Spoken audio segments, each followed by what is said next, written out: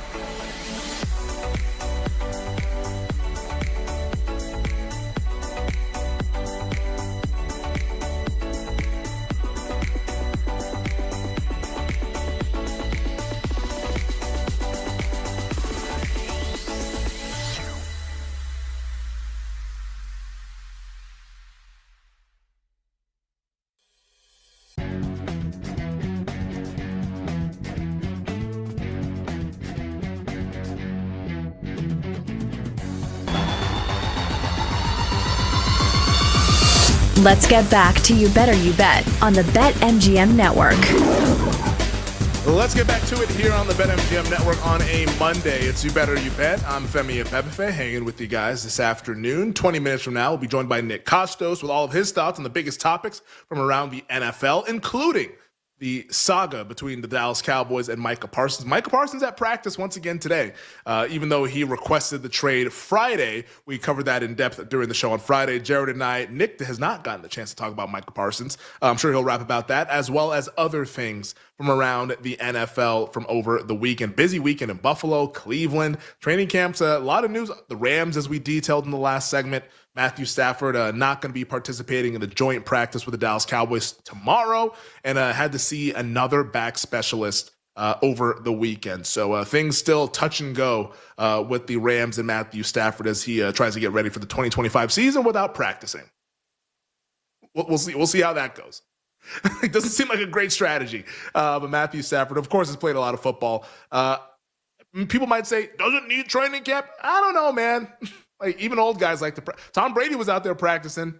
I'll tell you that. Even though he was an old guy, he had all the experience in the world. But we'll continue to monitor that situation out of Los Angeles. Jake will join me here shortly in about 5 minutes or so to talk about the National League Rookie of the Year. But I wanted to start this segment talking WNBA MVP. Now, this is it's an award that we have not talked about a ton because we've had a rock solid, awesome favorite in Minnesota Lynx forward Napheesa Collier. Like, Collier was out to about like minus 1,200 to win this award after the way she had been playing, led the league in all the most important statistics. The Lynx have clearly the best record in the league. They've been the best team all throughout this WNBA season. But over the weekend, Napheesa Collier, late in the third quarter of what was a blowout game, Minnesota Lynx up 43 points in the third quarter, suffers a right ankle injury. Now, That's what they're calling it. They're saying it's a right ankle injury that was reported on the broadcast, and that is the last that we have heard medically about Nafisa Collier. Her head coach, Cheryl Reeves, said that Collier will undergo testing and imaging over the coming days, and she said, quote, "We'll worry until we know more." That's not a great quote. We'll worry until we know more. Like, that almost sounds a little bit more pessimistic than optimistic about the rehab recovery time here for Nafisa Collier. Because once again, like, MVP aside, like, the Lynx are pretty much a co-favorite to win the WNBA title. Like, if she's not out there and can't play in the playoffs, ruh-roh, Shaggy. This is all of a sudden magical season turned bad. And this team was the runner-up last year, losing to the New York Liberty, who they're co-favorites with here once again. Liberty dealing with injuries their own right, with Breanna Stewart right now dealing with like a knee injury. But Collier right now, ankle injury on Saturday, suffered against the Aces. Cheryl Reeve went on to say this as well, because she was asked about, hey, like, did you consider taking Collier out of the game? You guys were up by 43 against the Aces in the third quarter. Why was she still in the game? She said, quote, "I didn't think the game was over. I don't think like that. She had a sub. She was going to sit out the fourth quarter. Sometimes these things happen." Now, usually, I'm usually kind of sympathetic to coaches when they get asked about, like, hey, why did you have the player in the game? You know, it's like the Bill Belichick quote he always says. It's like, hey, like, you tell me when a player is going to get hurt, I'll take them out the play before. Like, you know, like every coach, if they had the magic 8 ball, would take a player out prior to whenever we all think the injury is going to happen. Usually I'm with the coach, and I like to defend the coach, because sometimes, you know, like, hindsight's 2020, as we like to say. But in this instance, I mean, like, she can say that she didn't think the game was over. Like, Cheryl, you guys were up 43 in the late third quarter. The hell did you think was going to happen? Like when the Aces were about to like launch 75 threes in the fourth quarter and hit all of them? Like, what was supposed to, you're going to blow a 43-point lead? Like, come on. Like she, obviously, once again, hindsight being 2020, it looks a little bit weird that she's still in the game up by 43, given the fact that she's clearly your most important player, and this is a season where your team has had the best chance to win a title since probably the last time you won the title with Maya Moore on the team, which that's been like more than a decade ago. So, again, this, to me, it just looked a little bit weird, but hey, tough break for the Minnesota Lynx, hopefully just figuratively, hopefully not literally. Their next game, though, will be tomorrow night in Seattle, taking on the Storm. Now, as for the MVP award in that betting market, that's pretty much off the board everywhere you look right now. Like BetMGM or other sports books domestically that are prominent, I have not seen the MVP market that's up there. But like prior to this injury and all the stats that matter, those stats, it's literally 3 stats that matter for WNBA MVP. It's player efficiency rating, it's win shares, and it's points per game. She led the league in all 3. So like she led the league in all 3 and was on the best team in the league, was going to be a unanimous MVP. And maybe this injury is just a little bit of a blip. Maybe she comes back in a week or 2, and maybe she's all fine. But as it stands right now, to quote Cheryl Reeve, we'll worry until we know more. So right now, we're worrying. And as you might ask, okay, well, if we're worrying and this seems to be kind of an opportunity to bet once the markets reopen, who should we be betting? Well, my first answer is a shrug emoji. That's my first answer. Because nobody is actually perfect outside of Collier and what she's been able to do. Like, there's no perfect candidate. We have interesting candidates, but not perfect ones, which actually could make for a fun betting market because there's nobody that's like the consensus number 2. It's all been Collier. All the polling has said Collier. It's been unanimous, and nobody else has really been mentioned. But there are a handful of players that might jump into the conversation if this Collier injury ends up being significant. So I have 4 players right now that you'll want to consider to bet. Once again, no market that's posted right now, so you'll have to wait until these things reopen, and then at that point, we can possibly attack. But the first one, Alyssa Thomas of the Mercury, she has been in contention for the MVP award, has finished top 5, I think, in the last 3 years, actually had the most first-place votes a couple of years ago, but then Breanna Stewart had more of the down-ballot votes, so Stewie ended up winning by like 7 points. Like, as close an MVP race as even closer than Lamar and Josh Allen in the NFL. Like, this one was like razor thin how close it was. You could almost were like couple votes away from being like co-MVPs, like that Manning McNair season that we had in the NFL back in 2003. But Alyssa Thomas right now, I mentioned those 3 stats, PER, win shares, points per game. She's 3rd in PER, 6th in win shares, 16th in points per game. So her flaw right now is the scoring. She's not a great scorer. Yesterday, the Mercury won another game. Her triple-double, literally 10, 10, 10. 10 points, 10 rebounds, 10 assists. Like, she's not a scoring threat. She's kind of like a do-everything player, a very versatile player. She's one of the players that you want to consider. Alicia Gray of the Atlanta Dream, a guard. Her PER, 15th, not that great. But second in win shares, 6th in points per game. So the PER is kind of what's holding her back a little bit. But the Dream have been one of the better stories of the league this year, one of the better teams in the league this year. Maybe there's a narrative that can build around Alicia Gray. A third player that you would want to consider, Sabrina Ionescu of the New York Liberty. She's 7th in PER, 8th in win shares, 3rd in points per game. So a little bit more well-rounded. Also playing for a New York Liberty team that's pretty good. Right now, I believe 3rd best record in the WNBA. So that's a player that you might want to consider. And then 4th, finally, how about Aaliyah Boston of the Indiana Fever? Former number 1 overall pick. She's 4th in PER, 3rd in win shares, 18th in points per game. So her bugaboo, kind of like Alyssa Thomas, is the scoring, but the efficiency numbers, the analytics metrics, she rates really, really well, like past MVP winners. Amongst those 4, if I had to bet one, and it's pending what the prices are whenever the market reopens, I think, and that's not going to happen until we find some more clarity on Collier, I think Ionescu might be your best opportunity because she's the most well-rounded one, and she's in a big market on a Liberty team that's a title contender.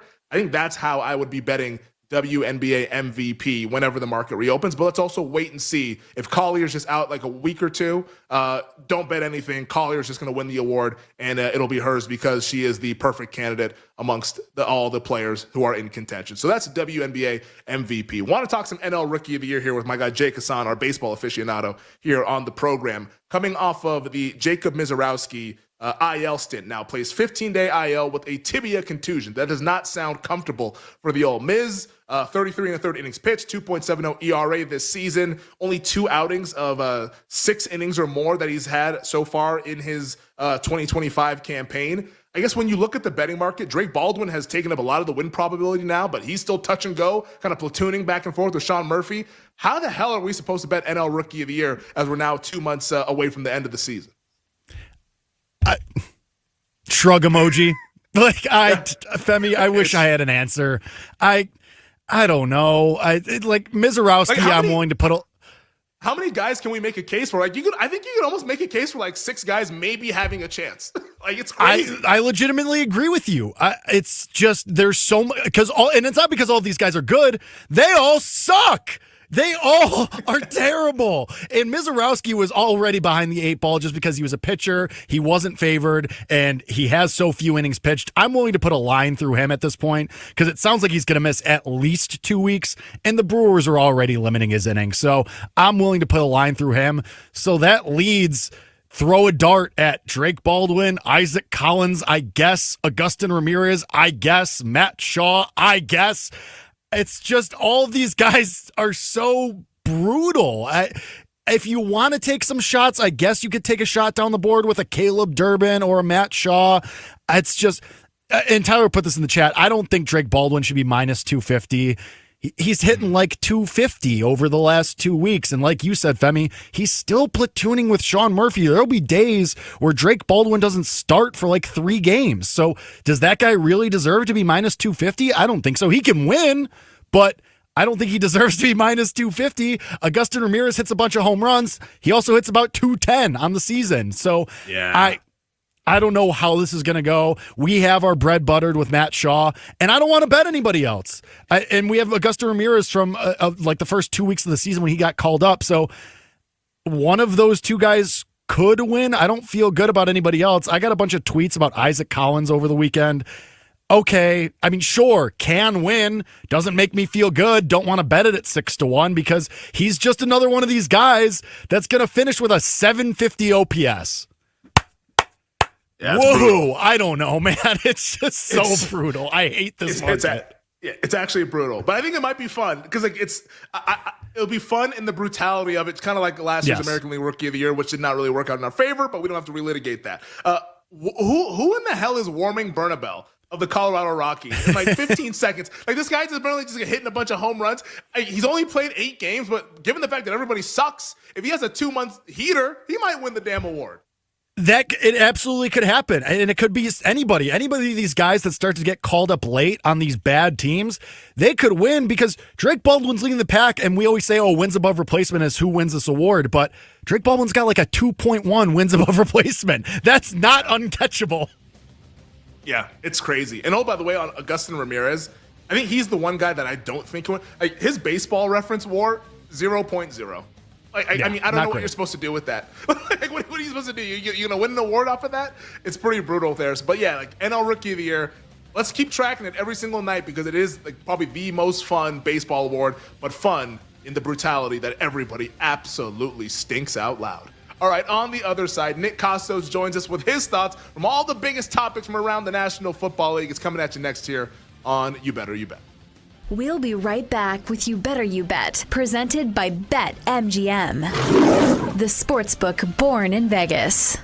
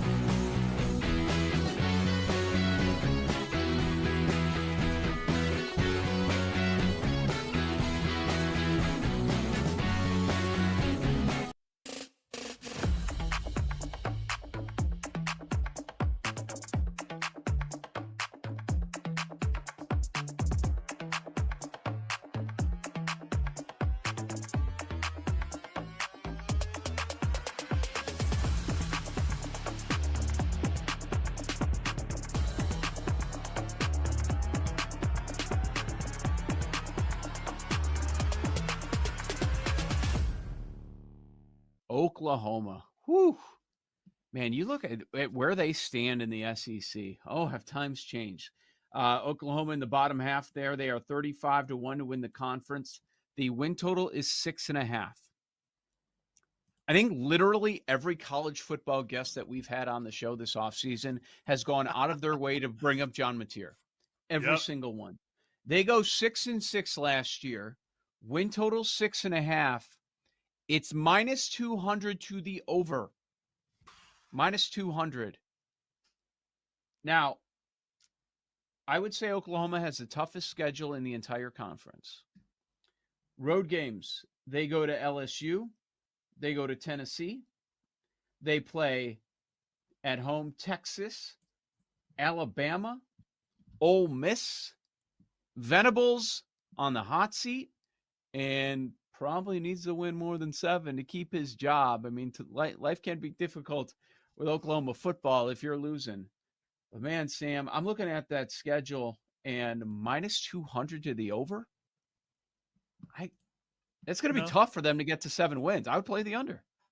Okay. I was thinking, though, if we're wrong on Oklahoma, and I'm not a big Oklahoma guy, I have no interest in betting John Mateer, although it is nice that Mateer and his offensive coordinator come across together from Wazoo. So there's going to be stability, at least between quarterback and coordinator.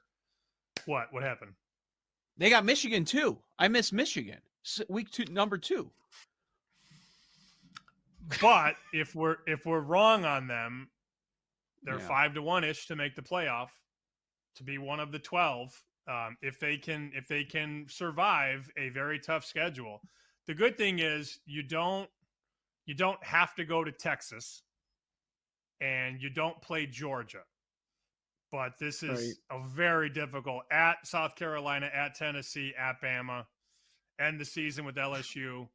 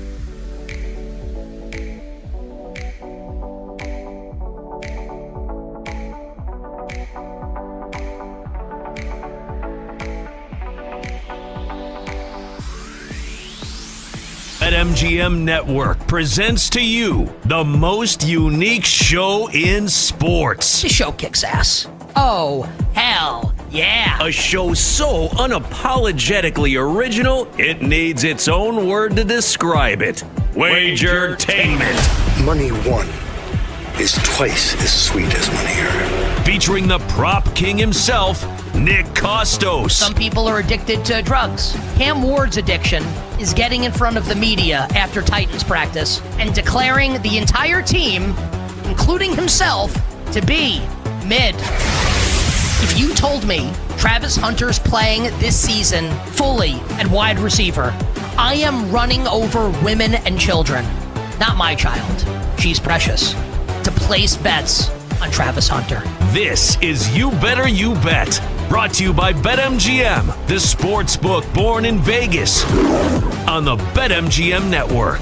What's up, everybody? Happy and merry, magnificent Football Monday to you and yours. This is You Better You Bet on the BetMGM Network. Nick Costos, Femi Abebefe, our crew, and you here on the Odyssey app, on SiriusXM, on YouTube, on Twitch, on radio stations nationwide. We are in your hearts and in your minds as we bring you the fastest show in all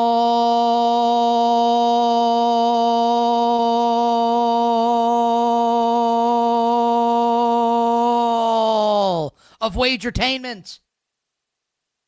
Talking all things sports betting. The show presented today and always by the sportsbook born in Vegas, the great people at BetMGM. Download the BetMGM app and visit BetMGM.com. Coming up today on the show, Femi and I will finish 8 buckets. 5 more teams to go. Our expansive NFL win total preview will draw to a close. We will finalize our plays. At the end of it, we're going to go through the teams that 8 buckets likes more than the betting market, the teams that 8 buckets dislikes more than the betting market, and our opinions on all of it. We finish and tie a bow around 8 buckets today on the program. Football season is almost here. The regular season, just about a month away. And all our bets for tonight, just Major League Baseball, but I got a couple plays, and I guarantee you one of them will be betting against my pathetic New York Yankees with Max Fried on the mound, toeing the slab on the bump, very clearly injured, but the Yankees still about a minus 150 favorite on the road, and Aaron Judge still isn't in the lineup. Someone needs to tell me how this makes sense, or don't, and we'll just bet the Texas Rangers and profit tonight in Arlington. All of our bets for Major League Baseball tonight will close the show in the final hour, the power hour, on this Monday. But where we will start here, the 4 o'clock hour Eastern time on this Monday, and I'm going to be honest with everybody, I'm knocking the cobwebs out a little bit. My wife left about an hour ago to take my daughter to my mother-in-law's house, and I helped my wife out to the car with all the stuff, and I walked around the block. It's a beautiful day here in New York City in the Northeast. I go back inside, and I say, you know what? I'm going to close my eyes for a couple minutes, just for a couple minutes. I set alarm on my phone like I normally do if I want to take a nap for like 10 minutes or whatever, just like a little respite before I get up and crank out the rest of my work. I wake up. I don't even know what year it is. I look at my phone, 3:42 Eastern. In like a cold sweat, I'm like, did I miss the start of the show? What the hell just happened? Like absolute panic from yours truly. This was about 20 minutes ago in real time. So I kind of slept through the start of the show today, and everything's totally fine. So knocking the cobwebs out a little bit here on this Monday, but great to be with everyone. And where we will start is with high-profile stories in the National Football League from over the weekend, and over the weekend can mean on Friday. I was off on Friday. Femi did a great job detailing the Micah Parsons situation in Dallas and everything that's happened there. And then we got new additions to that story this weekend when Jerry Jones addressed the news media. So 4 stories for us to go over in the National Football League that could impact the way that we bet these teams and view these teams this coming season. And let's start in Dallas with Micah Parsons and Jerry Jones. Couple things here. Number one, I love that people in the year of our Lord, 2025, are still using the iPhone Notes app to write messages, take screenshots. Like, I'm going to put this very important message out, and I'm going to type it on my iPhone Notes app and take screenshots and then post it on Twitter. I love that Micah Parsons used iPhone Notes to get this message out there. I also love Micah Parsons because I think Micah Parsons is a really smart dude. And I mean that sincerely. It's not like the note is written like Shakespeare would write it. That's not what I'm trying to say. But it was as if Micah Parsons were like, let me conduct this like fake interview with myself where if like I were a member of the media and I had a question to ask me, I'm just going to answer any question that you've got right now. ... Okay, here's what someone would ask me here. Okay, here's my answer. Boom, boom, boom, boom, boom. Up, here's a follow-up. Wait, I'm going to answer the question for you right now. It was an expertly crafted message from Micah Parsons, which ended with him saying he has personally submitted his trade request to Stephen Jones. I just found that funny also. Like, why give it to Jerry when you could give it to his son, Stephen Jones? And then Jerry talks to the media, and he says, I don't want anybody to lose sleep over this. I don't want our fans to lose sleep over this. This is just part of negotiation. Wild. There are many layers to this story, and I actually think all of them are true. All of them. Jerry Jones is an idiot. Now, he's a billionaire idiot. He's incredibly rich.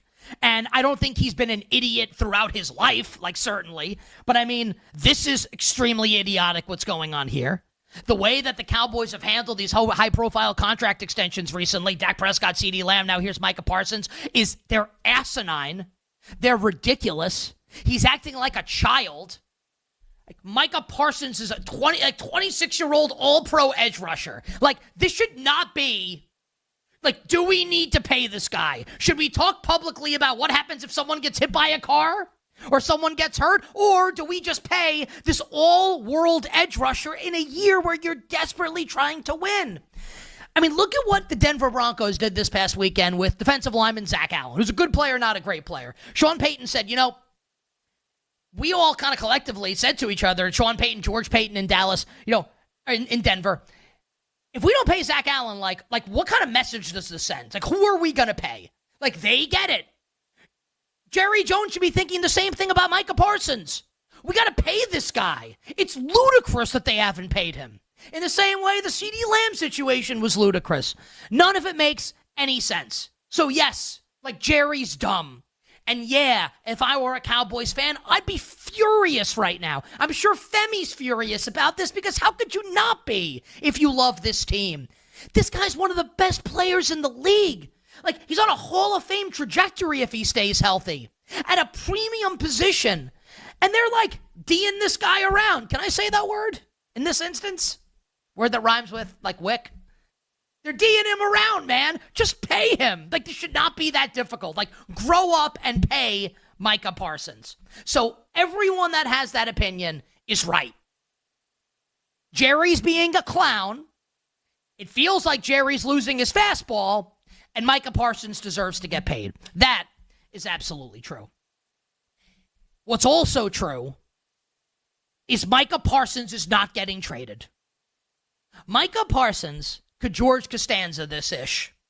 Take all the Cowboys Super Bowl trophies, and of course they haven't won one famously since the mid-90s, and take them in his probably very expensive car in the parking lot and attach them to a rope or something and drive them around the parking lot like Costanza did with the Yankees World Series trophies. He could do that. He could go on social media or on his podcast or like one of the 90 shows that he's on, and I don't mean that as a criticism, maybe a little bit, and he could bash Jerry Jones, and he could say Jerry sucks, and he could say Cowboys fans are the worst, and my quarterback's terrible, and I miss Dan Quinn. And imagine, like, did you watch the Bears last year? Now I got to play for this doofus, Matt Eberflus? He could say and do all of those things. He's still going to be a Dallas Cowboy when the season starts, because Dallas is trying desperately to win and win now. And for as stupid as Jerry Jones might be, he's not that stupid to think that, yeah, we have just as good a chance to win with it. Yeah, give us like 3 first-round picks that may or may not be good for this guy who we know is on a Hall of Fame trajectory. Jerry's not stupid. And one thing that Jerry said that's 100% accurate, this is part of the negotiation for Micah Parsons. It definitely is. But Parsons has no leverage. None. He's getting paid $24 million this year. There's options. There's franchise tags. He could be a Cowboy for the next 3 years and have absolutely no say in any of it if he wants to get paid. He's got no leverage. Zero. None. Zilch. Bubkiss. Nada. I'd be pissed if I were him too. And I mean that sincerely. Like, I have an agent. Like, you do what Femi and I do for a living. Like, you have an agent. Could you imagine, like people, if you don't have an agent, like, you can't understand this. And I don't mean that as an insult, just like you have to be in this relationship to understand. Like, I would never, I guess I could, right, negotiate a deal with Odyssey or like BetMGM and then just tell my agent, oh yeah, I just did this and you had no idea. The agent would be like, what? That's what you pay the agent for. And the agent's just not going to be involved in this? Like what? What? What are we talking about here? Micah Parsons should be mad. I'd be pissed if I were him too. But it doesn't matter. It doesn't matter at all. Here's the spoiler alert for how this is all going to go. Micah Parsons is going to get his deal. The Cowboys are going to sign him. It would be, I don't even think they're that stupid to not sign Micah Parsons. And they are stupid, believe me. But they're not that stupid. Micah Parsons is going to sign his deal with the Dallas Cowboys, and he will continue on with Dallas. So as far as betting goes for this season, I'm not even considering an outcome where Micah's not on the field for the Dallas Cowboys and Micah isn't signed to a long-term deal by the Dallas Cowboys. And you can talk about, well, they waited too long and as a result they had to pay more. Great. Like, that's a conversation for, like, the wannabe salary cap experts and, let's talk about team building and And, like, great, there can be an audience for that, but it has nothing to do with wins and losses for this season. Except Week 1 against the Philadelphia Eagles, where if Micah is not practicing, and he's in awesome shape, obviously. I'm not saying that he's like James Hardening this. He's going to be a fat F until he gets signed, like posting workout pictures with like a pillow in his undershirt, trying to look fatter. Like, that's not what this is going to be. But if Micah's not practicing, not scrimmaging, who cares about the preseason? We'll talk about that with Matthew Stafford in a minute. If he's not scrimmaging, like, especially with Tyler Guyton. We don't know if Guyton's going to play in Week 1, Thursday Night Football, about a month from now against the Philadelphia Eagles. Man, if Parsons is not Parsons, if he's not 100%, and we've seen this with players recently that have held out and gotten contracts late, whether it be CeeDee Lamb of the Cowboys, Jamar Chase has said that for the Cincinnati Bengals. If Parsons isn't himself right out of the gate, we know the Eagles' offensive line is absolutely stellar. We know that. And even though the Eagles lost some on the defensive line, Josh Sweat, Milton Williams, like Philly's defensive front is still going to be good, and Vic Fangio's still running the scheme. And if Guyton's not going to play, you are missing an important part in the trenches on offense and the most important part of your defense, trenches or otherwise.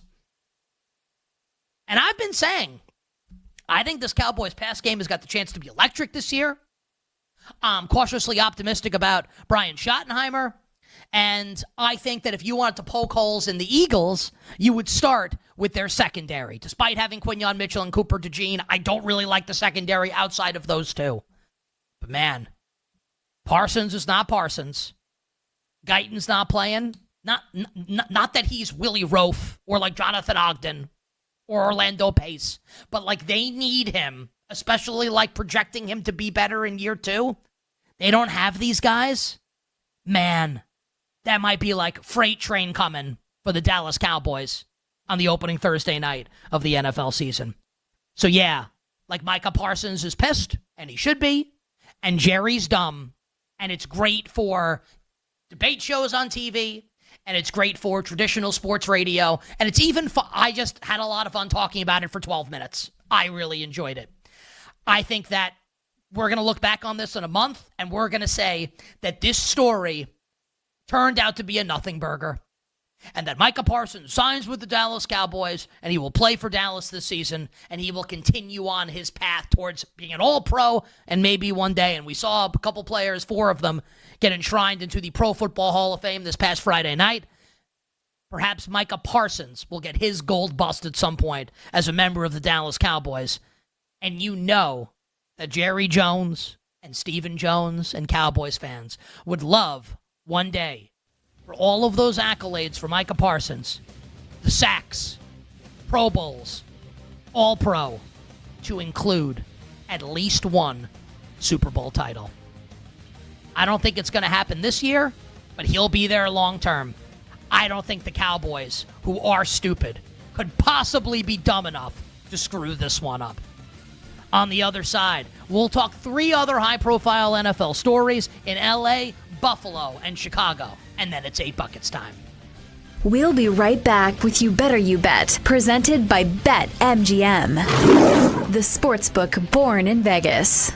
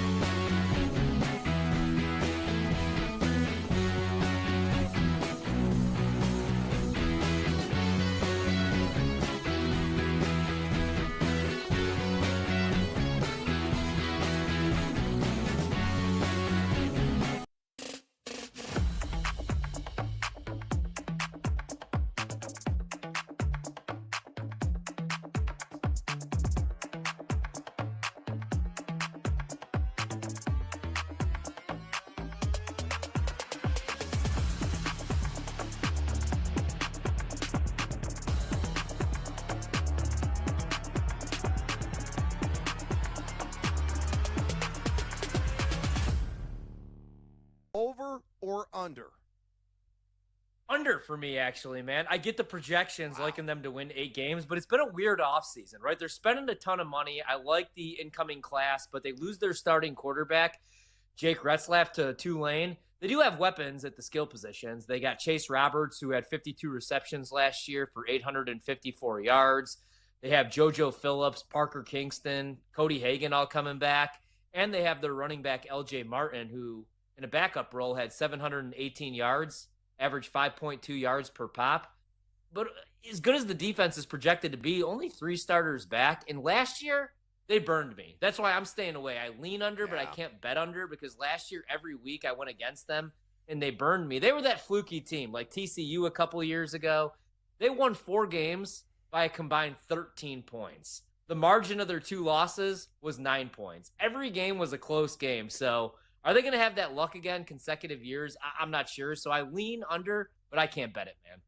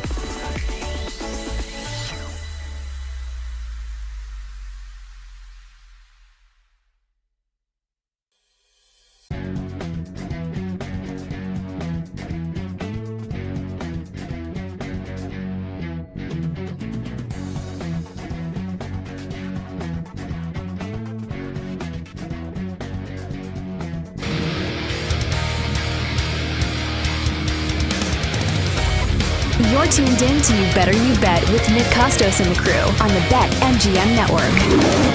Last note on the Dallas Cowboys, and then we'll get it for now. We'll talk more about them on the show today. Then we'll get to some other topics. Is I appreciate what Micah Parsons is trying to do. Get his feelings out there through the media. Maybe apply some pressure to Jerry Jones to get this deal done sooner. Whatever. It just feels like trying to reason with Jerry Jones would be like trying to reason with a boulder. I would actually say that's not fair, because the boulder wouldn't smile back at you. I think Jerry loves this. And this is where we can really wade deep into the waters of criticism for Jerry Jones. The fact that he seemingly gets off on all of this. He loves the circus. He loves the hoopla. He craves and needs and desires the attention. Because let's call a spade a spade. It's it doesn't matter for wins and losses this season. But no owner that's serious about winning would do this with Micah. You pay Micah Parsons. He loves it. He loves it. If he were younger, he would be posting on social media 500 times a day. Give me the clout. Num, num, num, num, num. Need the engagement. Please interact with me. Good or bad. So, Micah, you can try your best, man. You can present the world's greatest argument. Here's why I deserve to get paid. It can be totally sound, a bulletproof argument, an unassailable argument from Micah Parsons. And Jerry's just going to look at you and laugh. And in that southern drawl, say something like, yeah, well, I'm not even going to attempt to do it because I'm going to offend people, and I don't mean to. I don't do a good. I'm a Yankee from the north. Sorry, everybody. Jerry's just going to say, well, that's part of business. We're going to get it done. I tried my best. I really did. So, Micah, if I could say something to him, I would just say, just wait your turn, man. It's happened to other really good players also. I still think he's going to get paid. And if I had to put the percent chance of Micah Parsons getting traded by the Dallas Cowboys, take that number, multiply it by 50 billion. The number will be 0. 0% chance. Other stories around the National Football League. Speaking of 0, that's the percent chance that we will see Matthew Stafford, the Rams' 37-year-old quarterback, that potentially his health and his back hold the key to the entire National Football Conference this season. It looks like 0% chance Matthew Stafford will participate tomorrow on Tuesday in the Rams scrimmage against the Dallas Cowboys. The Rams will play the Cowboys in the preseason coming up this weekend. And I've been of the opinion that Stafford is not playing in the preseason. We know how Sean McVay does things. So Stafford, missing the preseason game this weekend is a non-story. It would be way more of a story if he played in the preseason than if he didn't play in the preseason. So what I've been eyeing is this scrimmage.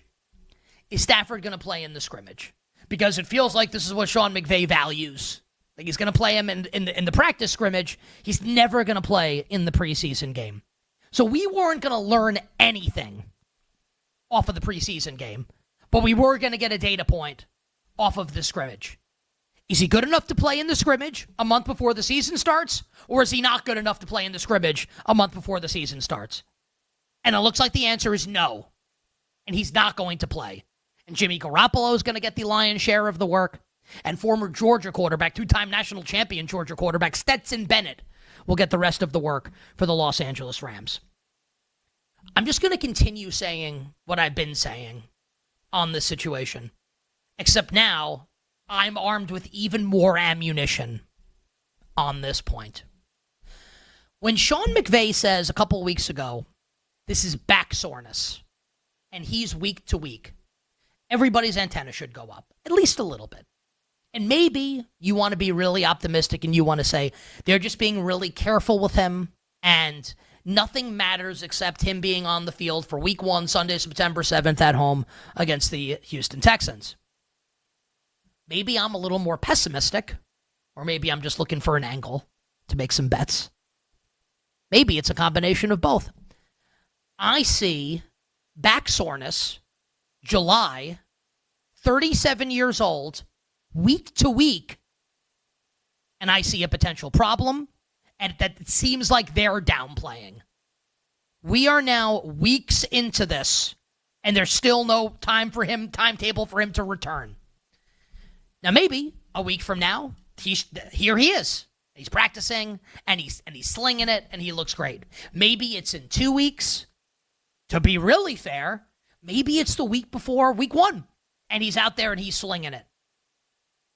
Given the fact that he's 37, possibly going to go to the Hall of Fame when it's all said and done, although I do like what a bunch of Hall of Famers were saying this weekend, that they're now trying to be more selective with the process. Only 4 guys got in. So I think Stafford will probably go to the Hall of Fame, but maybe it won't be a slam dunk like we might have thought.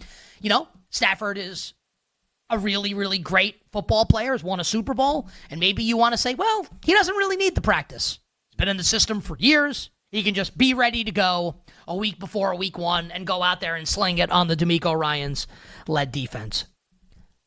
I'm a little skeptical. I'm skeptical that his back is healthy. I'm skeptical that he's going to be able to hold up. And I think all of these things are very concerning. Perhaps you'd like to counter. Now I'm like Micah Parsons, like I'm answering questions that I feel like people could ask me. Well, Nick, like you, Aaron Rodgers is older than Matthew Stafford, and you like the Steelers this season. How come? Like explain that. Well, like Aaron Rodgers isn't week to week with a sore back, like Matthew Stafford is right now. Like Matthew Stafford, to me, seems like an ideal candidate for quarterback to get hurt at some point this season and miss time. And I'm not rooting for that. I don't want that to happen. I hope he plays. Like, he's awesome. But, like, none of this is good. And on Sunday, September 7th, here's the Houston Texans defense. Here's Danielle Hunter. Here's Will Anderson. A phenomenal secondary that might just be ridiculously awesome this season. And I'll tell everyone right now, and I said this last week, and I'm not there yet to pull the trigger, but if this is all going to linger for Stafford, even if he's back with like a week to go before week 1, with that Texans defense in week 1, I'm going to bet the Texans in week 1 if this is what it's going to be with that defense, even if I don't like the Texans this season. I don't like the way this is trending for the Rams. And our friends on Bet Sweats this morning, Sammy P and Joe O, and I heard some of what Sammy P had to say about Stafford. That's if Stafford's not healthy, it's going to upend everything in that division if Jimmy Garoppolo's going to play, and Sam's 100% right. This is something that we absolutely have to watch, something that we absolutely have to monitor. And again, even if Stafford's good to go for week 1, if he's not going to get a lot of time here, I'm going to be on the Houston Texans week 1 Sunday, September 7th. You bet on this Monday. 2 other stories to hit, and then we will wrap up 8 buckets. 5 more teams to go on the show today. This one will be quicker.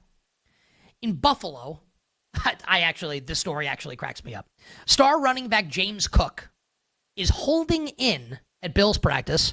He wants a new contract, and he showed up at training camp in a show of good faith and is practicing, and now like he's had enough.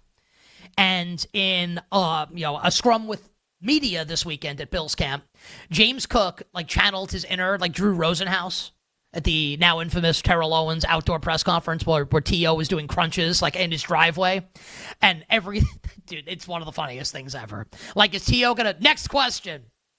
Like, basically until, like, everyone's dead and there are no more questions. Or, like, the meteor hits and there are no more questions to ask. Unbelievable. James Cook answered every question with business. Like, hey, James, are you going to practice for the Buffalo Bills? Business. James, like, are you not going to play if you don't get a new contract? Business.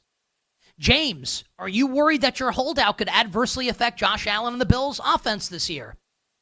Business. James, what do you think of Sydney Sweeney's American Eagle jeans ad? Business. Business is the answer to every question. I thought it was hilarious. And honestly, like, I think he's a good player. James Cook is a good player. And if I were him, I'd want the money also. Problem with James Cook is that the Bills have 2 other really good running backs on the roster. Why would they be like rushing to pay him? So I don't know if this situation is going to end the way the Micah Parsons situation is going to end, where like the Cowboys like need Micah Parsons and Parsons has no leverage. The Bills don't need James Cook. The Bills could have Ray Davis as the primary running back and Ty Johnson could be the pass catching back. And I think the offense actually doesn't lose that much, if anything at all, if that's the case. So it's a fun story for Cam, because he's a skill position player and he's someone that fantasy football players love, and the Bills are in the playoffs every year and they're one of the Super Bowl favorites. But ultimately, it doesn't matter to me if he plays or doesn't play this season from a betting perspective. I think Buffalo is going to smash everybody, not everybody, but most teams, whether James Cook plays or not. Final story. And this one is kind of under the Stafford umbrella, except less urgency with this one. But this is filed under, I'm going to be reading practice reports on a daily basis, and I'm going to be paying close attention to this team's offense in the preseason as we head towards week 1, September 8th, Monday Night Football. Caleb Williams and the Chicago Bears against the Minnesota Vikings. So the Bears had their fan fest this weekend, where tons of fans are in attendance. It's like this big practice to get everybody hyped up. And Caleb Williams in this practice was reportedly, and then Ben Johnson all but confirmed it with what he said after practice, was basically a disaster. Delay of games. They took a safety in a simulated situation down by the goal line and just did not have command over the offense. And Ben Johnson says after FanFest, the offense was very sloppy. And he seemed like, if you watched it, kind of like caught himself in the moment and then praised the defense, saying also like our defense was great in the defensive field, like they wanted it more. Ben Johnson's an offensive guy, right? And Ben Johnson, unlike Matt Eberflus and Shane Waldron, actually wants to hold his players accountable. You can kind of read between the lines there, or not even read between the lines. Just have like a modicum of working knowledge of how this all goes with this coach. And he's not happy. And it feels like some of the issues that plagued Caleb Williams last year, procedural stuff, right? Whether it's taking sacks, not like getting out of the huddle too late, that this stuff is still a problem. I want to caution by saying we're still in early August. Like, the Bears have their first preseason game coming up this weekend against the Miami Dolphins. And I don't know if Caleb may not play in the game. We'll see. But we see Caleb in the preseason, and he looks good, and it's cleaned up. And the practice reports are good for Caleb Williams. Then, we can go into Monday night against the Minnesota Vikings and feel pretty good about it, right? And feel pretty good about the Chicago Bears. Like a good Colston Loveland, the reports on him make him seem like he's going to be like a Brock Bowers level. Maybe not that good, but he's going to be amazing in year 1. And there will be a lot of reason for optimism here. But given the fact that the worm seems to be turning in Mankato, that's like the title of like a coming-of-age novel. The worm turns in Mankato. I was in Mankato for Vikings camp back in like 2010. Not an ideal travel destination. But the worm seems to be turning. J.J. McCarthy, by all reports from Vikings beat guys, national people that stopped at Vikings practice, the reports on J.J. McCarthy for the first couple weeks of training camp were not great. Inaccurate. Whispers inside the building, outside the building, like, oh bleep. Did we screw this up potentially here with J.J. McCarthy? Read the reports from over the weekend. I read everything. And honestly, I do it kind of so you, our listeners and viewers, don't have to. But maybe you love the stuff, you can read it too. The reports on McCarthy this weekend were great. Which doesn't mean that they're going to continue to be great. But he seems to be right now, and it's early August. But this is where we're at on the calendar, and this is what we're talking about. Seems to be on an upward trajectory. Whereas Caleb Williams seems to be holding steady. And you would expect better from Caleb Williams at this point in his development, especially with an offseason of work with Ben Johnson. Too early now to make a bet on that week 1 game. But if it continues like this, and you keep hearing Ben Johnson, who he's one of these coaches that is going to tell you the truth. I don't think he has it in him to lie. Not yet, at least. Maybe that's a skill he needs to learn. But if he keeps getting out there in front of the media and saying the offense stinks, the offense is sloppy, the execution's not great, the defense is kicking our ass, J.J. McCarthy keeps looking good, going up against that Brian Flores defense in practice, man, I think we gonna be on the Vikings. Monday Night Football, Monday night, September the 8th. On the other side, Femi joins me, 8 buckets. We'll wrap it up today here on the BetMGM Network.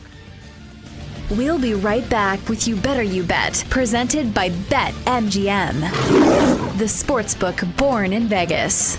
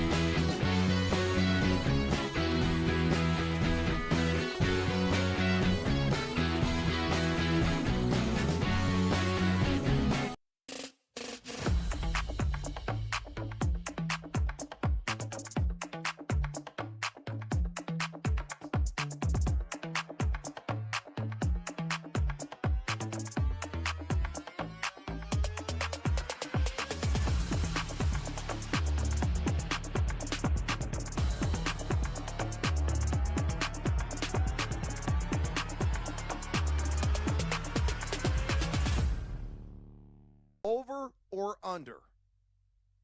Under for me, actually, man. I get the projections liking them to win 8 games, but it's been a weird offseason, right? They're spending a ton of money. I like the incoming class, but they lose their starting quarterback, Jake Retzlaff, to Tulane. They do have weapons at the skill positions. They got Chase Roberts, who had 52 receptions last year for 854 yards.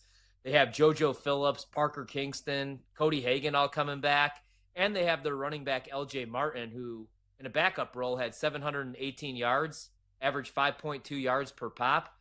But as good as the defense is projected to be, only 3 starters back. And last year, they burned me. That's why I'm staying away. I lean under, but I can't bet under because last year, every week, I went against them, and they burned me. They were that fluky team, like TCU a couple of years ago. They won 4 games by a combined 13 points. The margin of their 2 losses was 9 points. Every game was a close game, so are they going to have that luck again consecutive years? I'm not sure. So I lean under, but I can't bet it, man.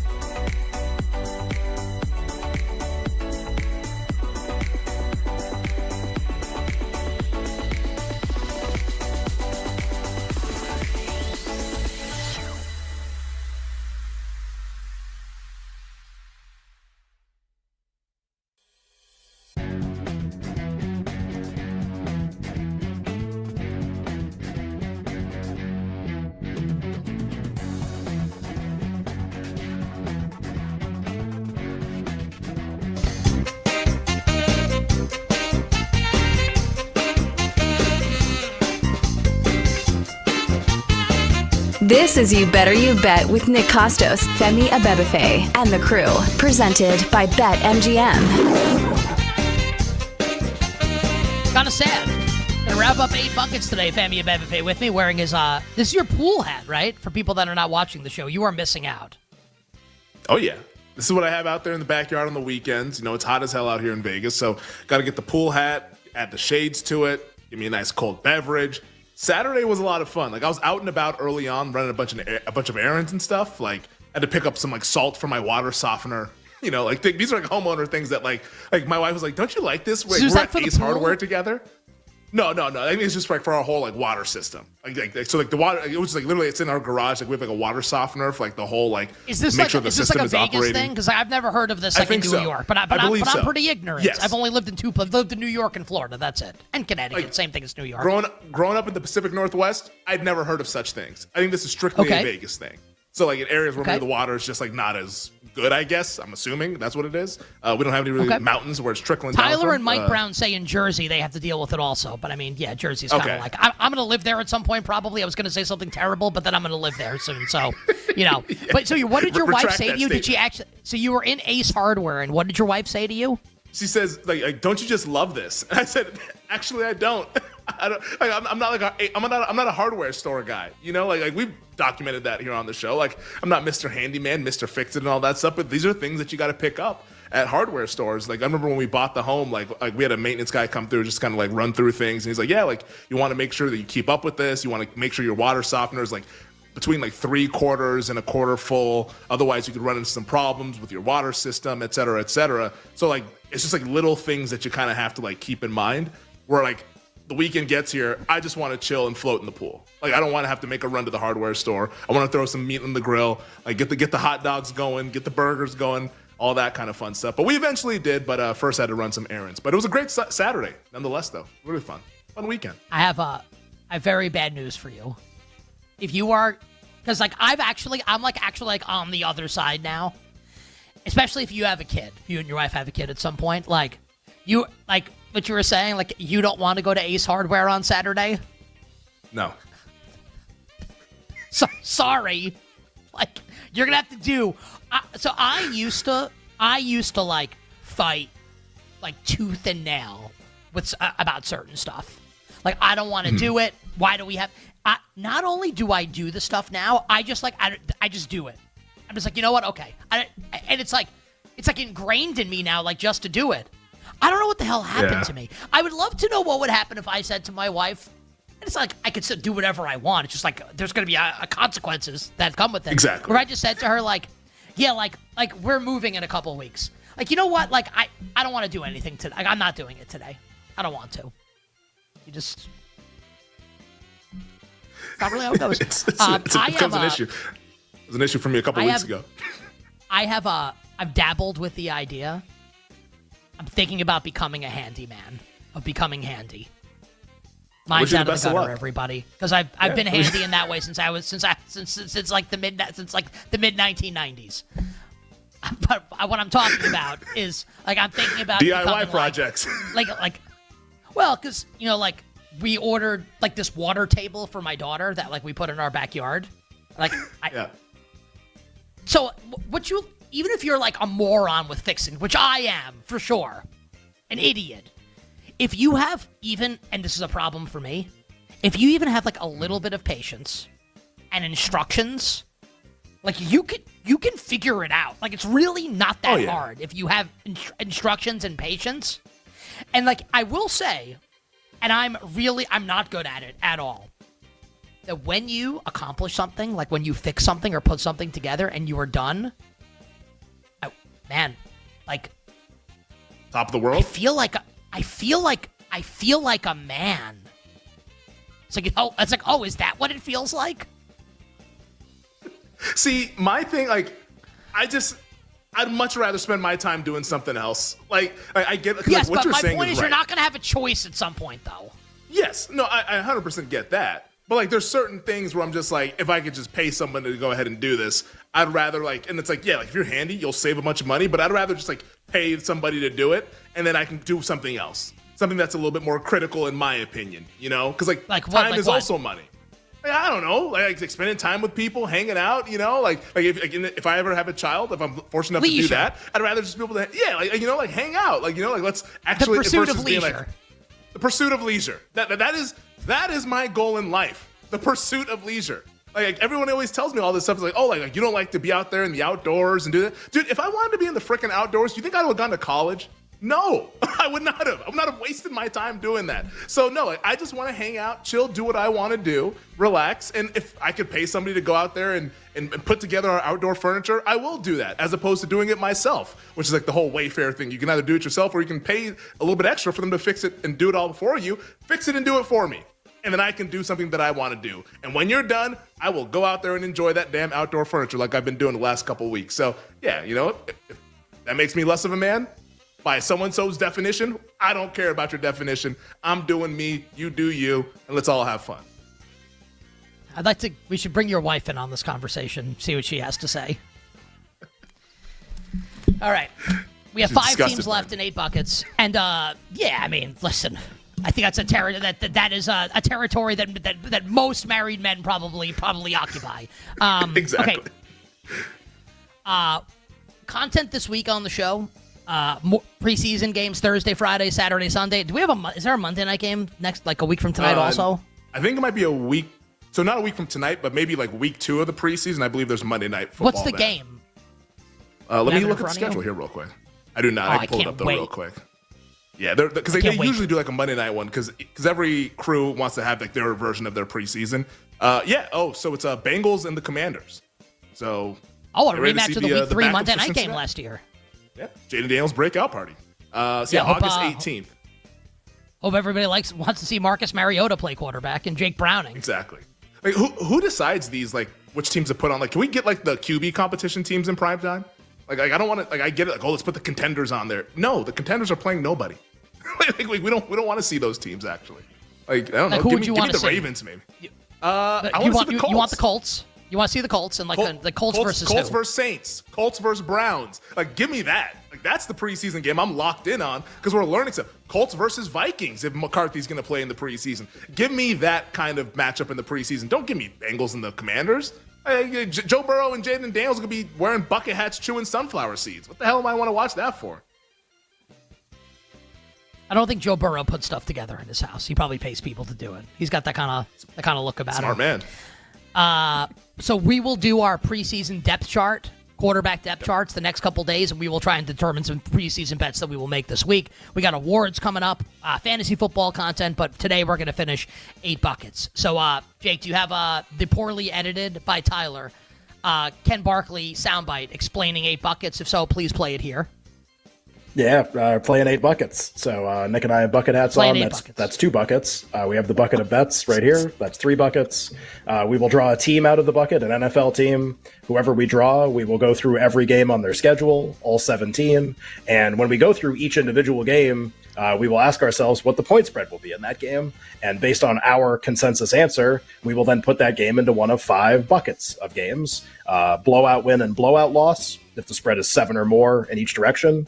Likely win and likely loss, if the spread is between 3 and 6.5 in each direction. And then toss-up games, which the spread is less than 3. So, one team by 1, the other team by 2.5. These are toss-ups. And why does each bucket matter?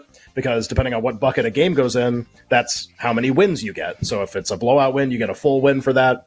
If it's a likely win, toss-up, likely loss, any of the other ones, you get less than a full win to varying degrees. So we go through every game, we add them up, add up all the games in all the buckets, and it gives us a number. Then we compare that number to the number in the market for the win total.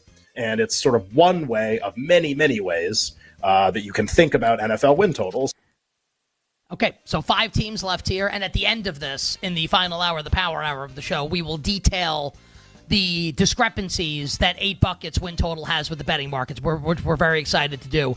We did just get this tweet from ESPN's Adam Schefter, Femi, that pushed to our phones at the same time.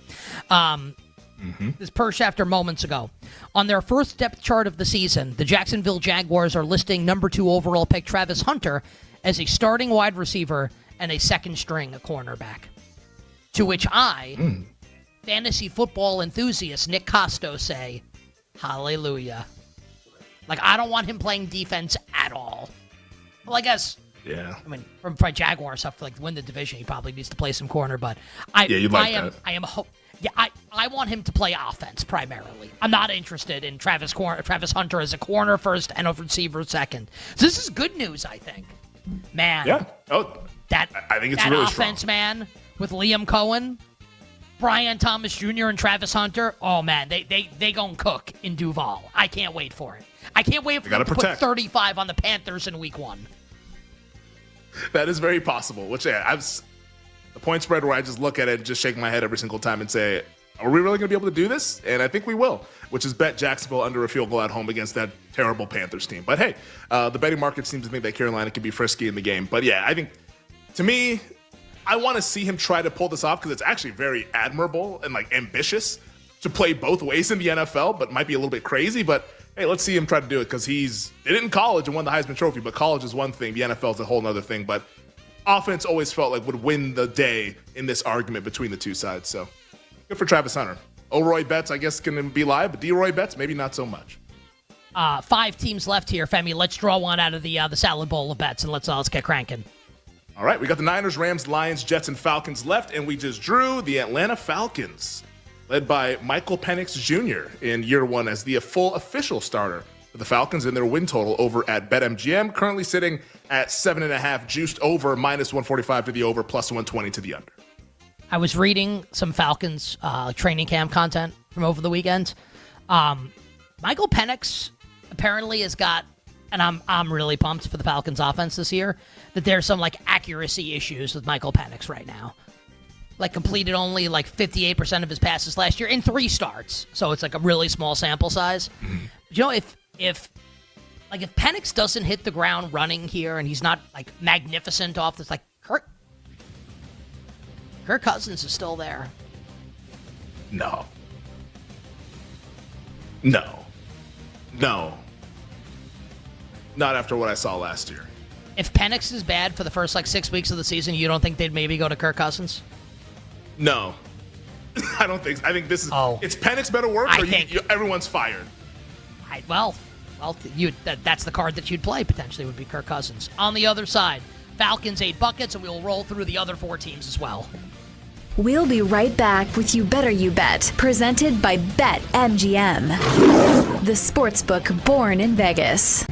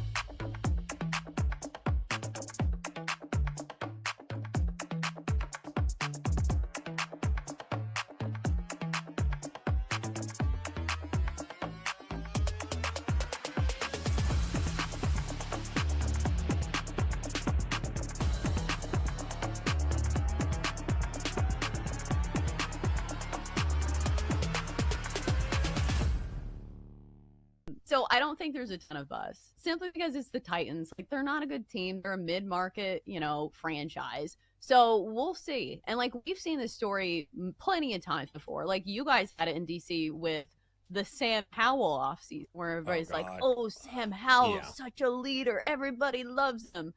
But you have to produce on the field. So we will wait and see when it comes to Cam Ward. It was so funny. I was reading a report, I think it was on ESPN, and it was going through each and every single team's first-round pick. and the early reports, and every single one was positive. Not that you would expect a ton of negative headlines, but it was like, oh, this guy's a fast learner. You can tell he's way ahead of the game. Even the guys who are injured and not working out, he's not on the field, but he's a real student. You can tell he pays attention. I mean, it was just no matter what it was. Now, he hasn't been getting reps with the first team, but you can tell the drive is there. He has all the tools, great bend, great footwork. I mean, there was not a single, hey, he's coming along a little bit slower than we thought. Or this guy's going to need a little work, which I understand. But that's why I always take these reports that we hear just a little bit with a grain of salt, because everyone, before they played a single down, looks great in theory. Yeah, I was ready to believe in Will Levis before the season started, and look how far that got me. All I have are memes to show for that.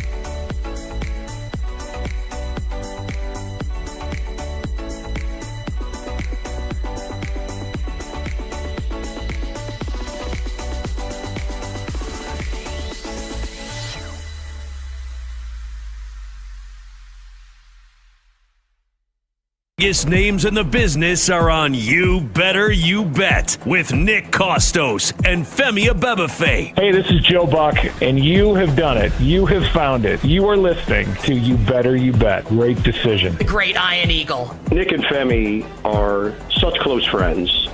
I would even consider getting divorced, even though I'm very happily married, just to get remarried, to have them as groomsmen. That's how much they mean to me. Hi, this is Kevin Harlan of CBS, Westwood One, and TNT, and I'm listening as you do every day to You Better You Bet with the most handsome single man in the radio business. A man who, if I was not married for 38 years, I might consider myself the kind of guy that can electrify a listening audience and a crowd of bystanders watching him do what he does so well each and every day. Continue to listen right here on You Better You Bet. This is You Better You Bet, brought to you by BetMGM on the BetMGM Network. The magnificent Football Monday edition of You Better You Bet rolls on. Nick Costos, Femi Abebefe, our crew, and you here on the BetMGM Network. The whale capper Drew Dinsick will join us next hour talking NFL win totals. All our bets for tonight to end the show in the Power Hour, the final hour. But for now, Jake, let's roll the music here. And Femi, let's get going with 8 buckets for the Atlanta Falcons, one of 5 teams that we will hit on today's show. So week 1, Sunday, September 7th, the Falcons are, I was getting the BetMGM prices here. They're still a dog, right? Like 1.5 or 1?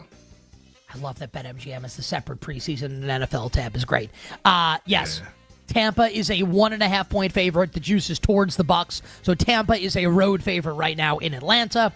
So we will start with a toss-up for Michael Penix Jr. and the Atlanta Falcons.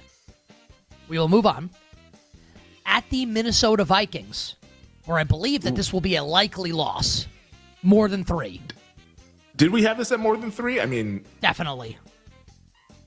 I mean, Minnesota's. I mean, is it definitely? Minnesota's like almost a dog against the Chicago Bears, but yeah, I mean, their win total's still higher, so good home field advantage as well. So yeah, probably just 3.5. Great home field advantage. Honestly, I think it might even be like 4. Like I kind of think, I'm being sincere here, I see the bull case for the Falcons and being optimistic about Atlanta. Like you're trying to cash a parlay with Atlanta. Like you need James Pierce to be good. You need Jalen Walker to also be good. You need one other young player on the Falcons defensive line probably who hasn't been good to also be good. You need your secondary to be better. You need Jax Ulbrich to not prank call like the head coach or starting quarterback of the team that they're playing the night before the game. You need Michael Penix to be what he was at the end. Like Penix has got to fulfill his promise also. Like there's a lot that needs to go right, and it can happen.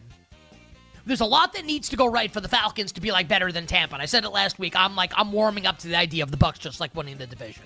Alas, we continue. I will say likely loss at Minnesota in week 2. Yep. At Carolina. Toss up. Agreed. Home Washington. Another toss up. Yeah, I think it's 3. Yeah, Commanders 3. You think? No, I mean, are the Commanders rated better than Tampa? Like Tampa's only 1.5 on the road to them. No Wirfs. Yeah, no Wirfs. At least that's what we all think right Division now. Game. But yeah, I guess that factors in. Yeah, it's like if Wirfs is there, it's probably we'll call it a toss up. 2.5. Yeah, toss up nonetheless though. Yeah. Toss up. Okay. Early bye week for Atlanta, and we should see if the international games. I believe this Bills game is an actual true home game.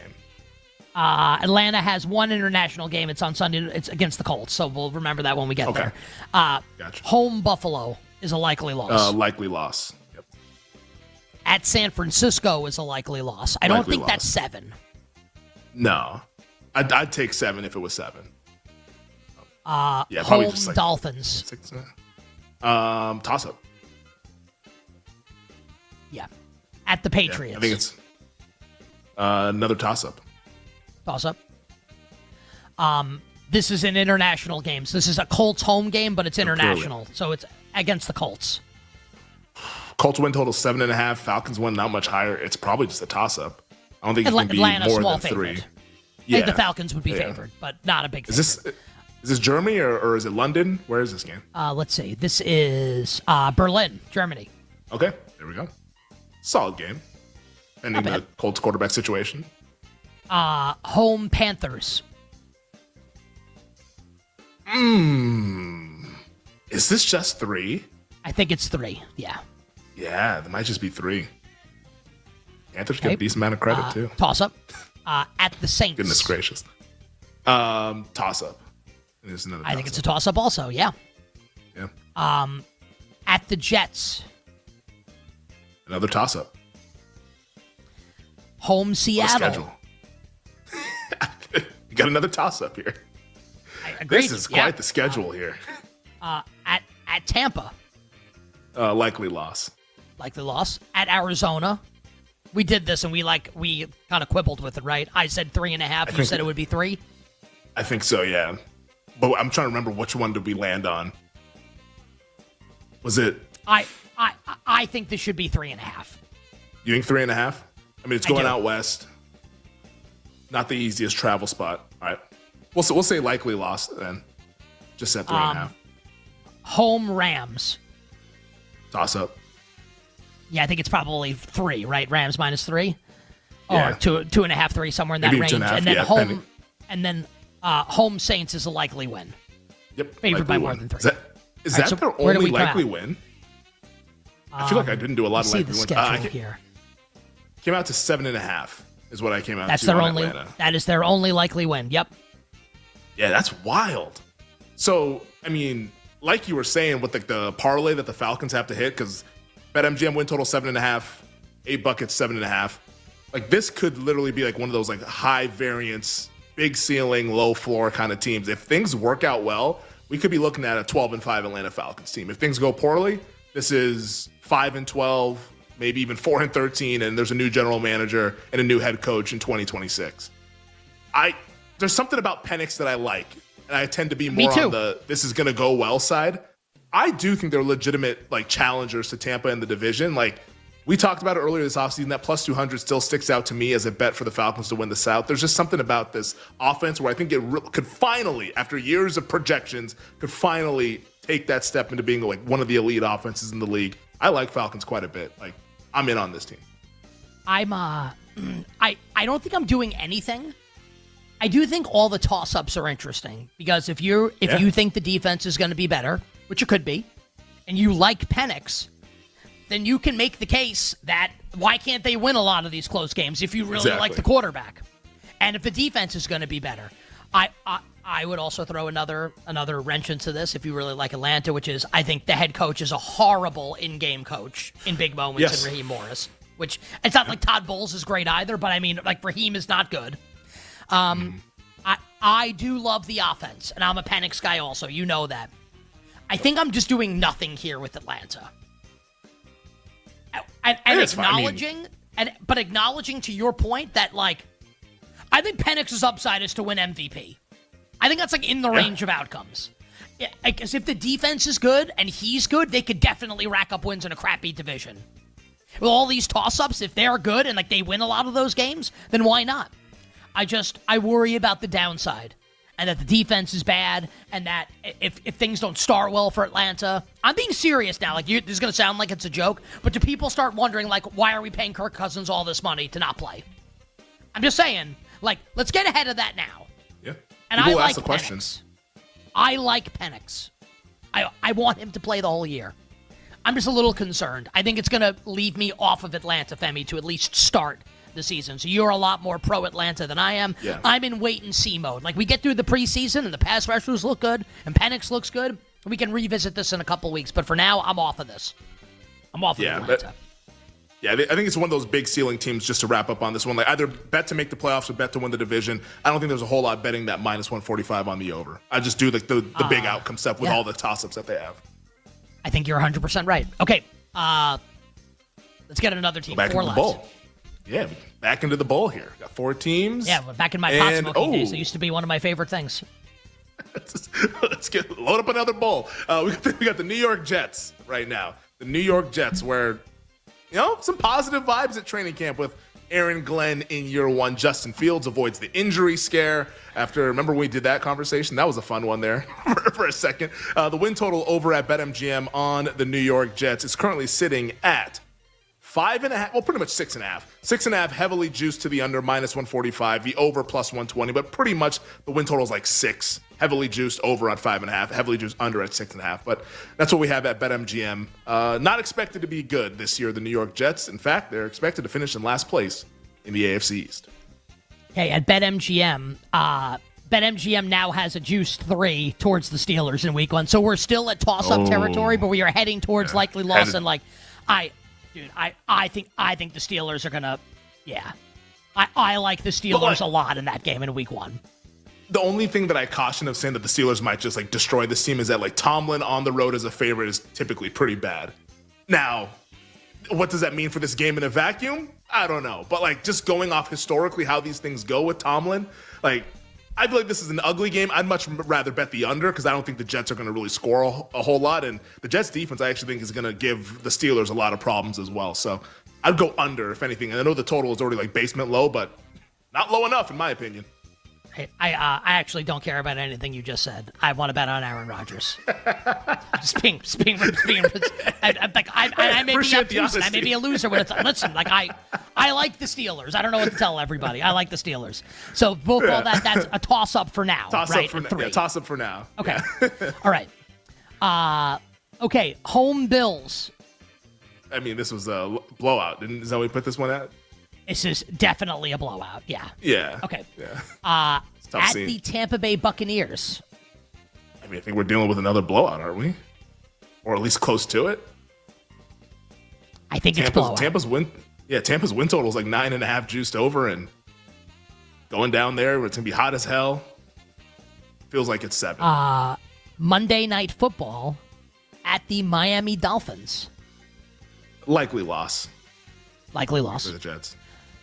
Home Cowboys. I think this is a toss-up. We did the Cowboys exercise. Yep. Home Broncos. Also, do they have any international? Have we checked? Because I feel like there was This a one. Jets international. This is an international game. Okay, so this is the international. So this is neutral site, Broncos. Broncos much better. I don't know if it's set. I think this is just likely lost, the fact that it's a neutral. Yeah, 6. Yeah, in that range. I think it needs to probably be 6, because if it's lower than that, I'd probably lay it. Home Panthers. Toss-up. Toss-up. At the Bengals. Who's favored? At the Bengals is it's probably another blowout. If they're a blowout loss to Tampa, they're probably a blowout loss to Cincy, right? I think it's 7. Yeah. Home, a bye week, then home Browns. Toss-up. Are they 3 in that game? No. Maybe not. I don't think 2.5. Yeah, 2.5 juiced. Yeah. People will probably want to tease Cleveland, which I'll just say good luck. But At the Patriots, likely loss. yeah, likely loss. At the Ravens, blowout loss. Yep. And that Patriots game, by the way, that we went to, that's a Thursday night game, short week in New England. It's tough. Home Falcons. Toss-up. We just did that. Yep. Home Dolphins. Another toss-up. Toss-up. At the Jaguars. I mean, this is... we might be likely lost. Maybe it's just 3, like minus 120. I think it's 3.5. Carolina's seen as a better team. But like, is that enough to go to 3.5? Or because like Carolina's like 2.5 against Jacksonville on the road? I think it's. I think it would be more than 3. Man, this is not looking good. So yeah, we'll go likely loss going down to Jacksonville. Okay. At the Saints. Toss up. Home Patriots. Toss up. Toss up. And then at the Bills, blowout loss. Yeah. At the Bills, say your prayers. So where do we come in with the Jets? Coming at 5 on the New York Jets is what I got. We'll see if Tyler has 5 as well. I might say something irresponsible here. I don't care what 8 Buckets has to say. I actually kind of like this team now. I don't know. I don't think they're going to make the playoffs. I think they can be a frisky like 8-9. There's so much talent on this roster. Justin Fields is the massive question mark. If he could ever just protect the football, I think they have a clear strategy. Run the ball, play great defense. He stinks, but we've seen stinky quarterbacks win 8 games. I mean, Justin Fields went 7-10 with Matt Eberflus. Yeah, it's I don't disagree with that. But I don't think you should do the whole if Fields can do this and do that. Like he's bad. Like you need to win in spite of him, and they can do that. And they could probably do that. And Aaron Glenn, I think, is like the more I read about him, the more that they say about him. I think he's light years better than what they had with Robert Saleh. I think this team has a complete makeover. This team is headed in the right direction. I like the over quite a bit, and maybe get frisky and bet some massive stuff as well, which we can maybe talk about on the other side. Yeah, I do want to talk about that on the other side. I think for me, this is probably a pass. I think 6-11 is a really likely outcome for the Jets. I do like some of the high-end talent on the roster, but the quarterback is absolutely terrible. On the other side, Femi talks Jets ceiling outcomes, and we'll draw a new team for 8 Buckets. We'll be right back with You Better You Bet, presented by BetMGM, the sportsbook born in Vegas.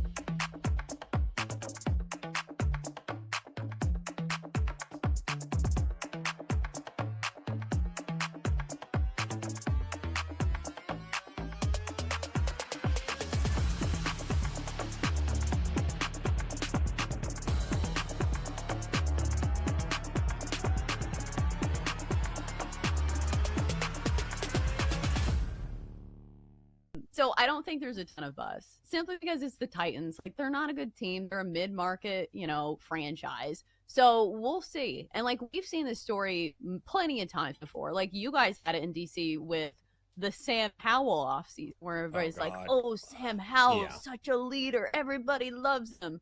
But you have to produce on the field. So we will wait and see when it comes to Cam Ward. It was so funny. I was reading a report, I think it was on ESPN, and it was going through each and every single team's first-round pick and the early reports, and every single one was positive. Not that you would expect a ton of negative headlines, but it was like, oh, this guy's a fast learner. You can tell he's way ahead of the game. Even the guys who are injured and not working out, he's not on the field, but he's a real student. You can tell he pays attention. I mean, it was just no matter what it was. Now, he hasn't been getting reps with the first team, but you can tell the drive is there. He has all the tools, great bend, great footwork.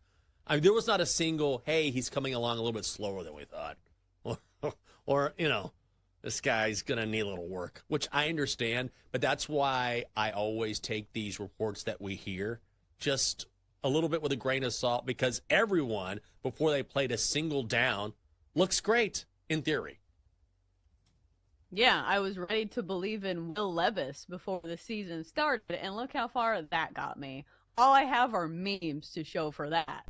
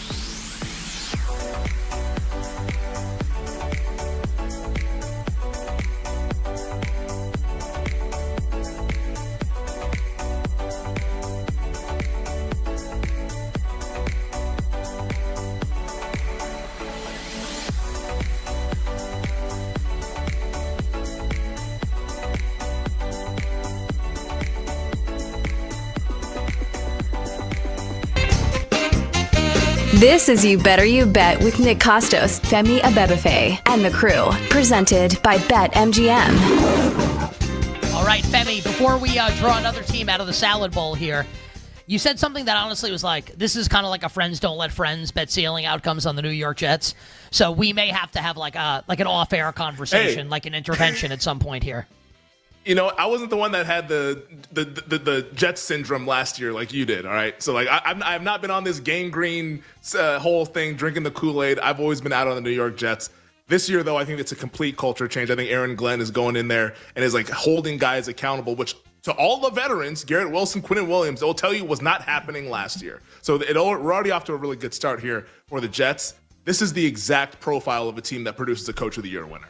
Like, we're going to do awards later on this week, but like, this is the absolute to a T Coach of the Year kind of team because the quarterback stinks. And guess who's going to get all the credit if the team is good? It's going to be Aaron Glenn, the guy who just showed up. And it's a team that has a talented roster. And if the defense is humming along, he's a defensive background guy. If they win 4 to 5 more games than they won last year, they get to like 9 wins, maybe even 10, and are able to sneak into the playoffs. Like, I think this guy just wins. You would have to go undefeated to beat Jets go into the playoffs, I think. So just keep that in mind. Like, it might sound disgusting, but disgusting is what wins this award because not too many people were saying this time last year that Sam Darnold was about to go win 14 games. So keep an open mind with Coach of the Year.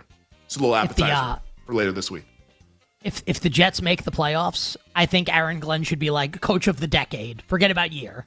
He should be coach of the decade. This is what I'll say to you if you're gonna like place these bets. And like the Glenn one, I understand because like coach of the year like very rarely makes sense. So like it doesn't make sense, but it could happen. And if it does, like Glenn's gonna win at a pretty big price, which is great. But I'm considering, like, we may have to have an intervention. And if we do, I'm going to do my best Paulie Gualtieri impersonation of the intervention with Christopher. I'm going to keep this short and sweet. You're weak. You're out of control. You become an embarrassment to yourself and everybody else. We'll leave out. It's an all-time scene. We'll leave out what Silvio says to Christopher also. Yeah, that's absolutely legendary. My favorite part, though, is the Silvio part that you can't say out loud when he's like, I said my piece, Chrissy, and it just like cuts away. It's like, because he talks about like how like he killed, like he killed the sat on like the cat or the dog. He killed the dog. That's the dude. Dude, Sopranos very underrated for its humor. I think I said this, and we'll get to back. We have to get back to 8 Buckets, but I tried to do a rewatch of it, and like the show is so great, but like. And like I've watched every episode multiple times. I tried to do a rewatch like last year, and the show is like, I don't know, like it's like a really like depressing show kind of. Yeah. And like I didn't want to do it. Everyone's anymore. terrible. I actually stopped. Outside of like They're 3 all, people maybe. Like no terrible. one. Everyone sucks in the show. And like again, like I love it. I've watched it multiple times. I just like I can't do it. I'm like a different headspace now. The show is way too depressing. It's dark. Yeah. Everyone sucks. Anyway. But it's low-key like a dark comedy. It's kind of it's one of the funniest shows ever. Like I laugh out loud every episode. Richie Aprile, I think, is my favorite character. Oh my God! Are we drawing another team out of the bucket? Yeah, we can get to another team here. So the New York Jets, like I said, I think that's a team that could actually be much improved from a season ago. The team that Aaron Glenn just left, the Detroit Lions. The Detroit Lions, 8 Buckets, as it is now.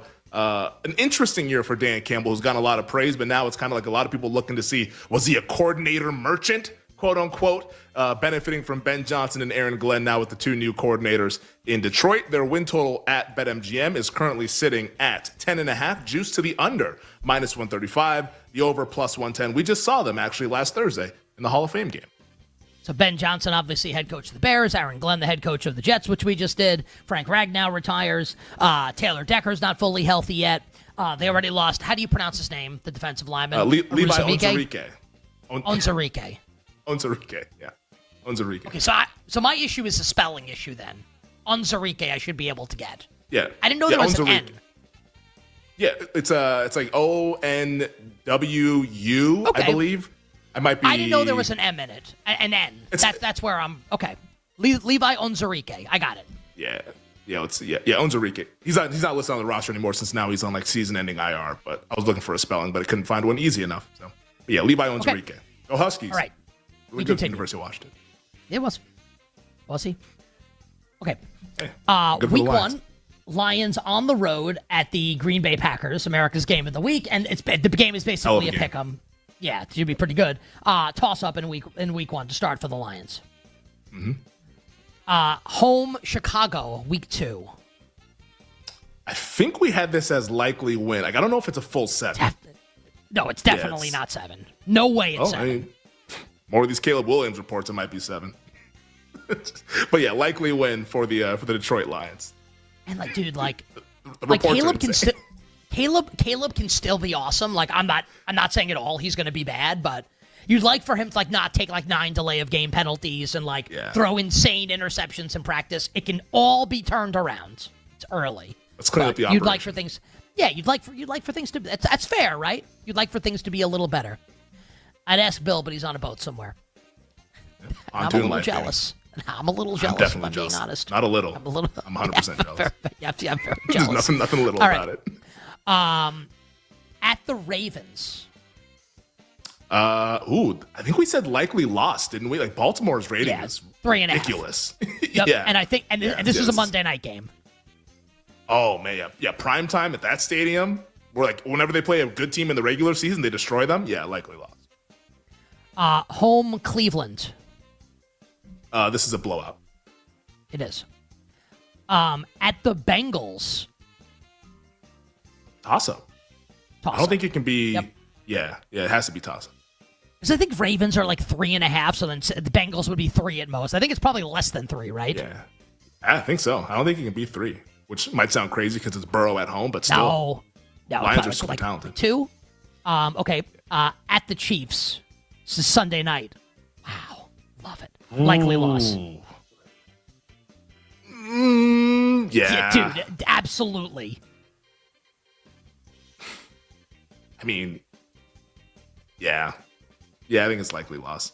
I mean, do you want to make the case it should be 3? No, because I think about it and I'm like, it's a 3-point spread and it's Mahomes versus Goff. Like, I'm betting the 3. So it's 3.5 is probably right. Like, I don't think it could be like much more beyond that. Probably just 3.5 minus 110, and then just let the bettors decide. I'm a little on the fence now. I'm a little on the fence. Apparently Hutchinson is like better than ever. Like it's like I keep thinking about that and all the reports I tried coming to out tell of you Lions this like camp. months ago, and you were like, "Oh, well, no. Yeah. Look at these reports. He sucks." I mean, I saw a video and he had a hitch in his giddy up, man. I'm just judging what I saw, and I was like, I don't know what's happening here. Is he gonna start on PUP? I was the idiot because apparently he's like Superman. And he's kicking everyone's ass, even Penei Sewell in training camp. Like Hutchinson might win the Defensive Player of the Year, like he should have last year. He's been a rock star, and if he's that, his defense is going to be better than what it was last year. So, but it's probably 3.5 is probably right. When we call players freaks, I'd almost like to play like the PD Pablo beat in the background, like Aiden Hutchinson. Dun dun dun dun dun dun dun. Hutchinson.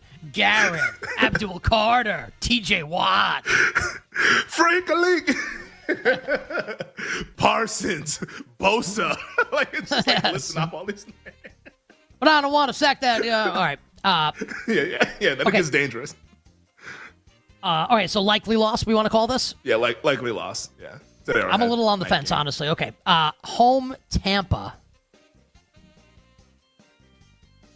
Is this just 3? This is another Monday night game. No, I think it's 3.5. You think it has to be? It's prime but time. Isn't everyone just betting Tampa though? Maybe not. Tampa's win total 9.5, and Detroit's juiced under on that 10.5. So it's like kind of like a 10.25. I mean, they do have a hell of a home field advantage at night as well. So maybe it's 3.5, but I think it's 3.5. This is a tough one. I'll go. Okay, let's go 3.5, especially since we went likely loss on the Chiefs one. So we'll do 3.5 here. So home, just barely a likely win. Home Vikings. I mean, this if we're gonna go likely win against Tampa, I feel like this has to be likely win as well. Yep. Yeah. Not 7, but a likely win, and that's after a bye week, by the way. And the Lions do not play any international games this year. Okay. That's a good call. Moving on. At the Commanders. Toss up. At the Eagles. Is this like a night game or is this like a regular America's Game of the Week, 425? This is Sunday Night Football. Okay, likely loss. Yeah, 3.5. Yeah, like the Chiefs and the Ravens. Yeah. Home Giants. Blowout. That is certainly a blowout against my Giants. At home Packers. Thanksgiving, short week, but they're at home. I think this is Thanksgiving, right? Yeah, I believe this is Thanksgiving. What's the third Thanksgiving game this year? So it's Chiefs, Cowboys, Lions, Packers, and what's the other game? Ooh, that's a great question. I'd have to pull up the schedule. Go ahead. Thanksgiving is like what, week 13, I believe it is. Thanksgiving. Oh, Bengals, Ravens. How about that? It's a good game as well. Got some bangers. Got Burrow, Lamar, Mahomes. It's all on Thanksgiving. And Cincinnati bitched and moaned like we have to play in Baltimore again in a primetime game. And to be fair, I probably feel the same way if I were them. It's a tough scene. Yeah, it's like every year with these guys, and every year it's on a Thursday night too, which kind of sucks. I would say, yeah, this is probably just 3. The Packers are pretty highly rated. I think it's 2.5, honestly, but whatever. We're quibbling. It's toss up either way. Yeah, toss up. Okay. Next week is Thursday Night Football again. against the Dallas Cowboys. This is likely win. Yep. Okay. At the Rams. Toss up. Toss up. I think the Lions are favored, but yes, toss up. Correct. Yep. We will go to home Steelers. Likely win. Likely win. At the Vikings. Toss up. Mm-hmm. And at the Bears. Toss up. Yeah, it's a toss up since the Bears are only like a pick 'em against Minnesota. So yeah, according to 8 buckets, I got 10 for the Detroit Lions on 8 buckets. And their win total is and the win total is basically 10. Yeah, the win total. Yeah, it's heavily juiced under at 10.5, heavily juiced over at 9.5. So we're sitting on 10. So 8 buckets is right. It's going to be an adjustment period at some point. I think the Lions could be one of those teams that maybe starts off a little bit slow, then really finds themselves in the second half of the season once they get used to the new coordinators, et cetera, et cetera. But like this is a team that I think is on the short list of teams that I would actually consider betting to win the Super Bowl. I think the talent is there. The head coach is there. Let's see what the other coaches do. But I just like their infrastructure. And, man, the talent, it speaks for itself with what they can do, especially on offense. Like, Jamison Williams might be the best receiver on the team now, based on the way people are talking about him in training camp. You just hate Amon-Ra. He's not better than Amon-Ra. It's not shade. It's not Amon-Ra shade. Jamison Williams was a first-round pick. Amon-Ra went, like the 4th round? It was the 3rd round pick, but dude, yes, okay, like coming into the league, J-Mo was thought to be better. Same. J-Mo is awesome. Like he's not as good as Amon-Ra. Like he's not. The way people are talking about him, the route running is there, the speed is obviously I like there. him. Like I like Jamison Williams. He's not as good as Amon-Ra. Not yet. Okay. I got a bunch of Amon-Ra stands on the show here, man. Okay, if you it doesn't understand. It's just like tell the truth. If you could have one for fantasy football this year, who would you take? It's a different story though. Like for fantasy no, it's football, not. It's like who's going to be better this year? Is. Who's going to be better, Amon-Ra or Jamison Williams? Who's more reliable to be productive? Amon-Ra St. Brown is definitely. Who's going to be better this year, Amon-Ra St. Brown or Jamison Williams? If I'm a defensive coordinator, I fear J-Mo more than Amon-Ra. Can you answer my question? Who's going to be better? But your question who's going to be better? Just answer. Who's going to be better this year, Amon-Ra or Jamison Williams? In 2025, I think Jamison Williams will be a better player than Amon-Ra St. Brown. Okay, so you stand on business there. You'll thank you. I stand on business. Thank you for answering. Yeah. You'll be wrong. Stand on business. So do you think the Lions can? I don't think the Lions can win the Super Bowl. I think there's too much talent. Gibbs, Laporta. I think they have to still be. I mean, the offensive line's a little bit shaky with no Ragnow, and the interior. Yeah, that's a little bit of a problem, but I trust the infrastructure. So it's Mahogany, Ratledge, and Glasgow. I don't love that. I don't even say that derisively. Like it's it's kind of funny names. But like Ratledge has a chance to be good. Like Mahogany was pretty good in spurts last year. Like Glasgow is like an average center. It's like not as good as it was, and like you're stripping the identity away from the team. The whole identity was this like tough as nails offensive line, and now you don't have it anymore. And Goff has been a pressure sensitive quarterback. He doesn't have Ben Johnson anymore. And I love Dan Campbell. This dance with Goff, I don't want to be anti-Detroit because I like Dan Campbell. But let me say this though, because like Goff no longer has McVay. He's going to football abyss, and then he found Ben Johnson. Like we've done this dance with Goff. Like Goff, I'm not some Goff like truther, but you like he's John a solid Morton? quarterback. He's pretty. I mean, did anybody like Ben Johnson 3 years ago? Yeah, but Ben Johnson's we know but John Morton's like been around the block. I mean, I guess, but the Lions seem to like him, and they've been hitting just everything, like pressing all the right buttons. All right, on the other side, a little bit more on the Lions. We'll try and get at least one team done to wrap up hour number 2 next. We'll be right back with You Better You Bet, presented by BetMGM, the sportsbook born in Vegas.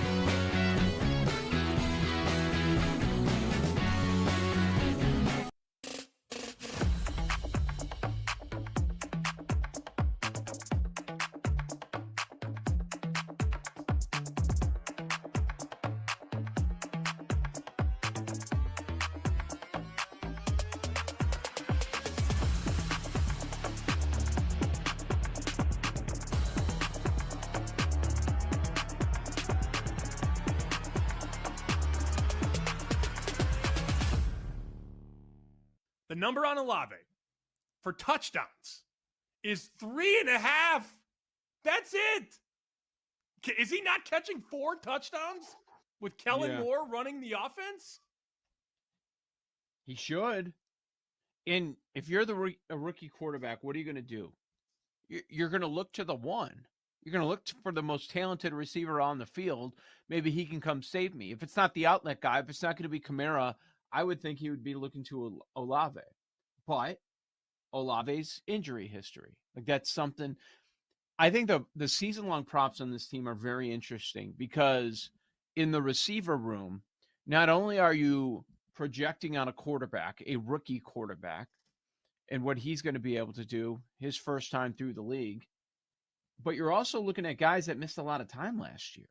Olave missed half the season, so he had about 400 receiving yards. And where do they put the number? 825. Rashid Shaheed, he played in only 6 games, 349 yards. So they bump it up to 700. Okay, let's double it. Rookie quarterback, numbers won't be the same. Probably closer to when the backup was in, not Derek Carr. So these numbers, maybe you can find some value in Olave and Shaheed because they're not quite sure where to place them because they don't know what they're getting with the quarterback. And we haven't seen these guys play a full season in a while.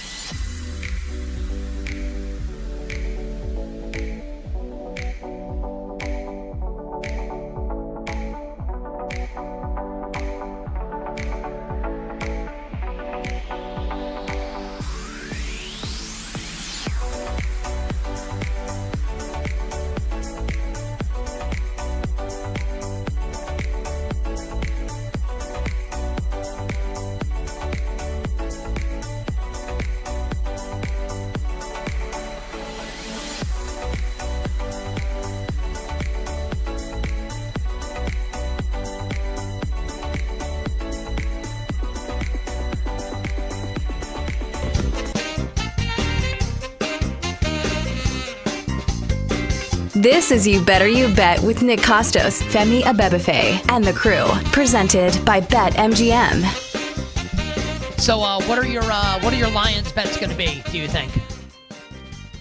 I think for me, I'm not going to get like super crazy. It's just going to be to make the playoffs for the Detroit Lions, which I believe it's not a big price that you have to pay on Detroit to do that. Like I want to say it was like plus 115 or plus 110 in that range. I just trust their coaching staff way too much for this team to miss the postseason. I'm seeing it right now here at BetMGM to make the playoffs. Oh no, sorry, actually that was I think it was. I totally screwed that up. It's minus 200 for them to make the playoffs. So like there's no bet for me to be made right there. Maybe it's still the one I was thinking about was to finish second in the North. That's the one that's like plus 115. For the Lions to be second place in the North. I do like something like that. I don't think they're going to win the division just because like the adjustment period with the coordinators, but I still think they make the playoffs and can be second in that division. So I think the Lions have a good season. I just don't think it's going to be as like the 15-2 that we saw last year. Yeah, I think, and you know, we had Knish on the show last week, and he said he thinks the Lions might be better than last year, but not have like as gaudy a one-loss record. I think they will have a worse one-loss record, and I don't think they're going to be as good as they were last year. And I hope they're really good because I love Dan Campbell. But as I've said multiple times over the past couple of weeks on the show, the way I want to play this division, I think all the teams are pretty close together. I want to take shots on the two teams at big prices the Minnesota Vikings and the Chicago Bears and lean into potential upside of the Bears offense with Caleb Williams and J.J. McCarthy and the Minnesota Vikings. 2 more teams to do, Femi? Yep, we got 2 more. It's funny because we're in the same division. 30 teams down, 2 to go. It's either the Rams or the Niners. Let's see what it is. It is the Ramily, the Los Angeles Rams, who are in the news with their quarterback. I don't think enough people are talking about this thing. I know you talked about it. I talked about it as well at 3 o'clock, and we can kind of share our opinions here during this exercise. But the win total at BetMGM right now, pretty much in between 9.5 and 10, juiced over at 9.5, juiced under at 10.5. The Los Angeles Rams, whose quarterback has not practiced yet in training camp, but will not practice in the joint practice between them and the Dallas Cowboys coming up tomorrow. Let's operate under the assumption that Stafford's playing and is like good to go, which is like a crazy assumption to make, but like that's what we have to do for this exercise. And and then at the end we could say like, hey, like I don't think this is going to happen, and maybe like bet an under or whatever we want to do with the LA Rams. So Week 1 is at home against the Houston Texans, and the Rams are close to being a full 3-point favorite, but are not there. It's a toss-up either way, and as I said to start like my portion of the show, Femi, I think I'm going to bet the Texans to win in Week 1. Yeah, I like the Texans when the schedule came out in May in this game, like especially if it was going to be 3. But now with these reports at 2.5, I still like them. Forget the points, just bet the money line. I think this is the kind of game where it could get ugly for the Rams, given the fact that Stafford's probably going to have limited prep time ahead of Week 1. Week 2 at the Tennessee Titans. This is 3.5 probably. More. It's more. Yeah, but either way, it's 5. a likely win. I think less. No man's land. In between, in between 3.5 and 5.5 would be my guess. Yeah. And go that no man's land. So yeah, likely win. Maybe Mike Jones will be there. Who? Mike Jones at the Philadelphia Eagles. Likely loss. Likely loss. Home playoff Colts. Home Colts likely win. Likely win. Yep. I don't think it's 7. No, I don't think it's 7. No, I think it's just the funny thing about the Colts, and 6? we've said this a million times, the Colts roster is actually good, just like the quarterback's a disaster. Unless A-Rich can pull it together. Okay, then we go to and on international games just quickly here. The Rams, the Jaguars game is an international game when we get there. Okay, gotcha. Home Niners, and this is Thursday Night Football. This is a toss-up. It is. At the Ravens, 10 days off. Good luck. Likely loss. This is a likely loss, yeah. Probably a blowout in actuality. Home Jacksonville. This game is in London. Is it just toss-up? Is it just 3 on a neutral? I think it's more than. No, I think it's more. Do Jags have a little bit of a home field out there? In London, no. They are London's team. Maybe it's probably 3.5 or whatever the hell it is. Likely win. Okay, bye week. Come out of the bye. Home Saints. Blowout. At San Francisco. Likely loss. I don't think so. I think this is a toss-up. You think it's Niners 3? No, I don't even think it is 3. If Stafford's healthy, there's no way the spread is 3. I mean, I guess yeah. We're doing the exercise if Stafford is healthy. Probably just 3. I mean, the Niners, people think highly of them every year if they're healthy. Yeah, okay. We'll go 3 with this one. Home Seahawks. Did we say this was likely win when we did the Seattle exercise? Win. Yeah, it's a likely win. Home Bucks, and this is Sunday Night Football. This feels like the maximum can be 3. This feels like toss-up. I agree. Okay, at Carolina. Really fun game. At likely the Panthers, win. Likely win. At Arizona, toss-up. That's a toss-up. Home Detroit. Toss-up. We just did this one. Toss-up. Then we go to at Seattle. It's a toss-up. And that's a Thursday night game. At the Falcons with extra prep time, and this is Monday Night Football. So this is a lot of time off for the Rams before this game. I still think it's a toss-up, but Rams are definitely, it's like Rams 2.5, Rams 3. I think it might be Rams 3, yeah. And then home Cardinals in Week 18. Likely win. Yeah, likely win. 3.5, I would say. So where are we at with the Los Angeles Rams? I get 10 with the Rams. We'll see. I don't know if Tyler, I know he's been kind of in and out. Yeah, I think at 10 for the Rams with the win total is pretty much 10. In between that, heavily juiced over at 9.5, heavily juiced under at 10.5. Makes a lot of sense. As for what I'd like to do, I'd like to steer clear of this win total because I think the quarterback is like one hit away from being on like short-term IR. Like I think this is a really problematic situation.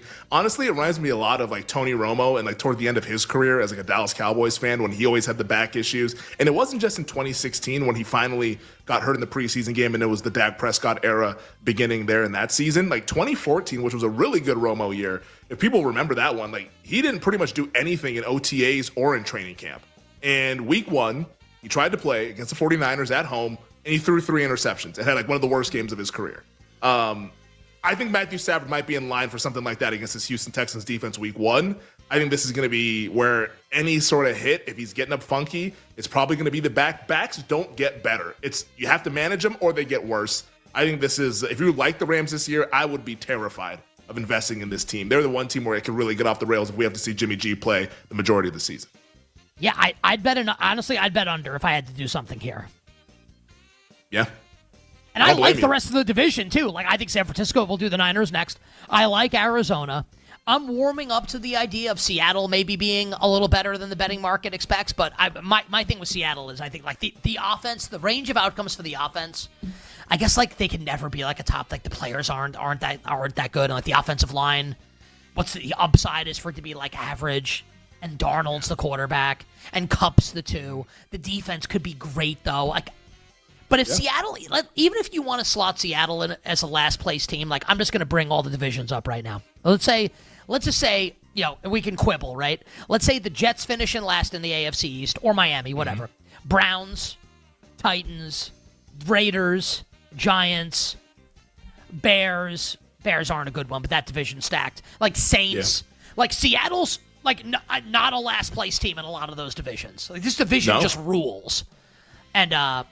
And Stafford's got a bad back, and he's 37, and he flirts with retirement every year, and I would bet it under if I had to, while also acknowledging that the upside of the Rams is to go to the Super Bowl, right? Like, we have to acknowledge that. Oh, they're on the list. They're on the list of teams that can, like go to the Super Bowl, maybe even win the Super Bowl if all is well with Matthew Stafford. I just don't like what the reporting is coming out of it. And I'm surprised that, like not enough people are talking about this thing. Like, he's a quarterback on an NFC contender. And the guy hasn't practiced at all during training camp. Like, we're doing all this stuff about the holdouts and the hold-ins, et cetera, which is sexy to talk about because it's contracts. But, like, this guy, he's not practicing because he's hurt. And he hasn't been hit since middle of January in the snow game against Philadelphia. And he's already hurt. I think the Rams, it's honestly this Stafford thing has kind of made me cool off a little bit on my Seattle pessimism because the way that Seahawks, the way that Cardinals go over the win total is Stafford and the Rams having a disaster season because the quarterback can't stay healthy. Like, that's the way that happens. Certainly in the realm of possibility. Pump the brakes. I think it's a stay 100%. away for now. And like I think I'm going to bet the Texans in week 1. Okay. San Francisco is the last team. Why don't we start them here?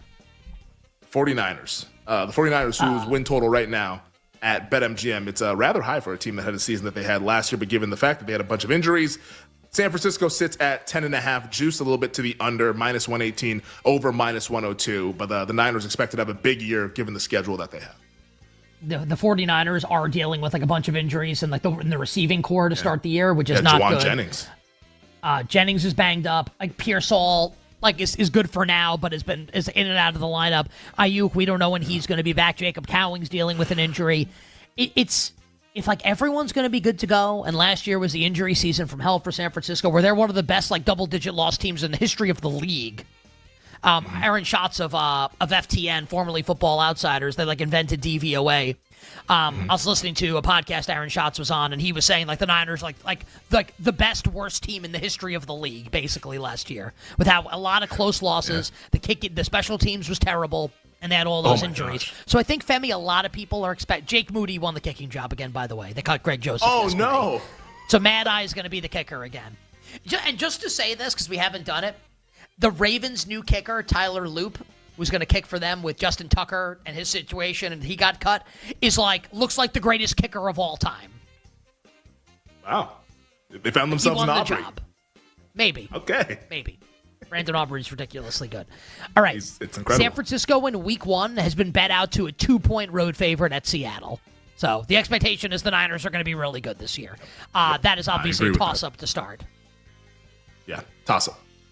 Week 2 at the New Orleans Saints. I feel pretty comfortable this would be a blowout, or at least the betting market would have it as a blowout. I think it's a blowout for the betting market. Home Jaguars is a likely win. Oh, well, we skipped the Cardinals one. Home Cardinals. Oh, excuse me. I'm sorry. Home Cardinals is a likely win, right? Win. Yep. Yeah, likely win. And then home Jaguars is a likely win? Correct. At the Rams, we just did as a toss-up. Mm-hmm. And we'll save the rest for the other side.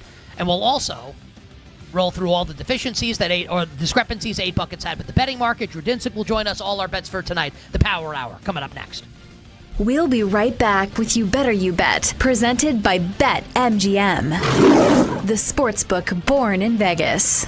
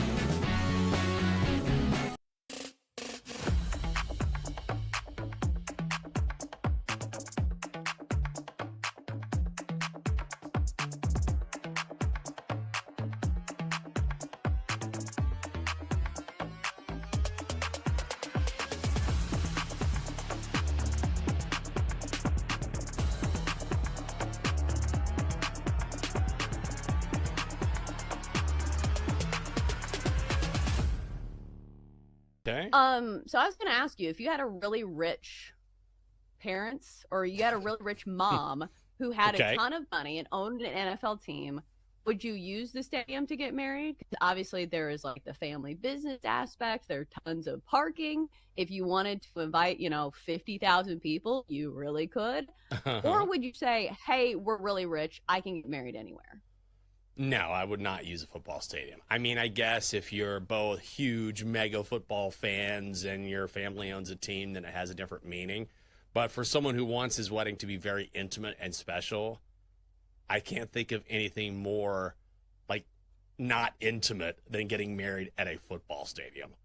Like, to me, we're getting married in Middleburg, Virginia at a small rustic tavern, which is really nice in a really small town, and it's really pretty and very, it's very scenic out there as well, very calming, and that just seems the antithesis of a football stadium or any stadium or arena for that matter. So that would not appeal to me at all.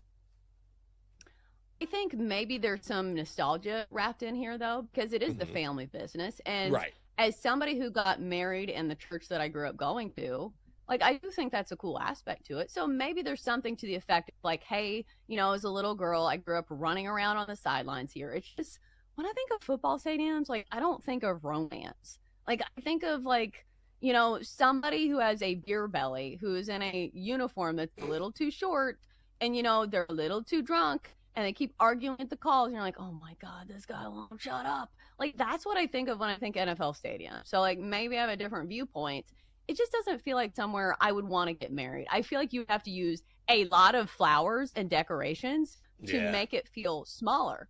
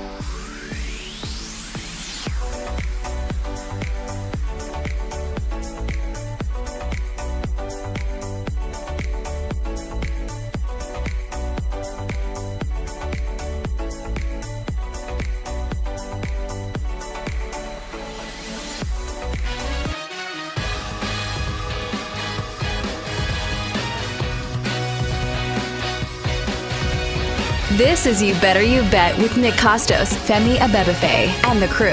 Presented by BetMGM. Bring it up, Jake.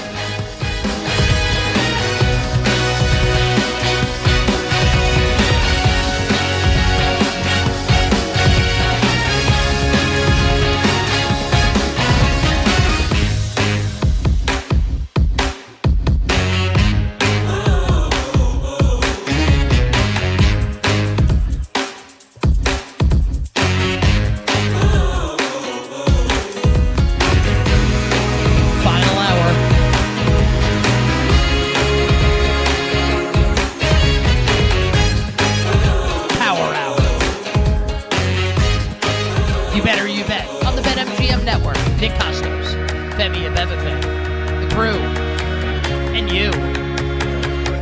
Here's what I want to know. Jake works the show every day. Jake, the last 3 times we've done this, why is the music bed blasting in my ear? Aren't you supposed to bring the bed down? What's happening, Jake? Was that not blaring in anyone? I was totally drowned out. Jake, are you paying attention? Is Jake here? Yeah. Been playing it how I have been for the last 3 years. Jake. Nick. Speaking softer, Nick? Gotta project Jake. A little bit more. Jake, are you insinuating that was exactly the same how it always is? What just happened? Yes. He's not insinuating. He's telling you. well, it's okay. Jake, I love Jake. So we'll let Jake is obviously wrong. We'll let, I have to be honest, I like everyone and everyone does, to be fair, and I bust chops. Everyone does a really good job, and I like everybody. So, I actually think, my patience can be tested. It has been in the past. But everyone on the show has enough sweat equity now where, I'm willing to, let stuff like that. Like Jake's lying. And that's okay. Because, by and large, Jake does a really awesome job, and I really like Jake personally, so it's okay. But it wasn't the same, and that's okay. All our bets are coming up at the end of the show. What awards do you want to talk about in the final hour? Also, the final segment of the show. NL Cy Young. NL Cy Young starting to heat up after last night's start there for Christopher Sanchez. 8 innings of shutout ball, starting to close the gap a little bit, and perhaps surpassing his teammate, the bridesmaid, Zach Wheeler, who was kind of stinky once again over the weekend.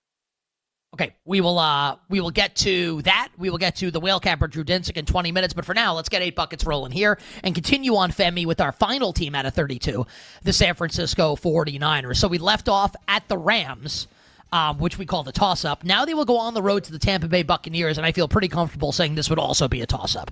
Yeah, another toss-up. Another great game, too. That was the game where Deebo Samuel mushed Jake Moody for missing another field goal. It was tough times out there in San Francisco. Oh, yeah, he was pretty. Yeah. I'd be upset, too. Deebo's now in Washington. Yeah, and if Deebo were a Yankee, or if the kicker were a Yankee, that kicker would still be on the team and probably promoted. Okay. Home Falcons. This is a likely win. It is a likely win. I agree. Close to 7, honestly. Not there, but I wouldn't be that could be 6. Okay. At Houston, toss up. I think it's a toss up with the Niners. What is it, 2.5 or 3? San Francisco. I think probably a little less, Niners 1 or a pick maybe. Yeah, that's true. Yeah, because they're 2.5 or 2 against Seattle. Houston's better than Seattle. So, although that's a division. Moving on. At the Giants. Yeah, how's this one going to go? Unfortunately for your team, it's a likely. It's not. I don't think it's a blowout win. I think it's a likely win. It's 6.5. Yeah, 6 maybe. Well, how about this? Washington 6.5. The Niners. Yeah, maybe it is a blowout win. I'm we're close. It can go either way. Well, excuse me. I'm sorry about this. This is at the Giants. Yeah. So it's a likely win. That's my bad. There's no way there's 7 on the road at the Giants. It's a likely win. This spread's 4. Yeah. Ooh, you think it's 4? 4.5. Yeah, I don't think it's 6. It doesn't matter, but I think I'd lay it to 6. Okay. I think I would. But we'll regardless, call for it a this likely exercise, win. it doesn't matter. 0.75. Home Rams is a toss-up. Yep. Or did we at the I thought Cardinals. We just did the Rams. Didn't we say this was a likely? Did we just say this was a likely loss for the Rams? Yeah. I think we did. If I remember correctly. I don't think so. You think we said toss up for this one? Yes. We should have.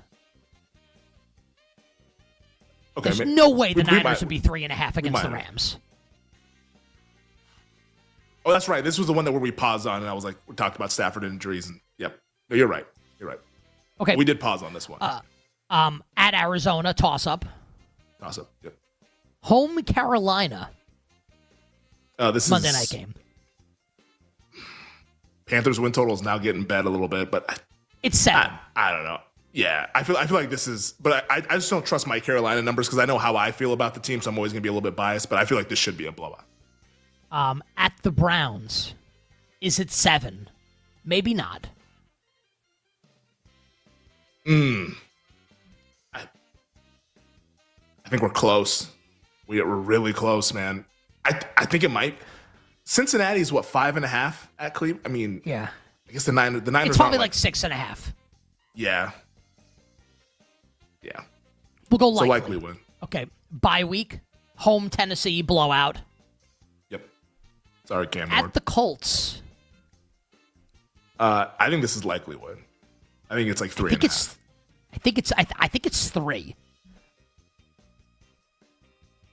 I mean, Indy's good, and Indy's got a good home field. Like the Colts are good outside of the quarterback. They're a dog to Miami week 1 at home. Well, at BetMGM, I think they're favored actually. No, or different sports books. It's just like on the other side of one. What do you want to call it? You want to call it 3.5? I think it's 3.5. Okay. Home Bears is a likely win. That's probably 3.5. Yep. And then home Seattle is a likely win. Likely win.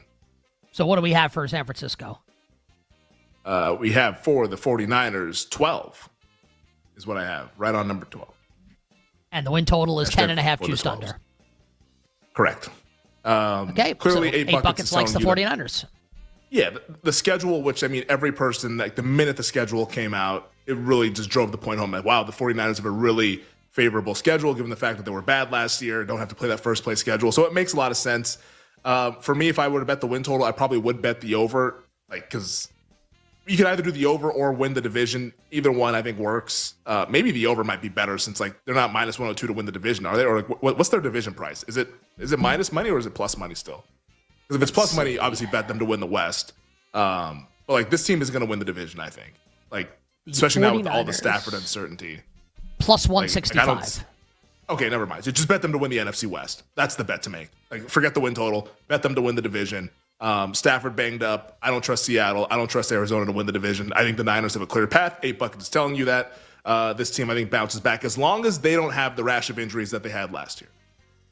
I like the Niners a lot this year also. And with that schedule being what it is, and the Stafford's back, and I like Arizona, but I don't know if I want to put Arizona above San Francisco for right now. And I'm very willing to bet on Shanahan and like this organization that last year was an aberration. And I think they're more likely to go back to the NFC title game than they are to be picking in like the top 11 of the NFL draft or top 12 of the draft this year.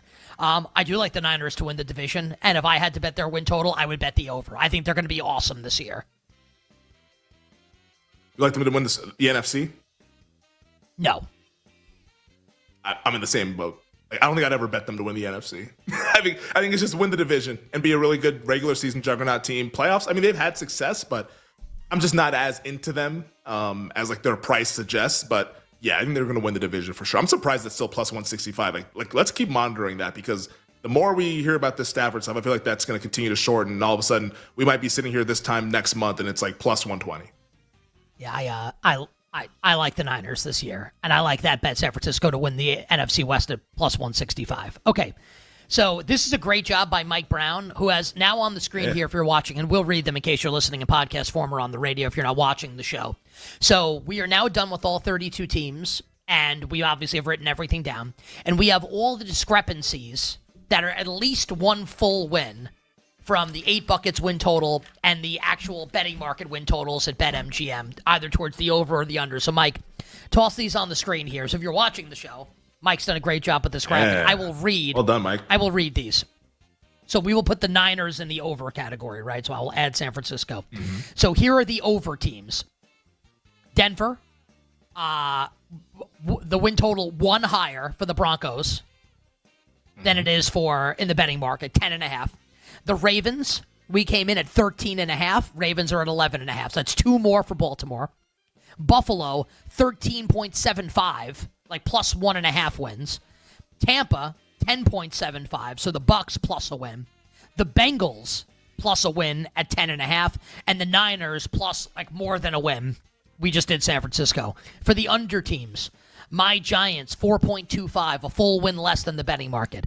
The Bears, 7.5, a full win less than the betting market. The Panthers, 5.5, a full win less. The Texans, 8.5, a full win less. The Vikings, 8.5, a full win less. The Steelers, 7.5, a full win less. And the Browns, 3.75, like a win and a half less for the Cleveland Browns. So, Femi, what stands out to you there? What bets would you like to make as a result of 8 buckets? What do you disagree with, et cetera? Yeah, I would say what I disagree with are the 2 teams that are sitting there with 10.5 win totals, that being the Broncos and the Bengals. I'm lower on both of those teams. I'd like to bet under on both of those teams. I think there's a chance that both those teams missed the playoffs. I mean, they almost both missed the playoffs last year. A couple things break right, and then we could have been talking about maybe Miami or Indianapolis as that 7 seed in the AFC. So I'd like to bet the under on both those teams. In terms of the ones that really stand out that kind of like, I could see this going either way, Chicago for sure. The division is so damn difficult. And, like, there's a chance that like, it's so interesting because, like, Ben Johnson talking about the operations that they're not being crisp or executing properly. Like, this is kind of like a rookie year 2.0 for Caleb Williams, given the fact that he's learning a new system, a system that we think is a little bit more complex than what he was dealing with Shane Waldron. It's a lot. And like maybe the Bears, even though they might be better in November and December, maybe it actually gets off to a rocky start in September and October. And most people I think would be freaking out if that's the case. But the more I think about these other 3 teams, I think Chicago might just finish last again.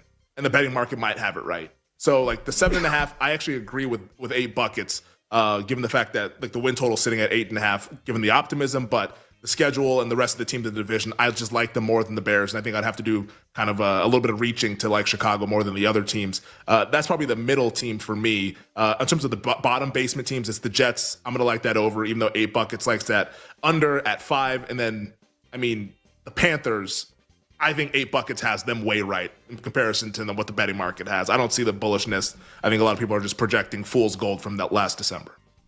So here's where I'm at. I wrote everything that's very scientific with either an A, a D, or an N. N for neutral, D for disagree, A for agree. So Denver, 8 buckets likes the Broncos. I agree. I like Denver a lot this season. Broncos over win total is a bet for me. Ravens, I agree. Bills, I agree. I like a Buffalo-Baltimore division winner parlay, which we talked about last week on the show. Yeah. I think it would take, like, Lamar and Josh Allen have to get hurt. One of them has to get hurt, I think, for these teams to not absolutely smash in the regular season and then obviously lose to Kansas City in the postseason. Tampa, I find myself agreeing with this on Tampa, where yeah, you're there. I think the case for the Falcons, it's not flimsy. It can happen. It just requires a bunch of things that I don't know how likely it is. And I'm down on New Orleans and Carolina, so I have to be high on Tampa. And I like Atlanta way more than the other 2 teams in the division not named Tampa. Cincy, I disagree with 8 buckets on this one for the Bengals. I think they're actually going to kill the Browns in week 1. But I don't like this defense for Cincinnati. And I like the Steelers more than the Bengals, so I disagree with 8 buckets on Cincy. I agree with 8 buckets on the Giants, even though I think the roster is better than last year. The schedule is impossible, as we've detailed. I'm neutral on the Bears as far as the win total is concerned. I like playing extreme outcomes with Chicago, like to win the division. I agree being down on Carolina. I agree being down on the Texans. Even if I like Houston in week 1 at the Rams, that's because of Stafford, not because I like the Texans. So I don't like the Texans as much as the market. I disagree on Minnesota, where if McCarthy's even halfway good, they're going to win 9 games. I like Minnesota. I disagree big time on the Steelers, where I don't know if the top-end talent, along with Aaron Rodgers, is being accounted for. I think the Steelers are going to win double-digit games. And I'm neutral on the Browns, where 8 Buckets thinks they're going to be really terrible. So does the betting market. I just agree with 8 Buckets. And that does it for our win total preview. 8 Buckets for the NFL regular season. We've got a ton. Like, we're going to do awards this week, preseason depth charts, so much more NFL preseason betting content to come. On the other side, we'll be joined by the whale capper Drew Dinsick. We'll get his win total thoughts on the upcoming NFL season next. We'll be right back with You Better You Bet, presented by BetMGM, the sportsbook born in Vegas.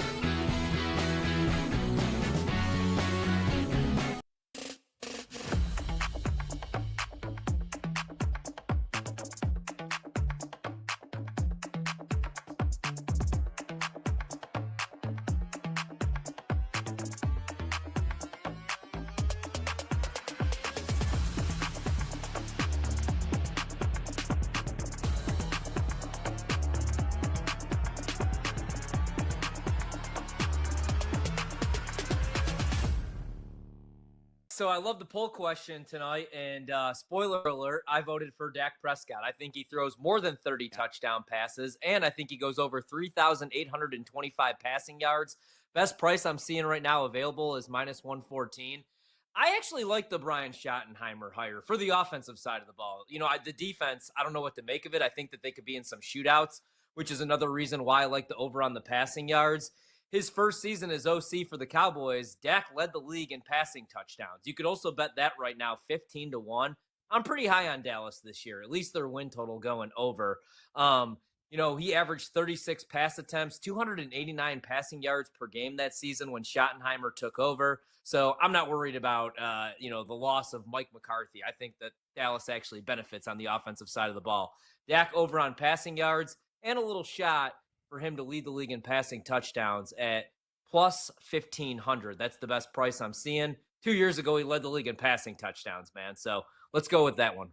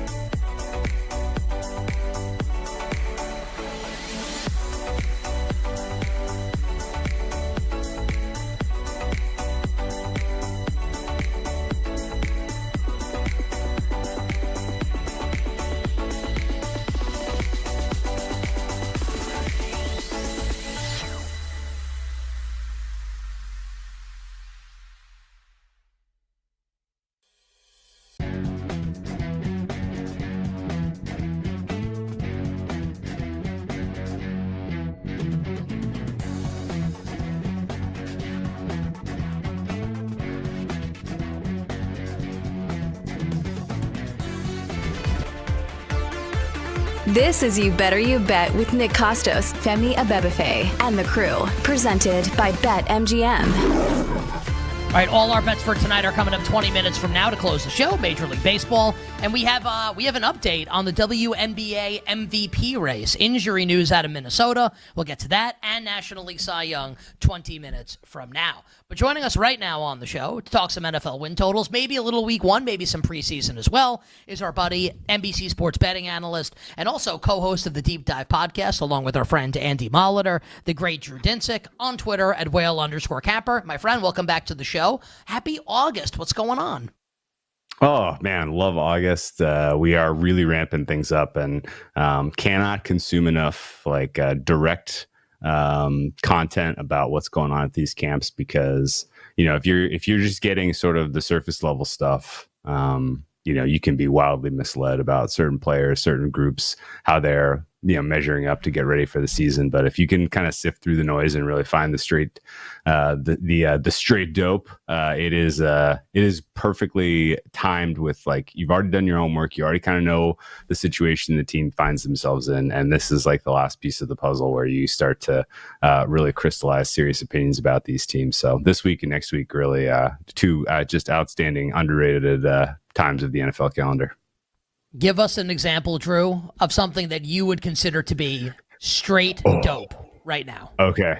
So the fantasy community tends to distort things this time of year because everybody who is not interesting in betting and just cares about their fantasy football draft.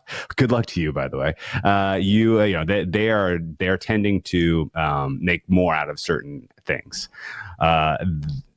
Clips get circulated of a player like Travion Henderson making an amazing catch off of a wheel route. The Josh McDaniels staple. Oh, by the way, did you not remember Josh McDaniels is back in New England? Here he has running backs running wheel routes, wide open 25 yards down the field, blown away some linebacker coverage. And you see Travion Henderson doing this a couple of times in week one of camp, and you're like, oh, okay, so that's how they're going to use him. And then you get to scrimmage night, and Ramondre Stevenson, the most singularly fumble-prone back with RB1 status still attached to his name, fumbles. And you're like, oh, wait a second. This guy that does the stuff that Josh McDaniels likes is doing it well. The guy that's ahead of him on the depth chart is fumbling. And then today, the red zone opportunities for Travion Henderson were, surprise, he got a lot of looks in the red zone with the first team in the red zone practice part of the drill. And you're like, oh, okay. So he's just going to win the RB1 job. And Josh McDaniels is going to fall in love with this guy and just completely overdo it, feeding him. That sounds perfect. You flip open the, rookie of the year odds and you're like, okay, well, he's probably kind of priced along the likes of the Omarion Hamptons of the world, right? If he's have that potential, no. Omarion Hampton's 6-1. Travion Henderson's 35-1. So it's like, okay, easy bet. This guy's going to win this job, and he's a perfect fit for what that scheme wants, and he's going to supplant the guy that can't stop fumbling. And this is like that type of connect the dots stuff for this time of year. I absolutely love. I'm not there with you yet on this, although I was reading the same reports you were. He can't stop fumbling, fumbled in front of the fans. And I love Travion Henderson. I think they're going to use Ramondre. My personal opinion, I think Henderson's upside is going to be capped this year by Ramondre. I wouldn't make that bet, but you can be right. And you laid out a really good case for it. I can be wrong. I thought you laid out a really good case. I'll take it a real quick step further. You ready for this? Patriots' first preseason game.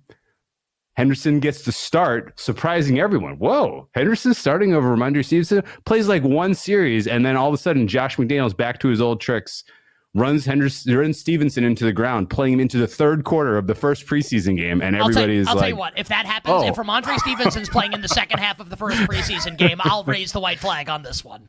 I'll capitulate on this one to you. Old enough to remember Josh McDaniels running who is the Raiders running back? Did he play him in the Hall of Fame? In the Hall of Fame game, he played. He had a starting running back. It was Josh Jacobs. It was Josh Jacobs. It was Jacobs. Josh Jacobs out there in the really second quarter of the Hall of Fame game back in the day. Yeah, Like, no, now I've just seen this all McDaniels was before. the head coach. Like Vrabel's the head coach now. He's not going to let That's Ramondre true. Stevenson He play is in the more of third an quarter. adult. You're right. Okay, like honestly, dude, like that was such a good answer that I'm going to ask you the same exact question. Do you have another example of a news item that you would consider to be straight dope right now? Well, the Cowboys are doing a very nice kind of trick of the eye. Like, oh, look over here. This is this really important, interesting story. Micah Parsons is where we can't work out a deal. He's requesting a trade, and then on the other hand, they're signing Lyle Collins. that is not good. Like, this offensive tackle situation for the offensive line is really, really, really problematic. And the fact that they're bringing in guys who don't have a place in the NFL at this point and are maybe going to start for this unit, that is a huge problem. And it's like, okay, you can waste all the breath you want, kind of speculating on Garrett and what's his value and would we see a Khalil Mack type of trade? No, we're not. Stop wasting your time. Pay attention to the fact that this offensive line is not going to be able to pass protect Dak Prescott. And when he got excellent protection is when he was able to run a competent offense. I'm very, very cool right now in this Cowboys offense being able to realize anything good with the investments they've made at wide receiver. And, on top of the fact that, Micah Parsons is their only good defensive player, like, this Cowboys situation feels like there is some bad brew stewing. And it kind of starts and ends with the fact that this offensive line is a clear work in progress. I said on the show earlier in the open, talked about Micah Parsons. I think that story's a nothing burger. I think he's going to end up signing as no leverage. He'll play for the Cowboys this year. But, Drew, maybe he's not fully himself in week one without practice, without a bunch of reps in training camp. Like, you brought up Lyle Collins. The way I would take it is, and you're right to bring up Lyle Collins, is, if Tyler Guyton's not there, like, there's no depth on this offensive line. Like, everybody's got to play, and we think Guyton's probably going to miss that game in week one. I had been in on the Cowboys to be live in that game week one on the road in Philadelphia. I think with everything that's happening now, I think I'm kind of leaning towards the Eagles just smash them. Do you have a betting opinion on that game, the opener of the NFL season right now? And you can change your mind, obviously. Yeah, no, if you said, hey, you want some action, grab a side, I'm laying 7 with the Eagles, and I'm not thinking twice about it. The fact that it's actually a cheap 7 at minus 105 right now is pretty nice. I think ultimately the Cowboys for me are kind of right. We have a weird situation kind of with the way that the teams are stratified in the NFL. There's a huge chunk of them that are right around neutral, like right around +1, -1. If things don't break right, if you tweak the offensive line, certain things kind of cascade. And right now for me, the Cowboys are just below, neutral. And the Eagles for me are a +6.5. So, I'm pretty darn close to 7 neutrally, let alone banner night at the Link. So, I would say my numbers may just say bet Eagles once we get there, independent of wanting to have some action in week one opening night. Drew Dinsick with us here from NBC Sports on Twitter at @whale_capper. I'm going to keep this open-ended because you are a fountain of information right now, and I love the takes. What else has struck you recently here, an opinion that you may be taking to the betting market? Most recent bet that I made today was Browns fewest wins. Nothing You're gonna about be so this bad, Browns. dude.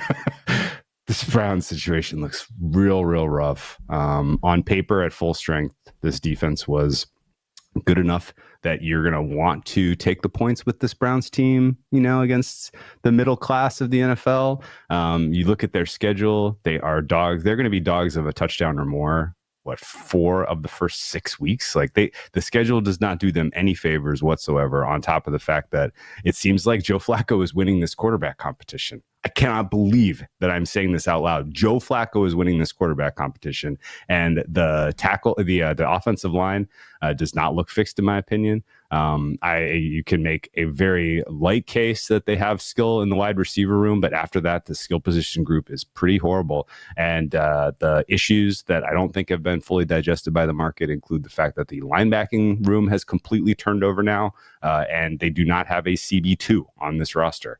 I really do not know how this defense is going to be able to do much besides the random highlights that Myles Garrett provides. And they have rostered a very, very strange, kind of clear roster with holes. And you put Joe Flacco behind this offensive line that he plays anything like what we saw from him last year in Indy. This team is going to struggle to score into the teens. So your last team to win a game is probably the Browns, just based on the sequencing of their schedule.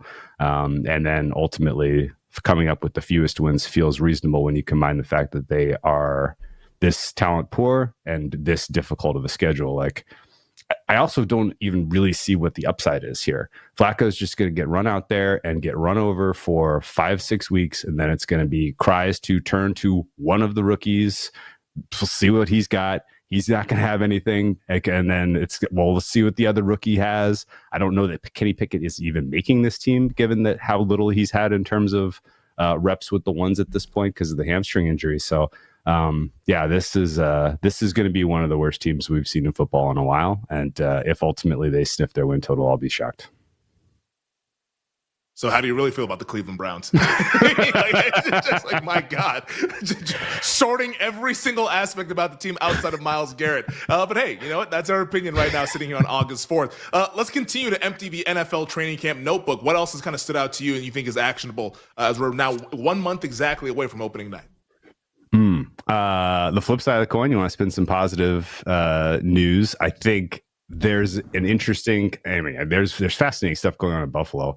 The fact that, you have this kind of funky holdout with James Cook, but the Bills aren't really inclined to do anything. Well, they can't because of their cap situation, but like they kind of don't even have to because they have so much good depth that they have put in that running back room. And so I'm kind of fascinated to see if the Bills can finagle a trade for Cook, get some kind of asset, let him kind of find a new home and get paid he is deserved, kind of fair compensation the Bills can't really give him. And it's just like the amount of, sort of, there's no battles going on. There's no like real question about who's going to start at what position. There's just so much continuity. There is a ton of continuity with the coaching staff. Like just the fact that everything is relatively copacetic here for Buffalo portends extremely well. You marry that with the fact that the Bills have just a startlingly easy schedule, particularly over the first half of the season. Small favorites against Baltimore week 1 will kind of determine whether they are the last undefeated team, in my opinion, because they're touchdown or more favorites until you get to Kansas City week 9. That's right. I said touchdown or more. Like this team is going to be boat racing their opponents throughout the balance of the first half of the season.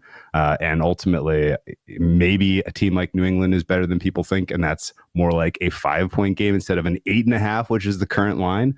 Maybe things are a little bit more competitive, but right now the Bills are stacked to where if they can take care of business against Baltimore week 1, which is a huge if because I have a lot of respect for Baltimore, at least as far as a regular season rating goes, then Bills are your last undefeated team, and they're probably winning 15 games. And I think they are going to ultimately take home the title of most regular season wins.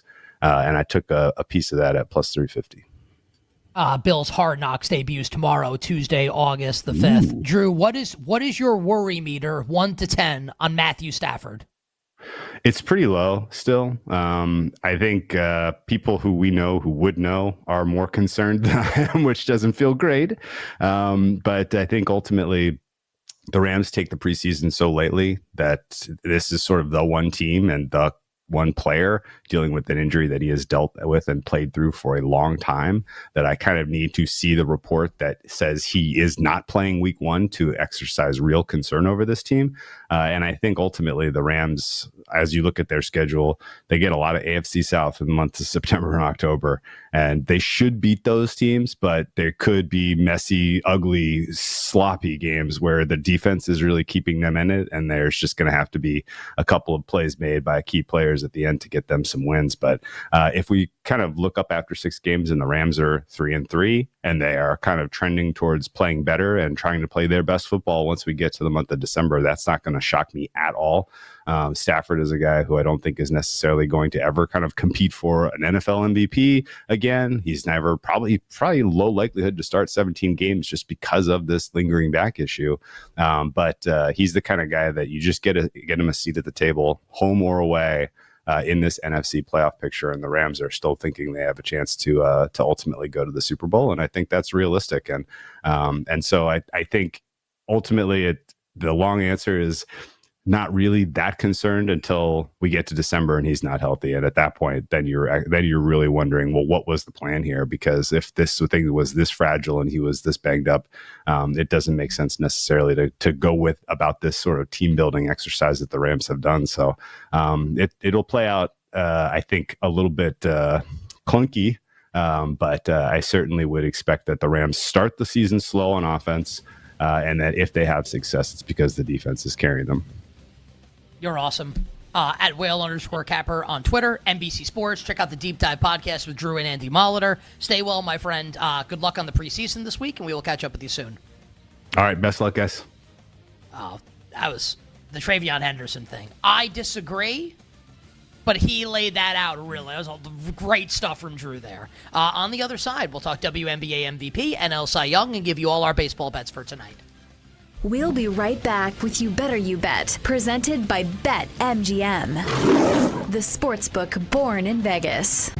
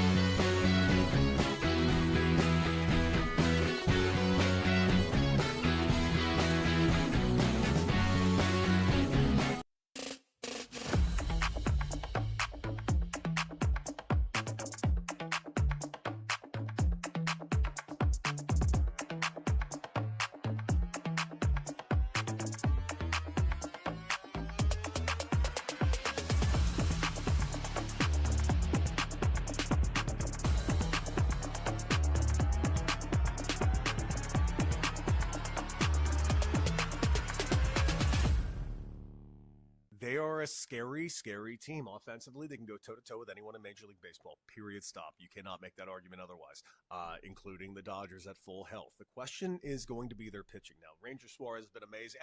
Their pitching has been really, really good. Zach Wheeler is probably going to win the Cy Young if it doesn't go to Paul Skeens. We'll see what happens as time goes forward. I think it's going to be Zach Wheeler because at the end of the day, these are reporters and writers that are voting on this. And frankly, you can make the argument that Zach Wheeler should already have 1 or 2 Cy Youngs already. So absolutely, I think he's going to win it.